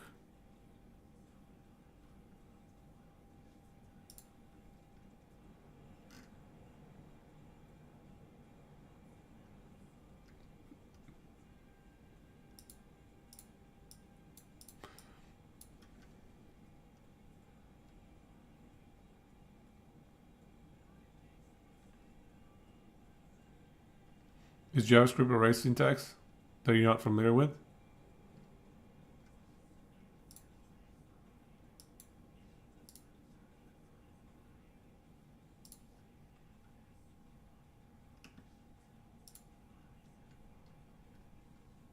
So here they're defining it by just plugging in all the values. I want an initialization.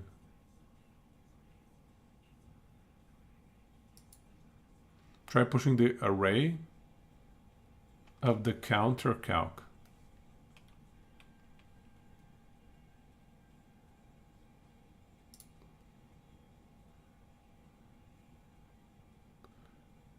Try pushing the array of the counter calc. Oh, I see what you're saying.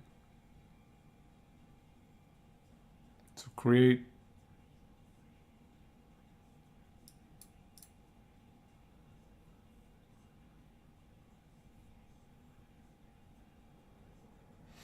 Yeah, I see what you're saying. Which dimension is it going to go into, do you think? That might work, yeah. Let's try it.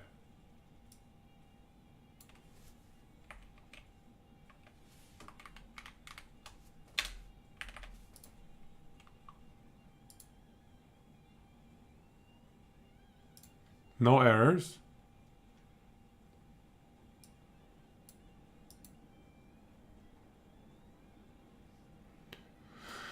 The data has 3 rows. The range has 2 rows. How can the data have 3 rows? Oh, okay.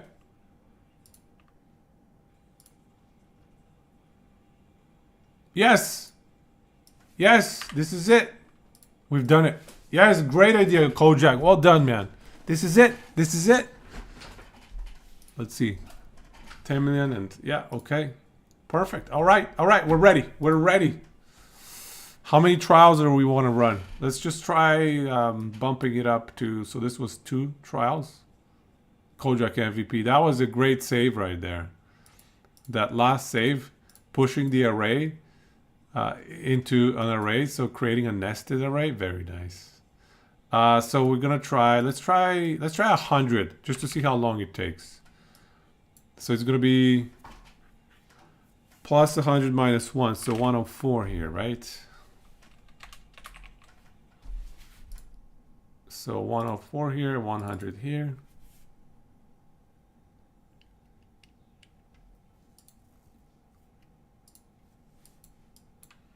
Let's see how long it takes. We're just gonna, is there a timer? I like timing my programs just to see how long they run. App script timer.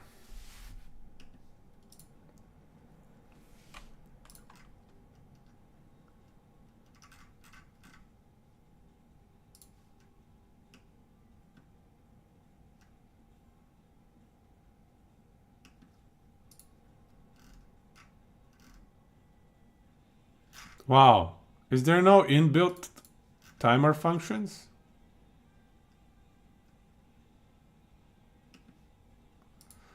Come on, dude. Time functions.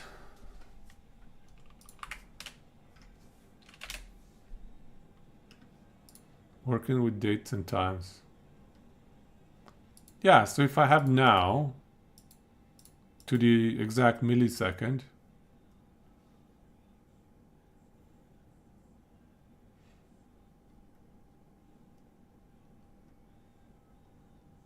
what's star star star? Did something get changed to star star star? What is star star star? Is there like time now or whatever? Current time function? Get time. Yeah, there we go. Get time. Yeah, get time. I think Twitch probably deleted your stuff there. There must be something in the star star star. It's okay, we'll just go var time start equals get time. And then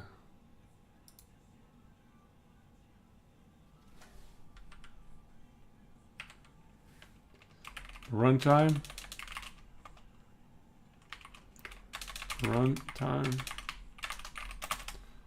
equals get time minus time start.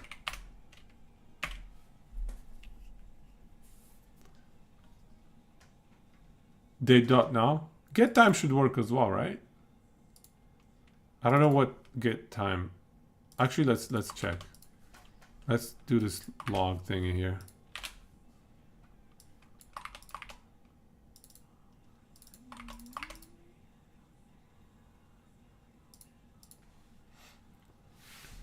Oh, we're running 100. Oopsie. Get time not defined.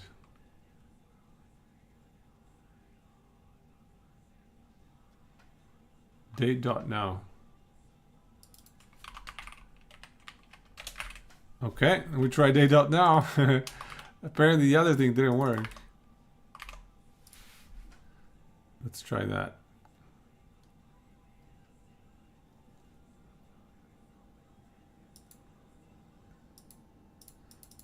What is the units here? 1,600, 800. Is that like milliseconds? 1.8 seconds? So this is 2 seconds. Hey, not bad. 100 executions for 2 seconds. So let's scale it up. We scale it up. 1,000.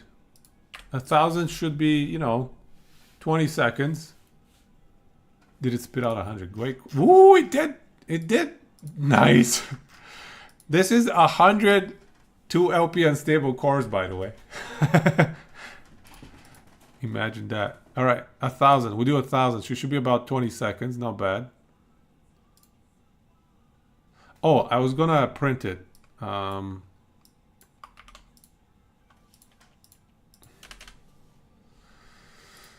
Let's just print it into the table, into the Google Sheet. So we have everything centralized over there. So we have range 3. So we just go B5. B5.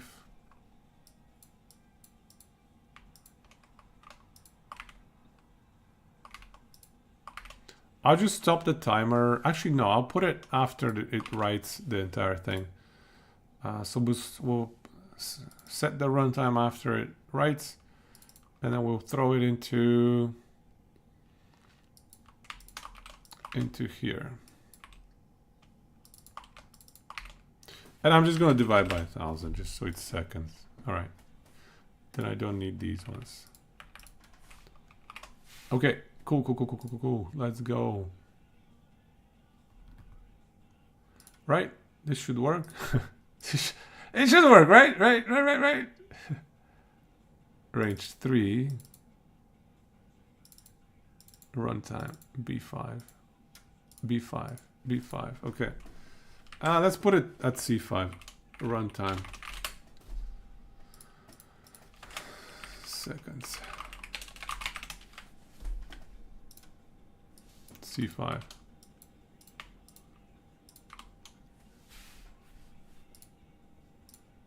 Let's go. Running script. It's gonna dump all of our unstable cores. 2 LP unstable cores incoming. We can also check the average, because the average should be roughly, or very close to 8.1 million, especially over 1,000 trials. Where's my number? Where's my runtime?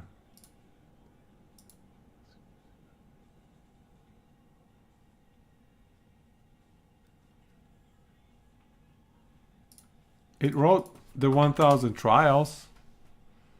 8 million. Average. 8 million average. Nice. Oh yeah, set value. You're right. Good call. Kojak MVP again.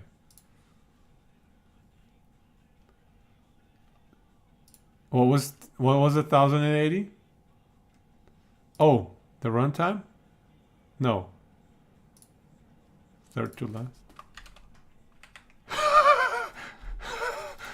What? That is literally like on the third unique. Yeah, that's the third unique, because every unique is 360 favor. Can you imagine? The third unique body armor you get in the game is a casual 2 OP unstable core. Oh my god. And then what's the max? Let's check the max. Oh my god, max 57 million. 57 million favor. Oh my god. Just get it, easy game. Why is everybody struggling with this unstable core 2 LP farm? That's like the easiest farm in the game. Okay, so we dropped the values. Okay, this should work this time. Let's check the runtime. I'm curious because we can determine how much we should be scaling this. If 1,000 trials, if 1,000 iterations is 20 seconds, then yeah, 15 seconds. Good, that's good. 16 seconds for 1,000 test runs. 8 million point 2 favor, excellent. So what do we want to do here? Can we 10x that? Let's see here. That would be 150. So divide by 60. So that's to convert it to minutes. So 3 minutes. If we did 10,000 trials, 100,000 trials would be 26 minutes. That's a bit much. Let's do a 10,000. Let's do 10,000. And I'll let it run at some other point to get a better data set. Does this have like a limit on the rows? You'll be fine. You'll be fine. I think we're fine. I think the limits are in the millions, so. Okay, so let's try this. I'm actually going to divide by another 60 to convert to minutes. So we're going to do an extra 0 here. Let's go. 10,000 trials. And then we'll check the distribution. See how, you know, how good of a distribution we get.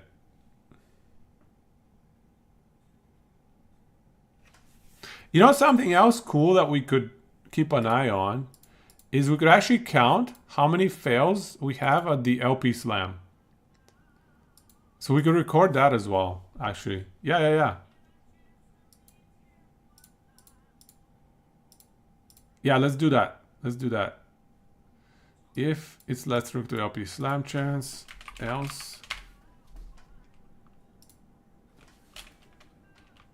var LP fails equals 0. Else LP fails plus plus. Right? And then we'll have one more array. It will be LP fails array, because that's the misery array. And we're going to look for the highest number there. And we're going to find one example out of those 10,000 people. Because imagine every single one of these is a person. Every single iteration is a person getting their 2 LP unstable core. There's going to be one person that has to farm like 50 million favor and gets like 17 LP fails in a row. And they uninstall the game. That's what's going to happen. Is they're going to uninstall the game. Yeah, every single time. LP slam fails. All right. LP slam fails array.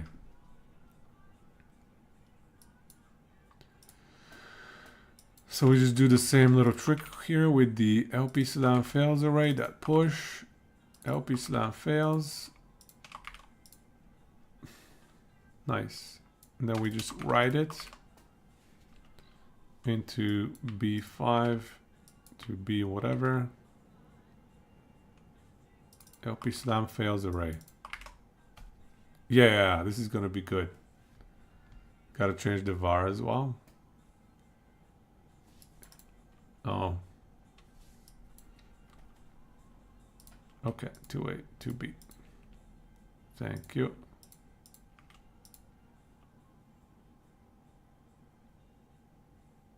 Okay. Let me just scale it down a bit just for testing. We'll do 100 trials again just to see and make sure it works.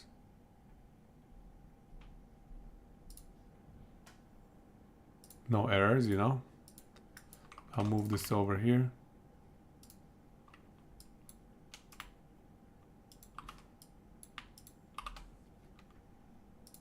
Yeah, you have var LP fails. Thank you. Perfect. LP slam fails. Yeah, the misery index. That's right. This should be fun. Let's see. So BBD. Okay, so column D. This is gonna right there. This is gonna be.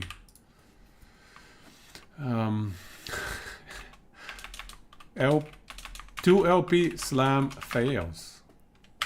Oh my god, that is gonna be brutal. Okay, we ready? Let's go.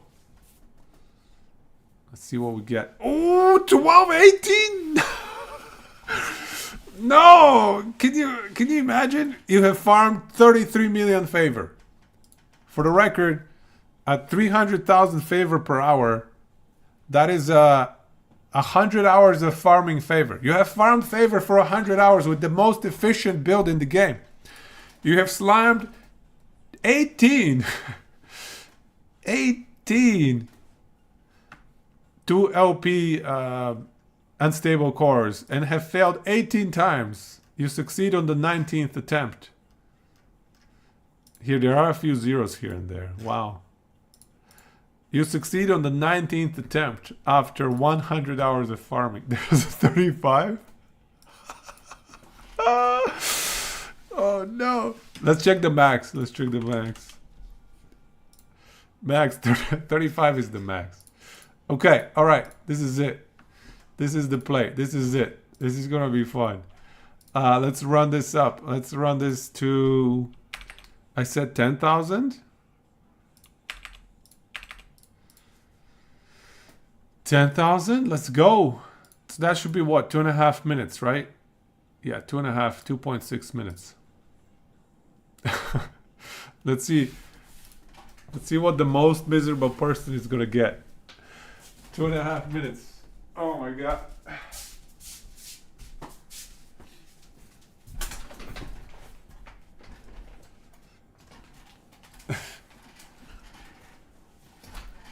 Do I need counters times on line 37?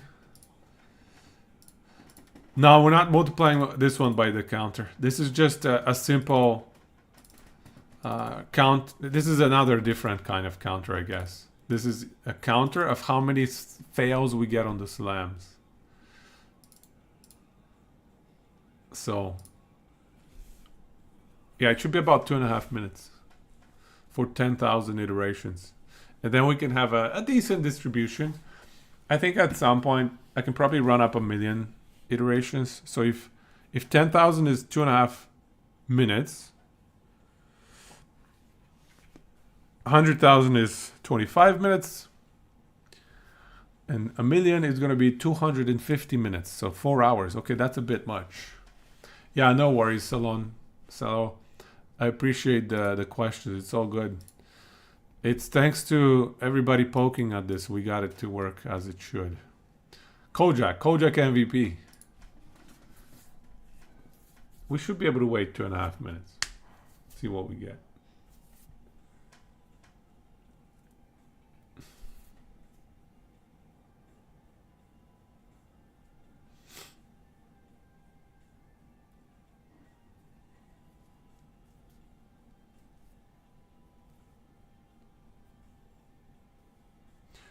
So the best way to convert this to a distribution, though, a misery index.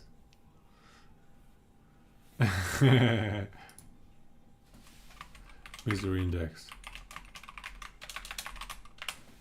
Yeah, it is. It is true misery. So the best way to convert this to a distribution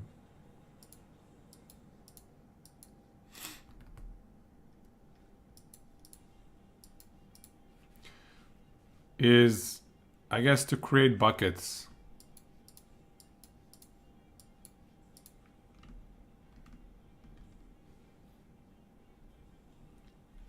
No, the coding, that other project is done. Here's the other project. Here, you can have a link. We'll add a quick little label. Curses item progression tool. It's not much coding, to be fair. It's light on the coding, this one. It's mostly just Google Sheets scripting.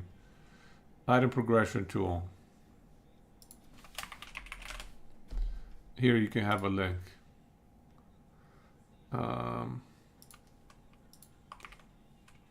USP equals dot copy. Does that work?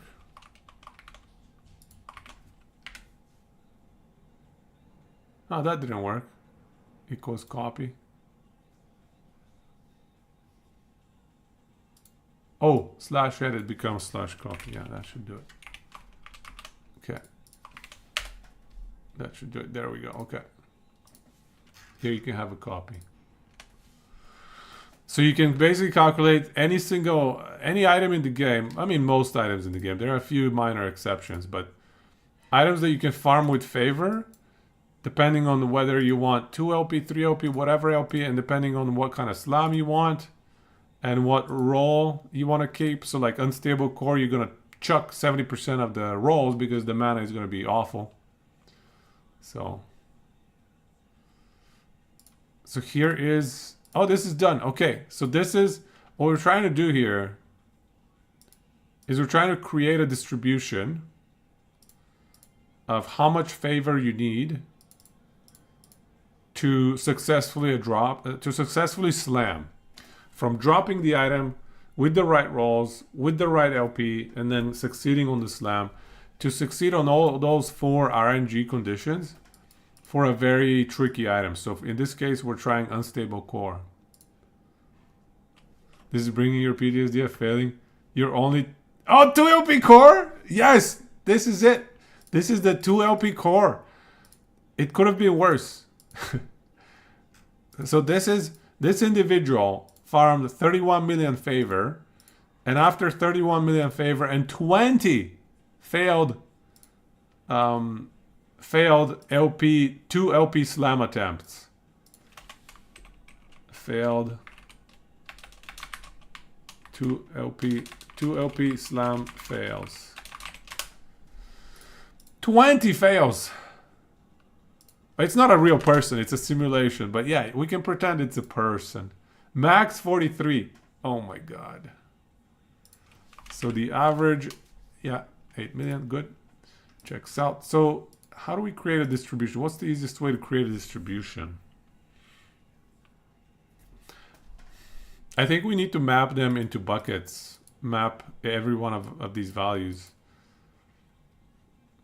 One way to do it is to map them into buckets of, let's say, 1 million.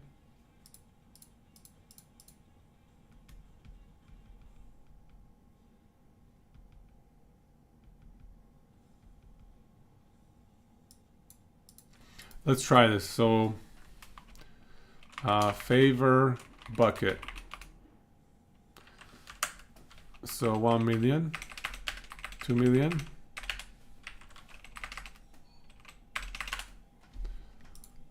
And so we can go count if. Is that the way to do it?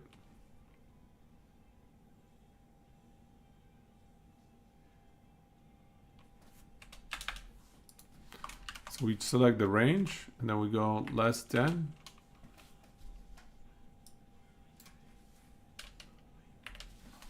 Less than. Where it go to?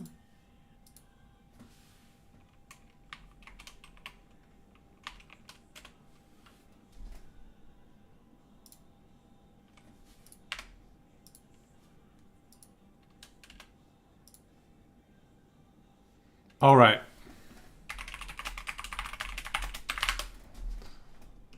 We just copy paste the formula. Okay.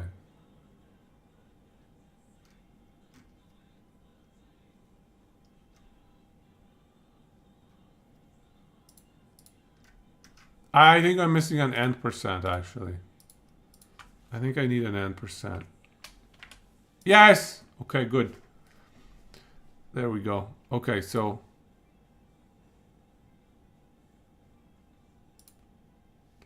the first one is easy. The second one is a little bit trickier.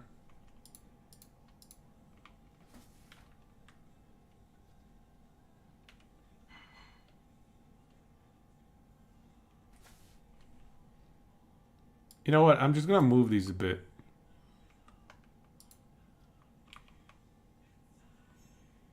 Oh no, I can't move them.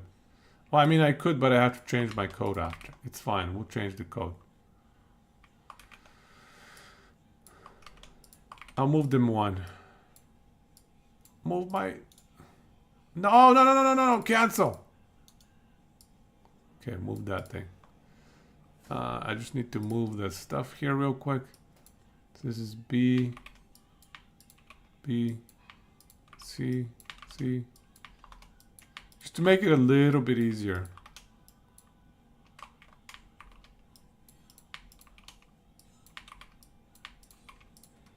Okay, F, yeah, okay. I just wanted to make this a little bit easier just so I can write, you know, A to A. There we go. Okay, easy.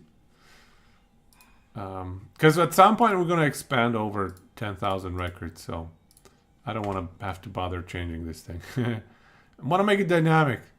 I want it dynamic. So here we have ifs. We need ifs. So not only is it less than that, but it's also greater than the other one right above. Is that not how ifs works? Count ifs.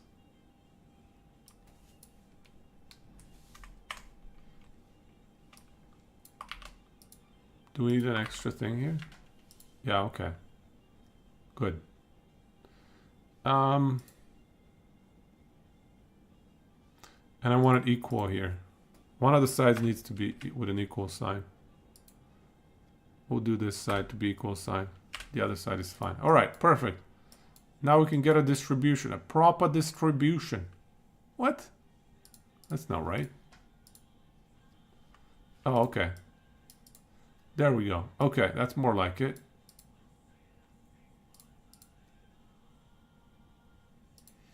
Okay, good. This is going to be our distribution here then.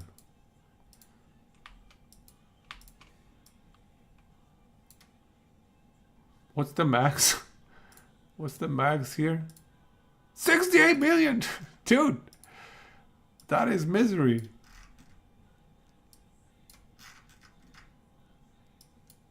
$100K, alright. 100 million. 100 million favor. Good luck with that. Alright, okay. Count. Success. Count. Alright.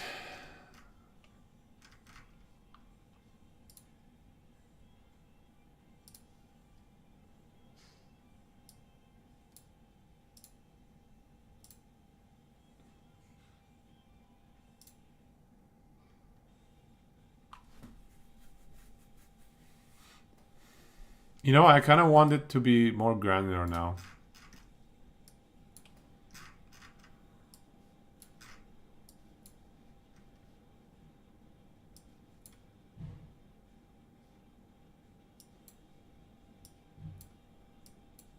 I want the buckets to be more granular. I don't like a million buckets. The size is too large for a bucket.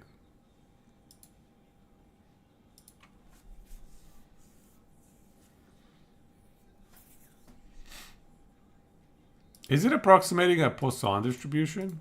I think it looks like a Poisson distribution, maybe. 300K, I was thinking the same.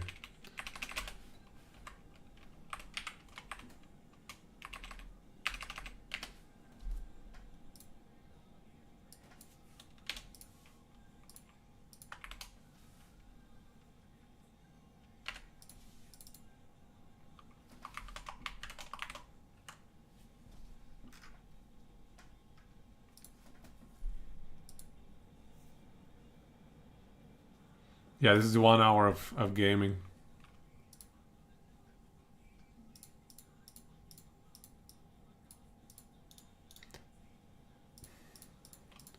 You know, we're gonna just convert it to hours of farming. 300K favor per hour.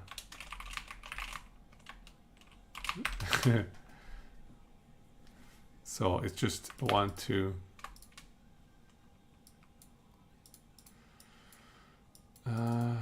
All right, so then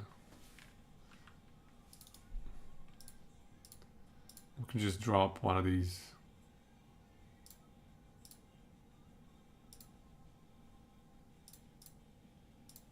All right, there we go. So this is what I'm talking about. Look at this tail. This distribution is disgusting. A lot of people are going to get the item. We need to convert it to percentages, I guess. Yeah, we need to convert a success count into a percentage. Percent distribution percent.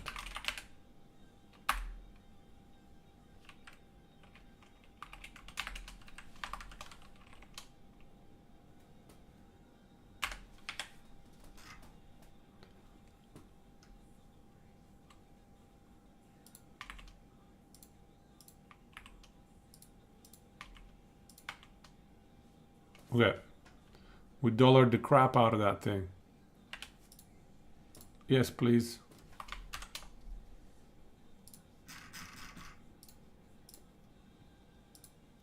All right.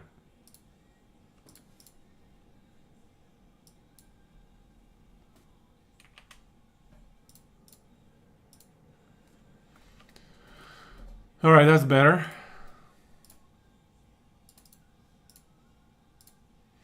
So 20% roughly.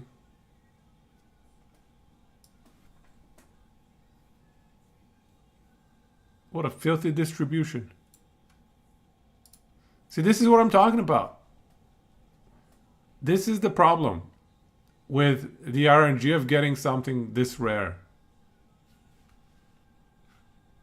Starting to appreciate your unstable core with tier 7 mana, tier 5 in slammed onto it. That is an insane slam, bro. Okay, 27 out of 120 mana roll. That would not have passed through our item roll keep check, but it's still an amazing item. You know, so this is the issue that I'm highlighting here is this distribution has an extremely fat tail. You know? I don't think we're capturing everything actually here. It keeps going. It keeps going.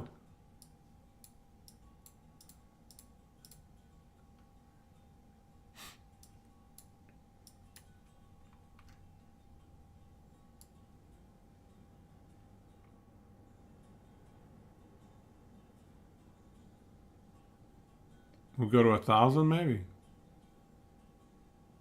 That's probably overkill, but whatever.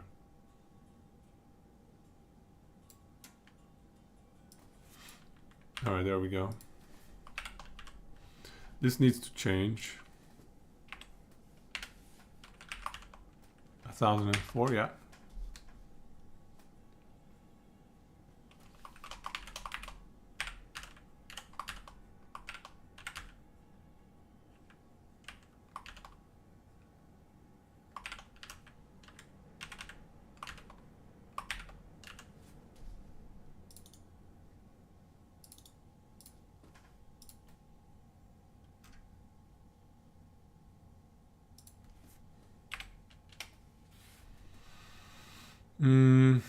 Too much.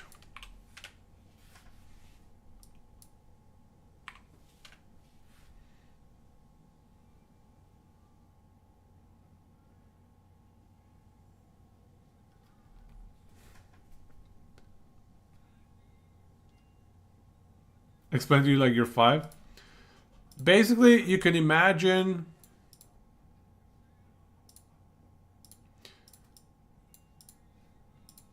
what we did here. The way I would translate is we sent 10,000 real people, let's say, and we said, okay, 10,000 of you, each of you keep farming until you get a 2 LP unstable core that is top 30% of the item drop rolls, especially the mana one, right? And then it's the 2 OP slammed. So these 10,000 people are going to keep doing that until they successfully get that item. And then this is the estimated favor that each one of these 10,000 individuals needed for the item to be exactly how we described it. And then we can convert that into a distribution. Out of these 10,000 people, how many managed to get the item within the first hour? That's 3.7% of people got the item in the first 1 hour of their farming. Assuming you're farming at 300,000 favor per hour, that is. And then another 3.7% of people got it in the next hour, and so on and so forth. So the first, let's say 10 hours,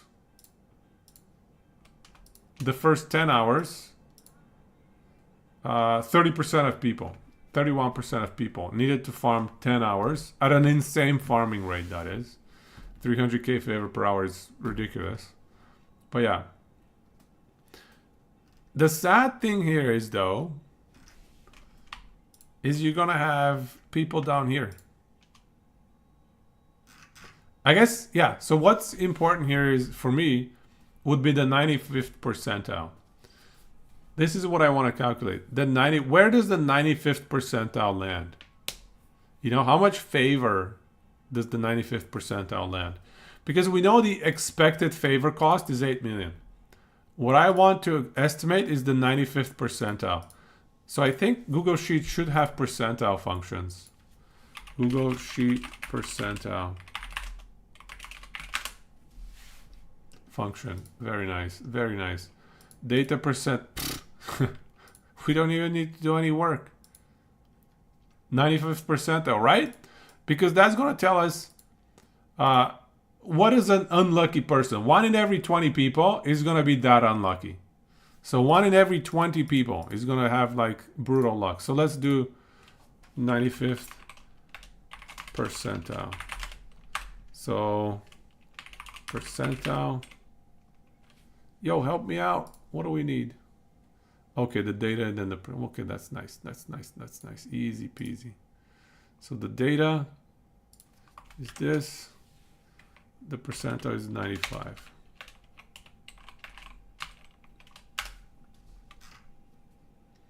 Okay, so this is...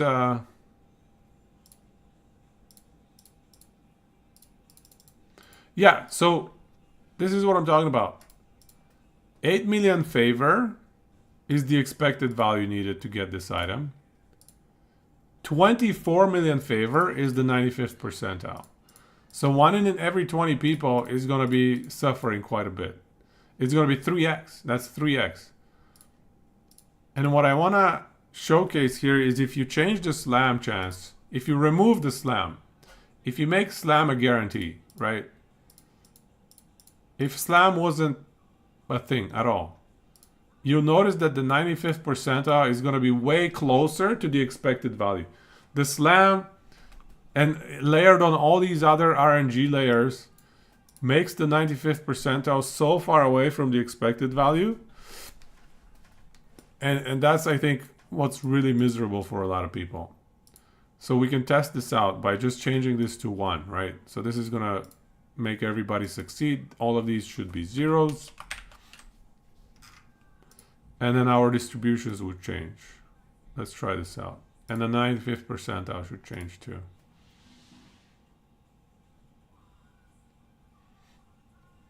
Let's try.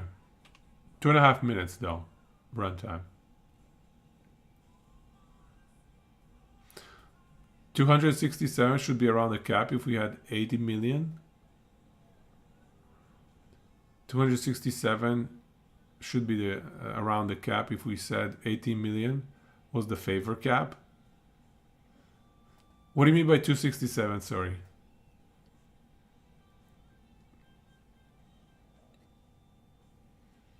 Just defining the sell range. Oh, I see what you're saying. 267 of this one. Yeah. 10,000. Or what did I have? 1,000 was an overkill for sure.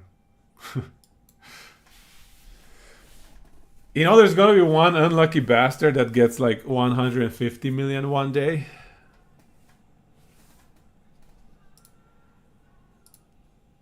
Running script, okay. Yeah, so it should be around 2.5 minutes to run it.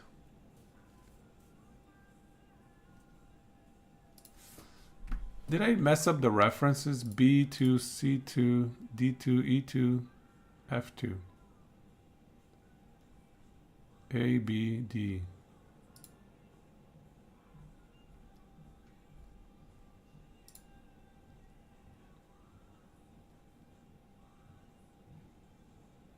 What happened?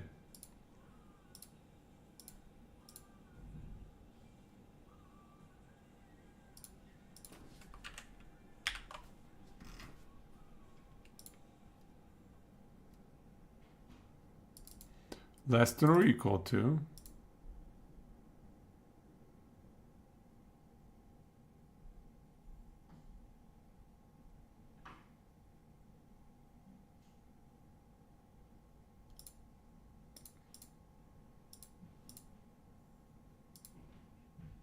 That's weird.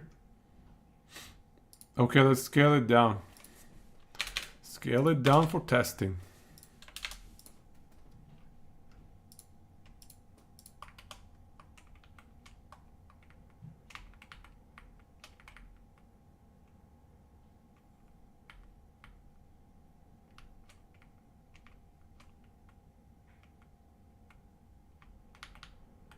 Okay, let's try it again.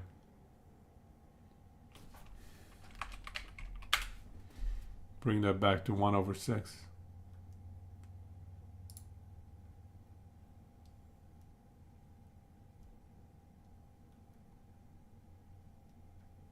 Should be quick because we're only running 100. Oh, I didn't save it. Oh, I didn't save it. That's why. That's why. Duh. Now it's running 10,000. Okay, now it should run 100. All right, that's better. Okay, let's change that to 1. Run it again. There we go. All right. So I just didn't click the save button, you guys. Control S. Every time Control S. Easy peasy.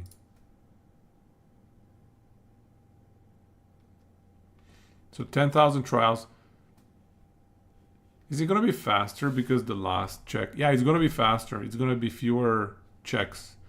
Because, yeah, it's going to be 1/6 of the time, hopefully. 1/6 of the runtime, hopefully.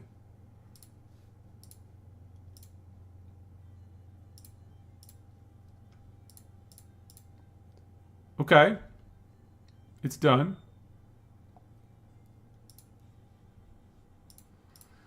So the expected value is 1.3 million, right? Oh, the 95th percentile is still 3x of that.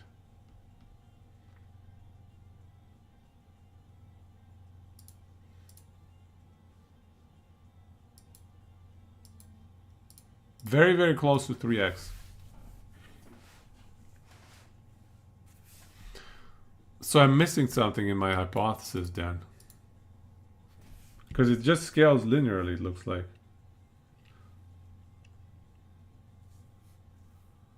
Or multiplicatively, I guess.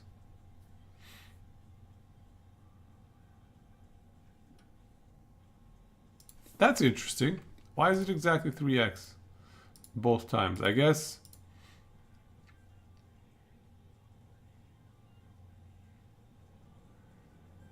I need to think about that. We can probably explain it. But either way, 3x being your 95th percentile, that's pretty painful, yeah?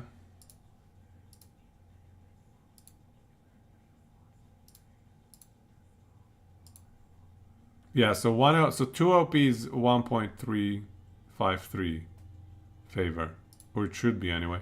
Actually, we have the expected value here.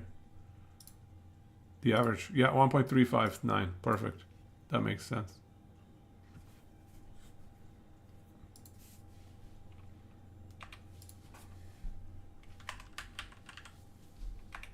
Let's go this divided by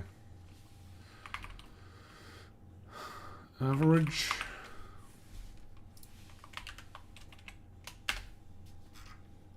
Yeah, it's about 3x.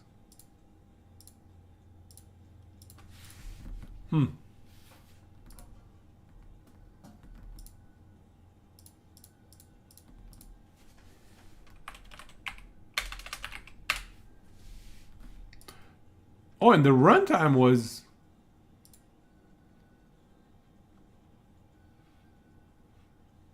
Yeah, this is less than 1/6. It's a function of the slam probability, the 3x. Well, the slam probability, we took it out for the 3x, for this 3x. We reduced slam probability to guarantee, so we took out the aspect of the slam probability. And it was still 3x, the 95th percentile. So I guess that says that the distribution does not change. Yeah, the distribution does not change. I think that's a Poisson distribution, no?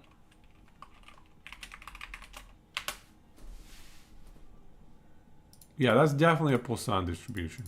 We should be able to approximate the distribution.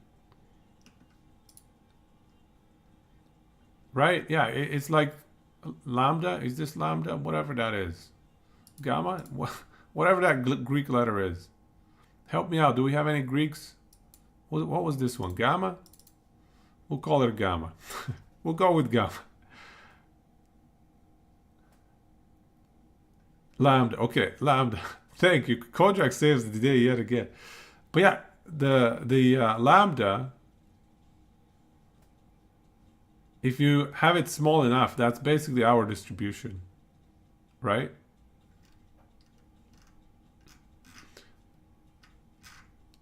We can probably feed in this distribution, this PDF.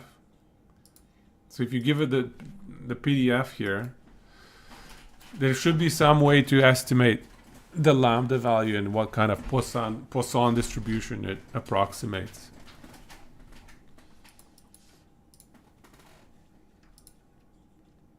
And then we can even, yeah, we can be a bit more precise with some of the estimates. And maybe, so ideally, we would be able to map, based on your selection of item criteria, we could map that into the correct Poisson distribution for what you should expect for the number of hours of farming. Because as you can see, you know, if the LP slam is less of an issue, the distribution, I guess, is the curvature is the same, more or less, but the farm time is significantly impacted, obviously. Better drop analytics than EHG, right? They don't care about the drops. We do. We care about those drops. Yeah. So there you go. Anyway, this is what I wanted to try. This is what got me thinking when we were talking about with Frozen about quantifying, or at least that's where my brain went, is trying to quantify bad luck, trying to quantify luck in general. Because bad luck feels different and has different magnitudes or probabilities in different games, right? Like Diablo 4, or maybe not Diablo 4, but Diablo 3, you're pretty capped. There are many ways to guarantee your item drops. So maybe that's what EHG need, is a way to cap the number of hours needed to farm, especially when it comes to LP slamming. Because if you recall, this distribution got really ugly when you add the LP slamming here. So maybe we can save the data for this distribution. So with no LP slam, you know what? So yeah, let's have both distributions, yeah. See, the worst case scenario is like this poor Sob farmed for 55 hours. Poor guy. What's the max? Yeah, let's just check the max.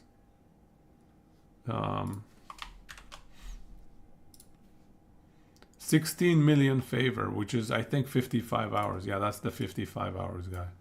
Yeah, all right, Kojak, man. Thank you so much. That was fun. I'm going to store this distribution and we're going to check, compare it to the other one. That's awesome, bro. Good times. Okay, so, yeah, let's store this distribution. Do we do the whole thing? No, I think we said... How many zeros is this? I think we said, let's go 100 mil. We don't need more than 100 mil, you know?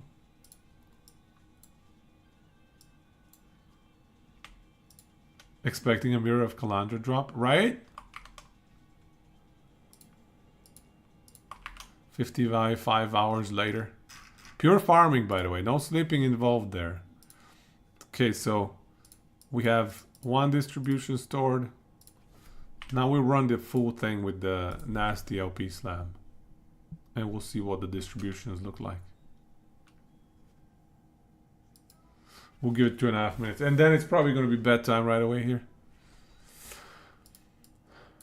Yeah, I'm glad we managed to build this out in, I don't know, a couple hours. And mess around with it a bit. Fun times. Fun times. Constantly chasing a carrot is a feature. It's true. It's true. But even in PoE, they've added different ways, more maybe deterministic ways, maybe not. But just multiple different ways you can get a mirror with those cards that give you mirror shards and whatnot. So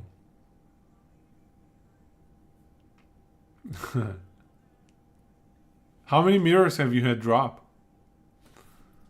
How many mirrors have you had drop?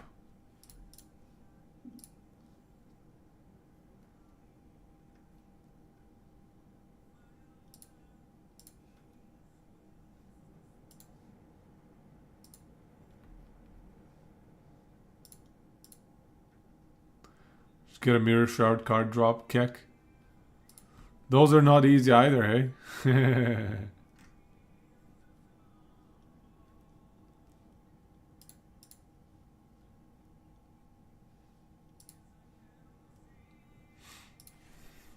There's something that I do wonder though, but I think it is. I'm just wondering if the RNG, the random number generators on the EHG side, is using uniform distributions, but I'm pretty sure they are. All right, numbers are in.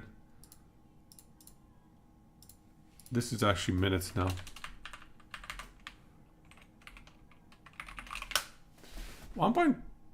Wait, no. Yeah, 1.7 minutes only? Really?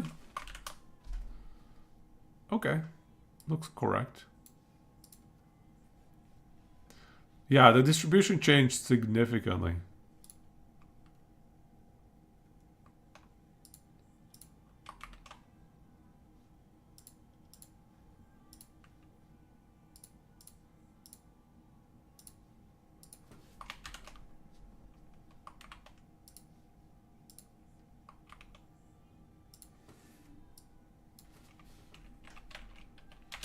Guaranteed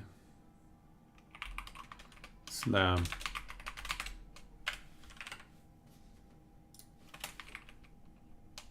One in 6 slam.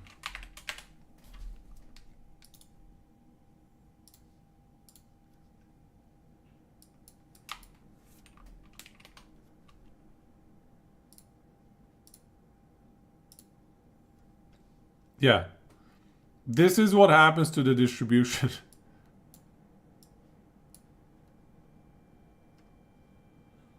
This is the effect of having to slam. Number of hours you need to farm. Look at that distribution. Look at how significantly it changes. If you don't need to slam, basically you're pretty much guaranteed to get the item after 25 hours, right?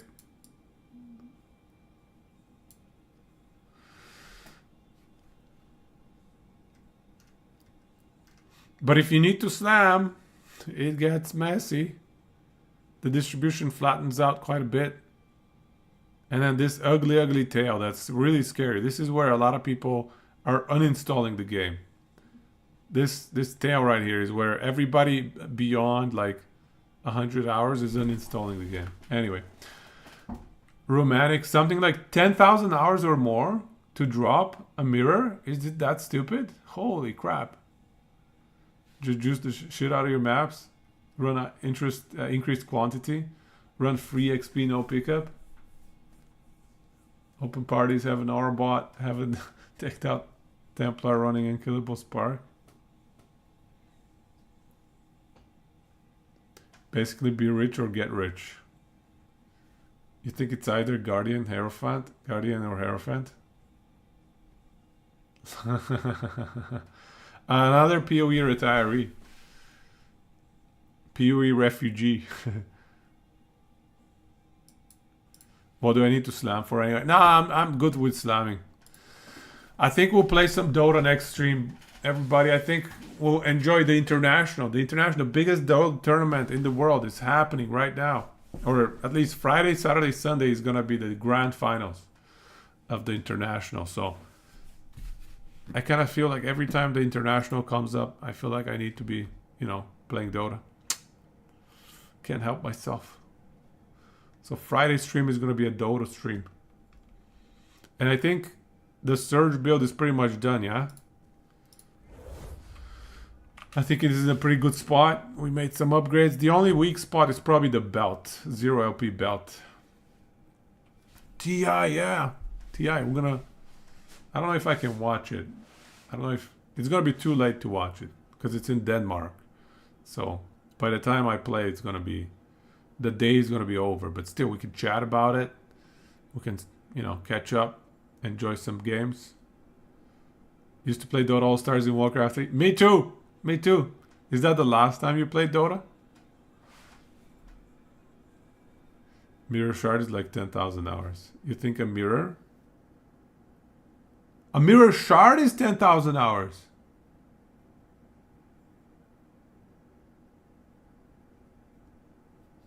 What? Just a shard? That's disgusting, dude. We old. Yep. Old is true. He's right. Only one night of Dota. Probably gonna play Sunday as well because that's gonna be after the grand finals. Sunday is gonna be grand finals day, I'm pretty sure. And then next week, yeah, I don't think I'm playing the reset. I'll be honest, you guys. I'm not playing the season reset. And then we gotta plan around. What is this Diablo 4 expansion release date? October 8th. So that is 4 weeks from now. 4 weeks from now. Yeah, so we'll figure it out. We might play a bit of Dota. We might play something else. We'll see. But then October 8th, we'll play some Diablo 4. I am definitely playing PoE 2 as well. Guaranteed we're playing PoE 2.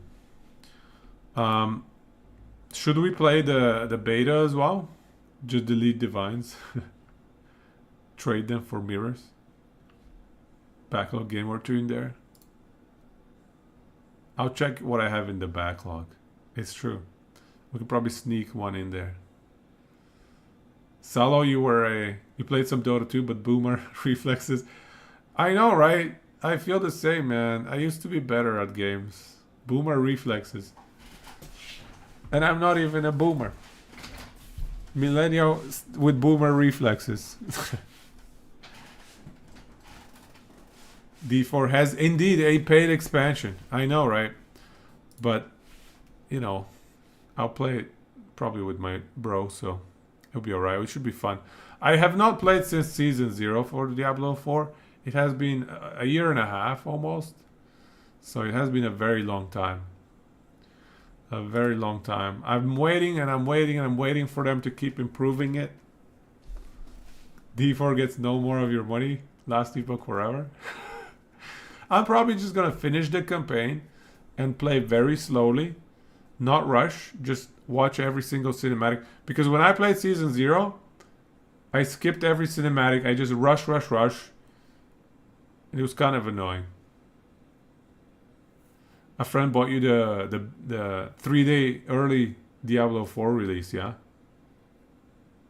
Can't you get it for free? What do you mean by that? Can't you get it for free? What is the $100 Diablo 4 thingy?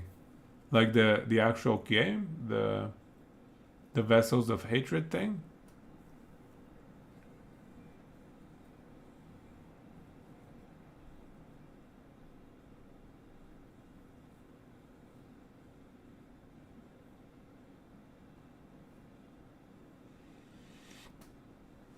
You did the opposite. You played D4 slow and watched every cinematic, and all your friends were annoyed because you were just... Yeah, that's what I'm going to be this time. I'm going to be you. Everybody's going to be annoyed by me because I'm watching every cinematic.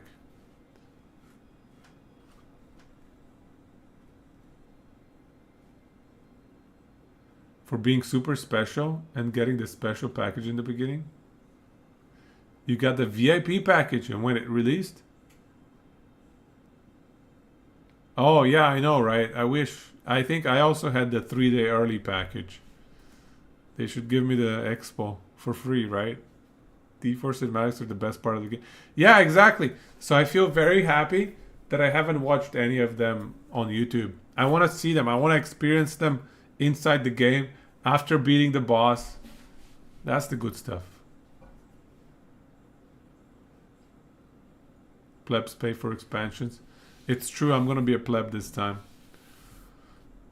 I might have skipped it if nobody... Well, actually no, I wanted to check it out. I might have bought it later though.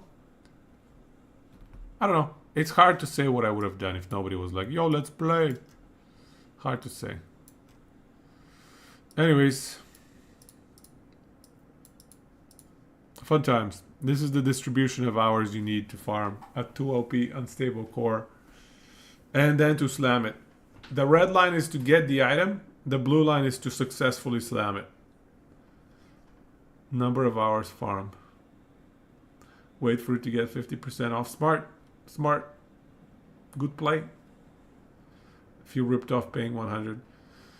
I also feel a little bit ripped off about the initial release. Especially because they started selling it cheap so soon afterwards. Literally like 2 months later they had sales going on. I don't understand why. Why do they start selling? I guess because they were planning on aggressive expansions. I don't get it. It just feels like such a ripoff if the game gets devalued like 2 months later. Yeah, don't even remind me, bro. I paid Canadian. In Canadian, it was even more than 100. Our cheap Canadian dollars. I don't even want to know what the expansion is like, okay?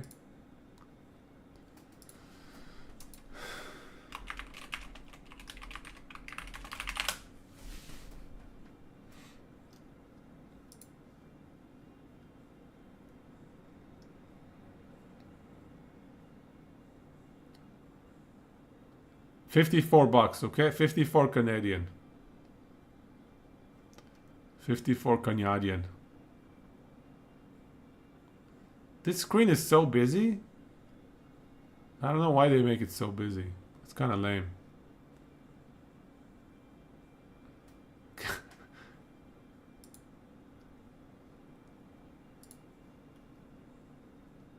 The income graph looks like the one on screen in the Google Doc.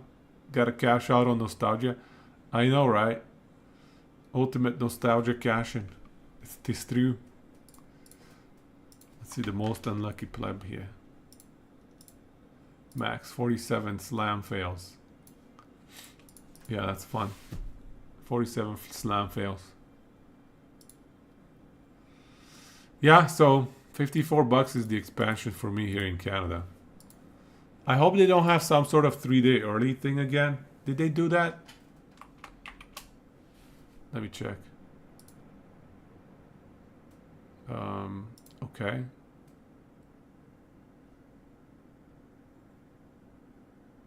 Discover an expansive open world. Why are you advertising this in the expansion? It's not like it changes anything. It's not like it adds that much to the game, the open world thing. Slay with friends in a 4-player co-op. These are such basic pieces of information. By the time somebody is buying an expansion, wouldn't they know these things already? Come on. 4 players? Oh my god. You can have 3 friends. Anybody that has more than 3 friends, we're sorry. You should have thought better in life and prepared yourself a little bit better for Diablo by having fewer friends than 3. Sorry, yeah, than 4 and 4 plus. Indication of how good of a marketing team open world is. Yeah, I don't know, man. These are the dumbest things that you want to list in here. These are not selling features. Open world, you have to be absolutely clueless and never have played Diablo 4 to actually think, oh, open world. Surely by the time the expansion is out, people have played the game and they know that the open world is not really that open and it's not really that much of a feature. Build your power to drive back Hell's Army. Oh, build your power to drive back Hell's Army. Man, who is the marketer that wrote this nonsense? Continue your journey with seasons and events. Experience the critically acclaimed story. All right, cool. Cool story, bro. Does this give you like 3-day early access? I sure hope not. Okay, these are the 3. Ooh. Alright, so I don't think there's a 1-day or 3-day early access thing, so that's good. We'll play this in like a month. build your boost, build your power with 1 or 2 options per spell, per skill.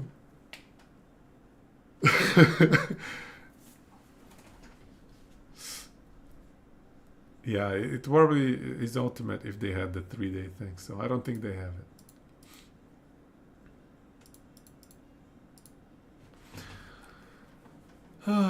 Wake up, have 10 minutes to come up with an idea and implement it. D4. I can tell that Twerk is a major fan of Diablo 4. Back in my day, we had 8 players in the game. Yeah, that's one thing I never understood. Is why did party sizes go down over the years? Why did we have Diablo 2 with 8-player party sizes? And ever since then, Diablo 3 is 4 players.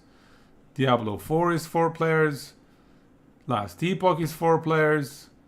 PoE is 6 players. I think PoE is 6 players.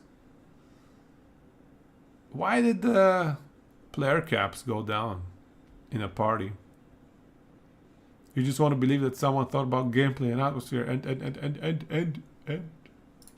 Anyways. Good stuff. Alright. I'm gonna run like a bajillion scenarios the other, maybe tomorrow. I'm gonna let it run for a while, this thing. Maybe like 1,000,000 scenarios. So we can get a nice clean graph. We can already see where it's heading. It's going to be like this. And, you know, this one's already clean. We don't need to clean that one up. But, yeah. To differentiate from MMORPG. The 4-player count. Okay. I mean, but 8 players is still different from MMO. Make it run overnight if it takes long. I think 1,000,000... You know, it's going to be 100 times this. Divided by 60 minutes. So it's going to be 3 hours. 1,000,000 iterations is going to be 3 hours. So we could leave it overnight, yeah. Hopefully it doesn't crash. Hopefully. I wonder, does this run on Google's PCs? Or on Google's processors or on my processor? Because it's Google Cloud Platform. Where does this run? Is it local or on the cloud?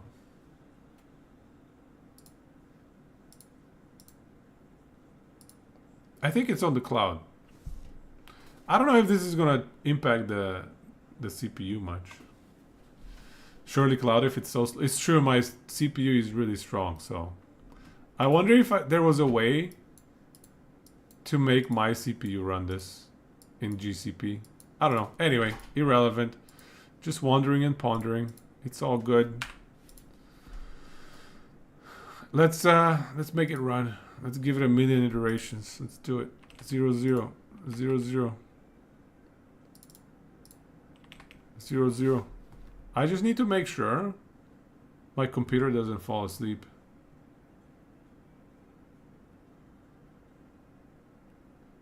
If I rewrote it in Rust? Yeah, that's right. Okay, so 1,000,000, right? This is 1,000,000. Yeah, 1,000,000. Good stuff. All right. 3 hours later, this should be done.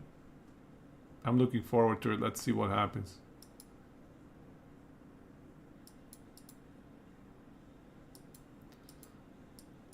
Okay.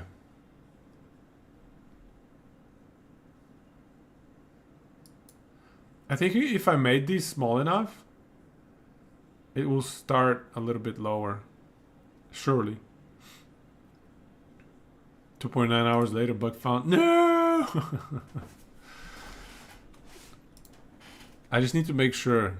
My computer falls asleep after an hour, I think. I wonder if this counts as a process that would keep it awake. I don't know, I'll check. I'll change the sleep to 4 hours or something. Or maybe I'll turn the sleep off for tonight. Anyway, let's find somebody to raid. Hopefully I didn't bore too many people to death tonight with the distributions and the programming stream. We did play Last Epoch a little bit. Okay. That's fine. Who did we raid? There's the QB1 junkie. He's playing Forge Guard farming.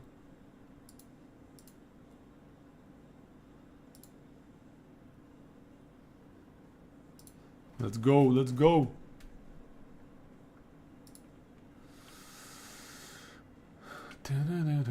Oh yeah, there we go.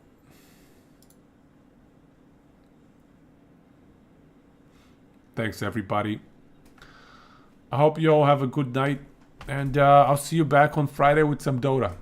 We'll get right into the international groove. We gotta play some Dotes during the international. That's the play. And maybe we'll try that new hero. I heard there's a new hero. Let's do it. Good night, everybody. Thank you for swinging by. Play Lion. Yes, I love Lion. Thank you. Great suggestion. Have a good night, everybody. GG's. ごちそうさまでした。